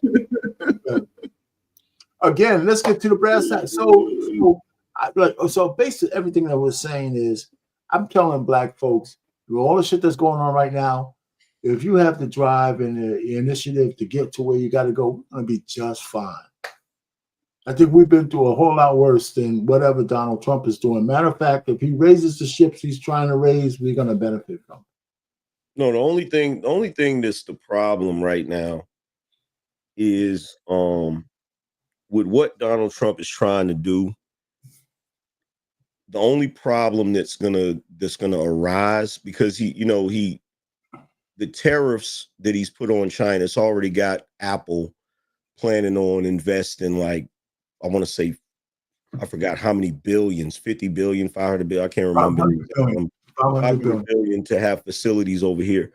As you start to see more manufacturing be in the US, the problem is the people of today don't have the skills they need to work in those industries. That's where the problem is coming in. The problem right now is not really a problem of industry as much as it's a problem with the workforce. You have a workforce that doesn't have the skills. In fact, there's a lot of jobs out here right now that are lacking when it comes to people working those jobs, but most people don't know about those jobs, much less have the skills for those jobs. So that's the problem. The workforce has to be reinvigorated. It's got to be updated. To me, the only way they're going to be able to do it is they would have to do the same thing they did back in the day, where high school was vocational. Exactly. That's the only way they're going to be able to do it. You're going to have to teach. You're going to have those vocational classes to teach the kids and give them the idea of, because nowadays you got too many people that's too invested in college. Want to go to college, right? When really you should also have those vocational programs for people that don't have the money to go to college or don't want to go to college, and they can come out of high school and have a skill and be able to go into the workforce. That's going to be the biggest problem, and that's a huge problem with us folks, like not having the skills we need for certain jobs and shit. Okay, before you go forward, you could go ahead, but I want to show you this chart that's up here. This is the chart of investment that's coming up that Trump already is working on, right? And then you mentioned the one with Apple, it's up here, and all the other things that he had going on. Is in the first 100 days, these are the kind of commitments he already set up for. And for a lot of that stuff, the question is, is the American population going to be prepared to take advantage of this thing? Now, see, this new money coming in. Now, look, just to show Uncle Jeff that I know the state of mind Uncle Jeff is in, right? Uncle Jeff, you correct me if I'm wrong. When you see this, you're probably thinking this is playing the music while the Titanic is sinking. Brother.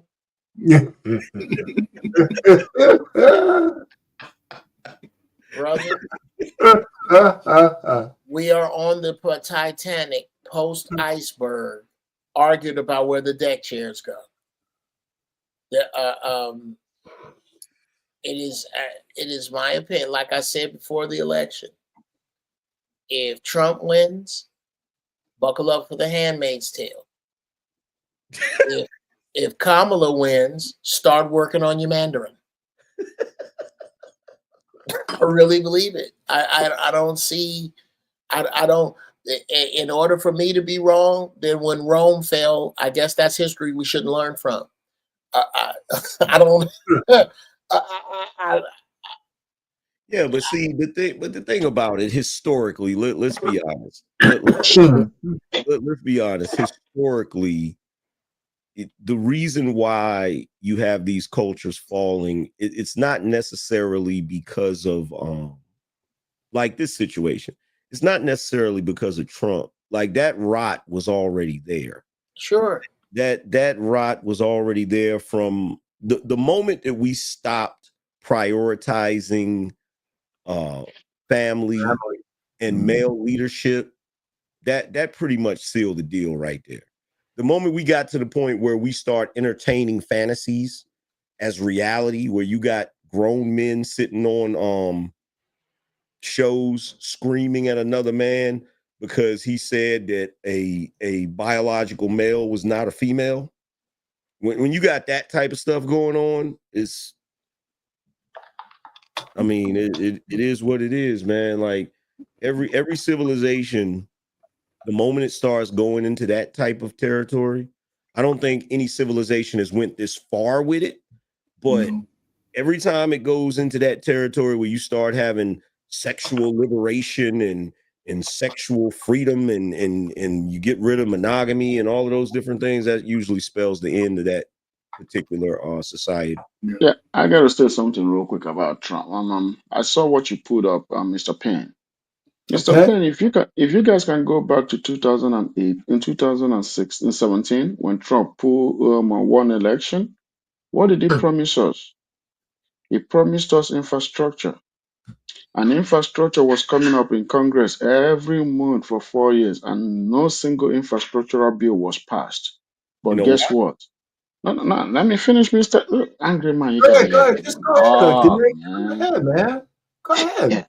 Yeah, but the thing is, for every month, infrastructural bill was coming up in Congress. Trump never did anything about it. It never passed, but they set up a committee and everything. Yeah, that's why I tried to interrupt you, because I knew you could say some bullshit. Task cut. That's fine. That's fine. Let me say my bullshit. Task cut was discussed once, and it was passed in Congress, and he signed it into law real quick for the billionaires, right? For the millionaires and billionaires, right? And people that have a job. I benefit from the tax cut, I'm not gonna lie. But let me also say this. Trump this time promised us all the jobs that will come. Got Saudi Arabia to say that they're gonna bring $600 and something billion worth of investment that I know Saudi doesn't even have any production company to make that happen. Check this out. Saudi Arabia doesn't produce shit. So are they going to bring 600 billion from what? Oil and gas? The only thing Saudi Arabia does is only oil and gas. They sell it to people. They don't produce. I'm coming now, Mr. You know what? I'm done talking because Mr. Penn, you always want to interrupt me when I'm talking, and Angry Man will never let me talk. I don't do anything. I'm just saying. You say they don't have any. Listen, you don't make sense. I didn't stop you from talking. I'm just saying, man. No, don't stop me from talking. Don't stop me from talking. Okay, just if it doesn't make sense, that's fine. But don't stop me from talking. I never interrupt any of you guys from talking. I ain't interrupted you. You know what? You guys go ahead and talk. I'm done talking. Okay. Okay. Woo. I'm glad to hear that, because anytime you say that Saudi Arabia, when they got they got people, I don't know how much time you've spent over there, but I spent a little time. And I happen to know some people who know some people who have families that make $50 million an hour. Got that bag over there. From what? What oil. Are they? Oil. Okay, what did I just say? You guys don't listen. I said Saudi Arabia doesn't have manufacturing. All they have is oil production. So that means that they can't invest. So that means they cannot bring 50. What are they bringing $500 billion to do in the US? US already have oil and gas. Okay, here's why. Because the US, I'd like to answer that. No, the US has plenty. Plenty. That's what I'm saying. Okay. US doesn't need their oil and gas. Okay, no. We have a lot here. Ekene, here's the answer if you'd like it. In order to get the oil and gas that this country needs to get rid of Saudi Arabia, the words drill, baby, drill. I know that. Come into mind. I know that. So the infrastructure needed to be destroyed in order to match what Saudi Arabia brings over here is the issue with saying that Saudi Arabia Why would they invest over here? Why wouldn't they? They already No. That is not what it is. Trump is bragging that Saudi Arabia is going to bring $500 billion into United States. And my question to Trump is this: what $500 billion in manufacturing or in oil and gas? They already bring in oil and gas here Okay, already. no. Okay, They're not going to be able to build a I'd like refinery to here. answer that. I'd like to Go ahead. answer that.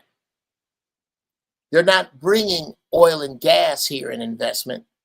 They're bringing the profits from the oil and gas that they sell to the earth here, and they can They spend already that. have that here. Okay, guess what, Mr. Jeff? Let me tell you this. Saudi Arabia has over $600 billion in U.S. reserve of profit that comment that you just made right now is already here. Saudi Arabia has $600 billion in Federal Reserve. They have it already. So you're telling them that they're going to invest another $600 billion, bring it to $1.2 trillion, right? But guess what? That is not what Trump is saying. What Trump is saying is, and I agree with you on that. What Trump is saying is this, right? That they're going to create jobs of what $600 billion. That is not going to happen. Can I add to I'm going to say this so that I can land the plane. All these companies that you're saying that are making promises like Apple, this is where you remember we discussed business 2 weeks ago, right? This is what I'm going to tell folks in terms of business because that is my field. Apple will not be able to create $500 billion worth of jobs in the US. And I will tell you why. This is why, because this is math problem right here.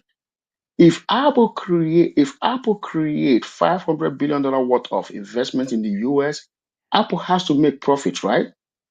American labor is not cheap compared to what Apple is making today. For Apple to meet its promise, its profit volume, in order to satisfy its investors, right? Apple has to pay that $3, $4, $5, right? To the people that make the cell phone, it has to make it. But if it comes to America, it has to now pay $25 minimum hourly rate. That means Apple cell phone has to go from $1,600 to about $4,500 per cell phone. Who is going to pay that? And let me say this again. I've said it in different shows. I've discussed this with American. No. I've discussed this. No. I'm coming. I will land. And I will say this last, and then you guys can have the mic.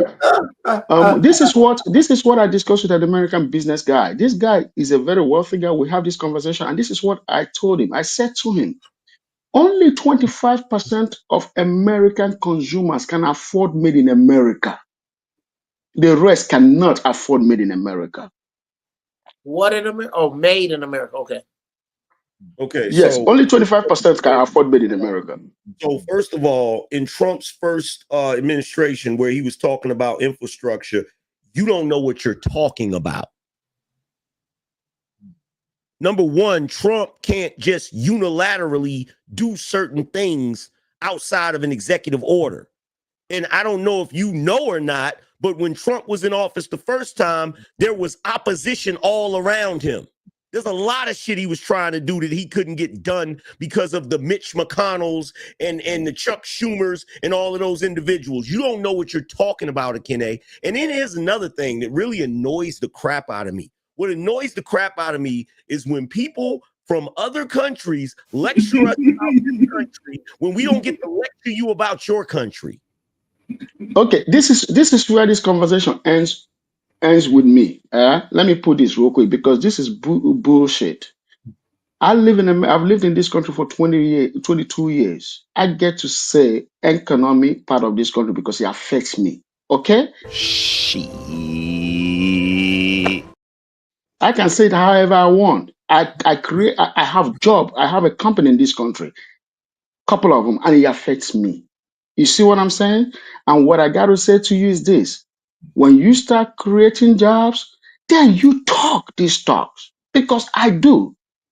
And it affects me. I've not worked for anybody in 10 years. I run payroll. It affects me. Okay? And what I got to say to you is this. Mitch McConnell did not stop Trump from creating infrastructure.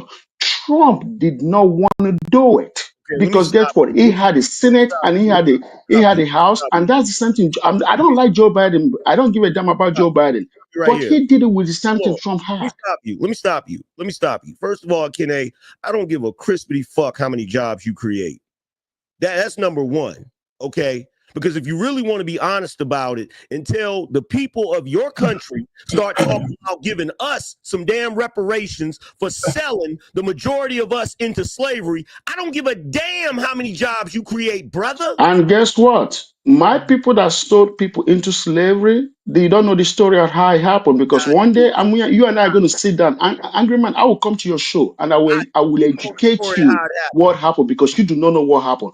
My people didn't sell anybody into slavery. This is what happened. My aunties, my uncles, my ancestors, my great-great-great-grandfathers, children were stolen and sold into slavery. So you're talking about no. Let me finish, because you guys have been you say this all the time, and I got to stop you, because you do not know that when people were sold into slavery, there were people out there that were crying that their children were stolen from them.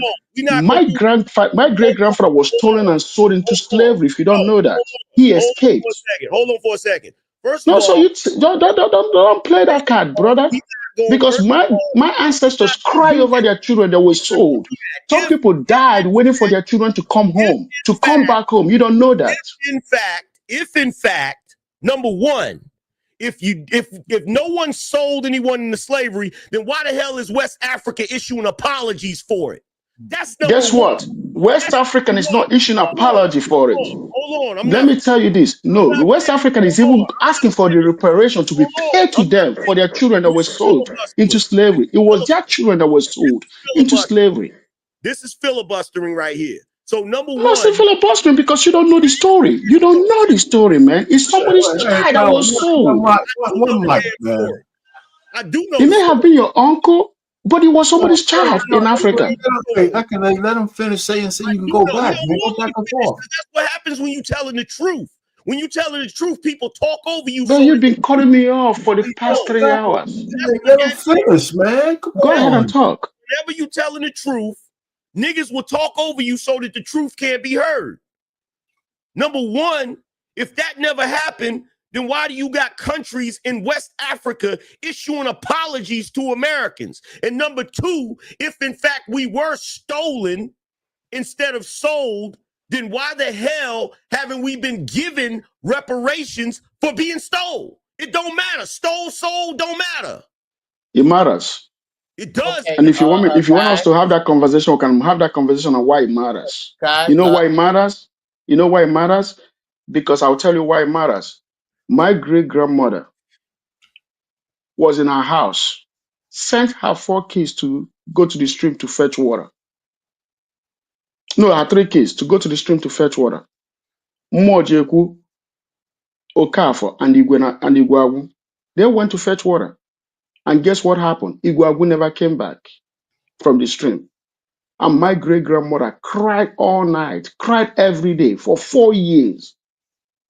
And one day, she was right out there sitting on a bench with her husband talking, and this guy, 6'4", dark skin, rolling back, tired. And she cried to God and gave our ancestors glory that her last son came home. But guess what? Millions of African mothers. I'm coming. Let me finish because I've got to say this.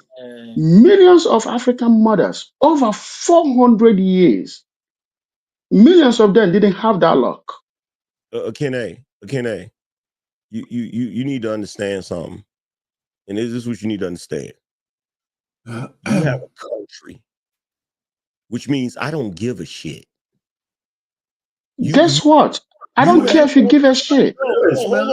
You have a country, you have a language, you have a culture, you have a lineage that you can trace back with no problem, which means I don't give a shit about none of that, bro. I don't care about any of that. I really don't. The issue that I have is there's always a brother from Africa giving us lectures about America, and we can never give y'all lectures about Africa. That's a pure lie. Okay. That's guys, not a lie. Guys, if I could just You can lecture me about Africa as much, and I will accept it. Africans take that lecture every day. Guys, I think I got something that might help. What's that? I did a simple Google, and here's the AI overview. While there hasn't been a single unified West Africa issuing a formal apology, several leaders from West African nations have recently expressed regret and apologized for their ancestors' roles in the transatlantic slave trade, acknowledging the part played by local African chiefs in capturing and selling their own people to European slave traders. This is most notably seen in statements made by Ugandan President Yoweri Museveni, who has publicly apologized on behalf of Africa for its involvement in the slave trade. Mr. Jeff, you know what you just read right now? I really appreciate. I would say thank you so much for reading it. You know why I say thank you for reading it? Because I don't know, but I'm going to find out. Yeah. If Angry Man is going to be straightforward, invite me to your program and we will see that, and I will tell you how slave trade happened. When you say Africans, you got to be able to say it right. African chiefs, I will name names and I will tell you towns, even towns in Nigeria, the most two prominent towns in Nigeria that participated in the slave trade. That's why I told you that millions. Wait, Ekene. I don't know if it's just you or it's just me, but I'm going to ask the panel, does it sound like Ekene is agreeing with Angry Man right now? Was it me? No. Like we're saying two different things. Other side. No, we're saying two different things. Angry Man is blaming Africa, and I want him done to blame Africa, blame the chiefs that did this. I've said it in many panels. What the? All right, good night. That's enough. I've had enough. I can't take any more of this shit. Yeah, that is why I said, if you want to speak about this Angry Man and you want to really get the in-depth of how this thing happened, we got to talk about it. And I will tell you how it happened, how this slave trade thing happened, so that way you can be educated about it. Just cut out. It's just like me. I'm coming, Mr. Penn. It's just like me coming here blaming all Black people in America for something that the elites may have done, or blaming all white people for something that the elites did or are doing. I can't do that. I can't do that. I should be able to separate the bad guys from the good guys. Yeah. To the rest of y'all. Yeah. Do you think when I made that statement, I was stipulating that it was the African people and not their leadership? Is that what y'all genuinely thought? No. That's what I got. My response is because that's what I got. How would the people have the authority to do that? Of course, I'm talking about the leadership. And guess what? When you say, because you never use the word leadership, if you have said that the African leaders, you guys should let somebody be able to. Here's the thing, though. Here's the thing. When you speak of how you speak, when you say the man over here, you don't distinguish whether it's the leadership or the regular man, too. And guess what happened? When people hold me on that, but I would gladly distinguish. No, we understand that you mean the leadership, though, man. Somebody's got to, I mean, we know the rank and file African wasn't in charge of the slave trade. Come on, man. Guess what? It's crazy. You made it seem this is what you said specifically, and anybody can rewind the tape. When I said what I said about reparations for selling a lot of the Black people that are here into slavery, you said they weren't sold. You said they were stolen. That's what you said. And now that's exactly what I said. Now you're saying that the Chiefs participated in it after Uncle Jeff Googled No, it. Now here's the the thing. chief didn't participate. They stole people and sold it to the white folks. The thing is this, right? And this is another thing that y'all do that is really annoying. Stop acting like we're not educated. Stop acting like we don't know the history of Africa. Like, stop doing that, bro. I know what happened over there. No, I'm not doing it. You're insinuating, because when I was speaking, this is why I got angry. Because you guys have to let me express how I feel about this. This is why I got angry. Because when I was speaking, you made it feel, you put it to me, to my face, that we sold you guys and we came here trying to tell you bullshit. That's what you said. You said, you guys sold us. You didn't say that African chiefs did that. Because if you had said that African chiefs, your chiefs did this, your chief did that, then I would have been like, fine. No, you didn't say that. You said us. Then I had to tell you, no, my great grandmother sat on that chair in that compound and cried for 4 years. Then Mr. Jeff, when I brought up what he brought up, you see what I'm saying? Because if you didn't say you guys by pointing at me, then I wouldn't have, if you had said African chiefs, I would have been like, you're right about that. Kene, check this out, Kene. Check this out. I said you guys because that is the continent that you're from. Okay? That's the continent you're from. So, of course, I'm going to say you guys. That's just generally speaking. But you're like, this whole thing that you're trying to do, you're really talking to the wrong person, because I don't care about none of that shit, bruh. I really don't care about none of that shit. The point that I'm trying to make, and the point that I made, is that there's some shit that was done that played a pivotal role in the bullshit that we deal with over here right now. Sure.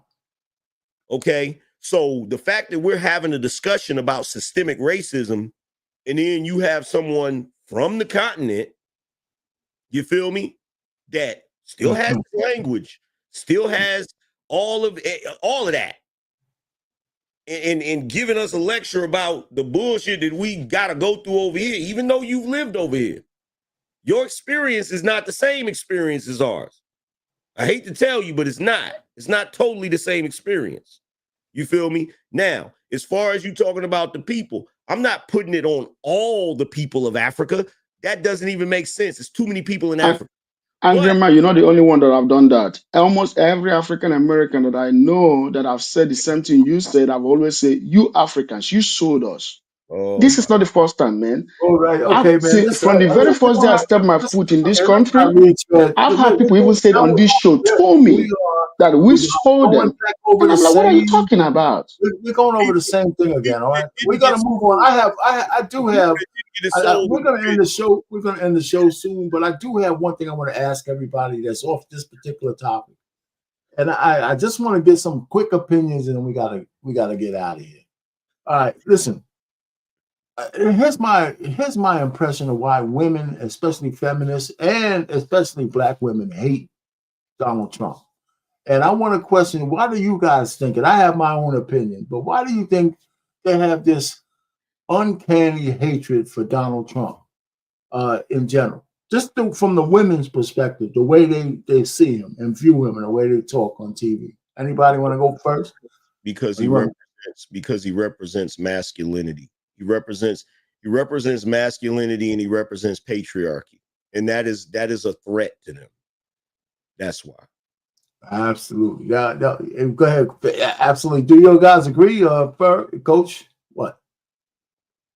You agree with Angry Man? I agree. I agree, Angry Man. What was the question again? I didn't hear it. So you ain't paying attention. No, I didn't hear it. Why do you think feminists hate Donald Trump so much? I mean, and black women especially.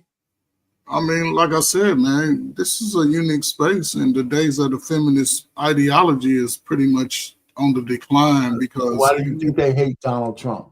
Because he's holding every American accountable. He's bringing hard work to the forefront. He's already said he's putting America first. We live in America. We're part of that America first.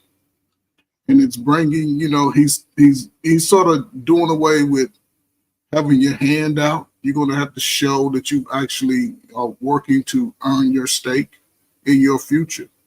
And that's where a lot of people are getting scared at, because think about it, we've been under the welfare committee for a long time, and those days are sort of over. So angry man split. But the truth of the matter is, he answered the question. It's because they're intimidated by a guy who exudes masculinity. He's a masculine man. Yes and no. No. He's a masculine man. He's an antithesis, whatever that word is, of what feminists and especially black women are used to. He's unapologetically a man, and that shit burns them to their soul. That's why they hate him. That's one of the reasons why they hate him, because they try to use this shit that he's a criminal and he's this and that. That's bullshit, right? Especially from black women. They can't say that because half of them have babies by the worst criminals in the world. So it's man to feel the same way, and it's But we're talking. The question is about women, though. So most of the men that are feminists too. Yeah, but because he's a man, most of those feminist men, they bend and bow out to the matriarch. And the days of taking shortcuts is over in America, is all I'm saying. Yeah, I'm not saying you're wrong, but I'm saying I want to get more specific. That's a general term. I mean, okay, so even with that, like we seen that over, I don't know, it's been really rampant since 2000, right? We talk about everybody ain't gonna be able to make it. Most people that won't make it are the people who is not willing to change their trajectory of their life by putting in the work, like you say, earning their keep. Our pain is all I'm saying, and it applies to both male and female. In our specifically talking about the Donald Trump era. Now we're not talking about 2020. We're talking about what I'm saying. Yeah, and that's what I'm saying. He's wiping all of that ideology away, and it's an ugly space to be in. He's the president that's willing to stand up to that and move it. From your perspective, that is true, but that could be anybody wiping that away, right? Yeah, it could, but he's the president specifically. Because his first term, he wasn't wiping it away. Right, because he didn't understand the game. Now, but that's the point is they hated him as much back then as they do now. Yes, but again. But it wasn't because he had all this stuff. He didn't implement all this stuff that he's doing now. No. But they hated him because he's a man. Yeah, but he's a masculine man. Not that he's a masculine man, I mean. Yes, because he's a masculine man. That's why he understands the business of America. He understands that. Well, there's women who understand the business. There's been some masculine presidents in office before Trump. Not like Trump. Yes, it has. They all cater to women. But Trump. That's why the women run stuff. This guy's unapologetically male, and they can't stand that shit. That's but he's America first. When all things settled, he's going to have the best women. Well, there's a lot of women who like America first. I'm talking about Donald Trump. But even with Donald Trump, he's going to put women in some positions too when it all settles. Feminists and black women don't. It's not like they don't believe in America. Some of them don't, but they hate him specifically. It ain't just because he's doing these things. Because he's not putting but he's not putting their voice first, and that's the thing. He's not putting the female voice first. Because he's a man, right? He's not. He doesn't kowtow to the matriarchal bullshit. He doesn't listen to their boo-boo whining and crying. Or the you have your opinion. That's cool. No, I'm just saying he doesn't cater to the old politics that we've been under either. And whining and crying to women. So I think bullshit. Go ahead. I think black women are just being emotional about Trump. Like I said, Trump. There are many good things that he's doing. There are things that he's doing now that should have been done 20, 30 years ago. Okay, we can only talk about what's going on now. Yeah, that's what I'm saying. And that's why I said there are things he's doing now that should have been done many years ago. But they were kicking it down the road. Nobody wanted to touch it. But he's doing it is good for the system. But another thing again is this, right? Black women are the black women that are reacting. CH Trump because he's a man. Yeah, black women that are reacting due to emotions and what they've been told, the news, the fear mongering, and all this. At the end of the day, one thing that I know is this, right? This will benefit us. Us meaning benefit the community. Huh? Yeah, you mean us meaning Americans? Yes, especially Black Americans. It's going to benefit us because I got to say this, right? DEI. Let me comment about DEI real quick so I can land the plane. DEI didn't benefit Black women that much. It did push them forward. It was horrible for Black men, but actually it was white people that benefited off of DEI. It was white people that benefited off of affirmative action. Because guess what? It was them that mostly didn't have the qualification for what they got. And now that the DEI is off, the affirmative action is off, do you think they're going to use it to hire the white guys? No, they're going to use something else to keep hiring white people. Because as long as they are concerned, whatever program that they put in place, they will always use it against us, and against Black people here. Even if it was made for Black people, they will always use it against Black people. Yeah, they did. All right, so, okay. Braxton, you got anything to say? He's just up here hanging out, man. You know, tell Coach Ferg that he's only half right. Yes, I'm only half right up here. That's all it takes. Go ahead, Braxton, man. What you got, man? What you got, Braxton? What you got, brother? Yeah, well, I say that then, and particularly for the Black feminists, I say that the reason why they're so turned and burnt, I say, yeah, about Trump is because he's literally the rosary to their vampire. He is, he's the only one for right now who's the ultimate threat to their long-standing strong and independence, because as y'all said, he's cutting back all the food stamps and the WIC welfare and any type of other governmental assistance, that they've been living off of since what's in between the mid 60s to early mid 1970s. So that's like a 50. That's that's a 56, 57, plus year, raid they've been on, and I'm just glad it's finally I'm just glad it's finally happening. You know what somebody said, Braxton? They said now that he's going to take away Section 8, he's going to take away all the shit you just said, and he's kind of what Coach Ferg was talking about. They're going to want to start to fall in love with men again. Well, if they don't, they don't. It's not a bad thing, though. That's probably be one of the best things that happened for the last 30 years. We should reject all of that. I'm married already. Stop it, no, you can't say that. No, and it ain't going to happen. So y'all better listen. Listen, man. I don't know what. I don't know. Fall in love. You looking good. They're gonna say you looking good, my man. I don't think most of us believe.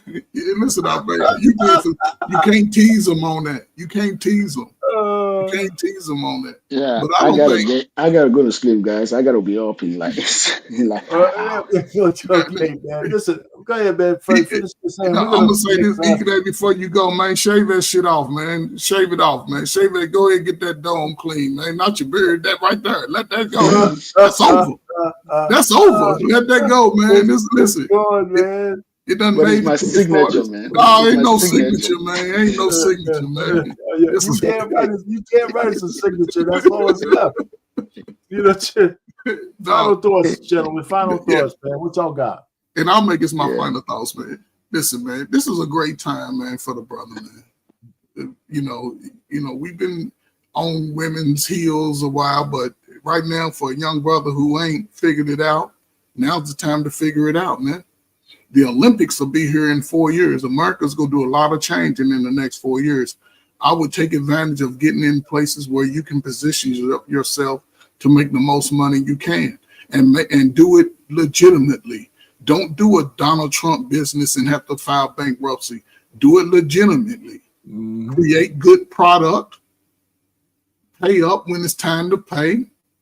And do everything ethically. Do it the righteous way. You cannot afford to be worried about what the government is doing and what the women are doing and da-da-da. You have to focus on yourself and take advantage of the time right now. And understand this, even in the written word, it says to find a wife is not easy. It is not easy. I don't want to hear no Christian guys talking about one Christian, but then you don't even understand that you might have to dig in the trash for 2 years because your mind ain't ready. You might have to go out, you know what I'm saying? You're gonna have to dig, you're gonna be searching for it in some rough places. Yeah, maybe. But you can't say that it ain't. Go through that time, but you have to focus on building your kingdom, your house with a picket fence before a woman even shows up. Don't compete against no female. Compete against other men like Ikene and our pain and brothers around the world. That's how you build. Forget the women. Get in good shape. Show up in good shape. Show up with good hygiene. Those things pay big dividend even when you're trying to do business. Oh yeah. So you figure it out. That's all I got, man. Great show. All right. Go ahead, Braxton. Let Ekene get his last word because I got all morning. I'll be like here till 6 o'clock in the morning. But I want to bullshit, Ekene. Go ahead, Braxton. You got final words? Yeah, my final word is this, right? I was gonna let you go last, man. I was gonna let you go last, Ekene. You want to go last? Go ahead, Braxton. Oh, okay. Well, my final thoughts are mostly of what Mr. R. Payne said, because I say if your life was already some type of way before a politician of whichever party had got into office, that's just on you. No Democrat, Republican, or any other politician in whichever party is going to make your life any more harder or easier than it already was previously. If you want to be doing better, want things to do better for you, then you're going to have to start doing better for your own self first. Get into the position that you've always wanted to be in, that you dreamed in. Imagine yourself in, put in the work and the consistency and improvise to get to that goal of which you want. So do not look for no politician to make, I don't know, to even make like right now with inflation done, like they can try their best to bring down the levels of inflation, but still that's not all on them. There are other factors that causes for inflation. That is not all on the fault of a politician. So just get your own self right, focus on you, do the work, and you'll get there. And don't give up on whatever you choose to do. And that's pretty much it. Go ahead, Ekene. Yeah. So what I gotta say is that the Joy Reid thing is crazy, but I think she deserves what she got because even though she's very, very talented, but she kind of mess up a whole lot of things. So what she planted is what she reaped. Then when it comes to what I said about Trump, Trump to me is doing the necessary thing. It has racial connotation to what he's doing, but at the end of the day, it's a wake up call to every black people on earth and also black people in America. The the era of relying on white corporation to create the job is over. They're still going to create a job because they're still going to have to sell to black folks, because if black people are not making money, we're not going to be buying stuff, right? But if we're making money, we're going to buy stuff. But we have to now start creating stuff, start owning stuff, start being influential. Yes, the World Cup is coming. The Olympic is coming 2 years after that. So next year, up on the next 2 3 years, it's going to be very, very busy time, very good time to make a lot of money. But you got to start creating things. You can't rely on these folks no more. So, it's a bad thing, but it's a very, very good thing at the end of the day. Well, I'm glad he's the president. I hear you. Listen, gentlemen, thanks for, it was a long live, man. This is longer than I think we expected it to be. Thanks for coming up, Ekene. We had some back and forth, but I think that the topic is good. And it's not over. We're gonna have many discussions. Anybody go back through this? My show on Monday, I have 4 episodes of Black Folks After DEI, and each one of them has a different theme. So anytime you want to go see the replay, you can go back through the inventory on this channel and go rewatch that. And other than that, listen, I think it's a good time to be an American, period. I know that we're still wrestling with everything starts and ends with our skin color in America, but I think we need to see that and get past it. And getting past it doesn't mean you don't love being black, right? Because I think we're much, much more than just the color of our skin. And I think sometimes we need to realize that. And, as we do better, we bring the people we can along with us. And that's all we can do. That's the best you can ask for. If you can help some other people, one person at a time, but they got to want to be helped. That's what I have to say, gentlemen. Thanks for hanging out. We're going to be out of here. Boy, later.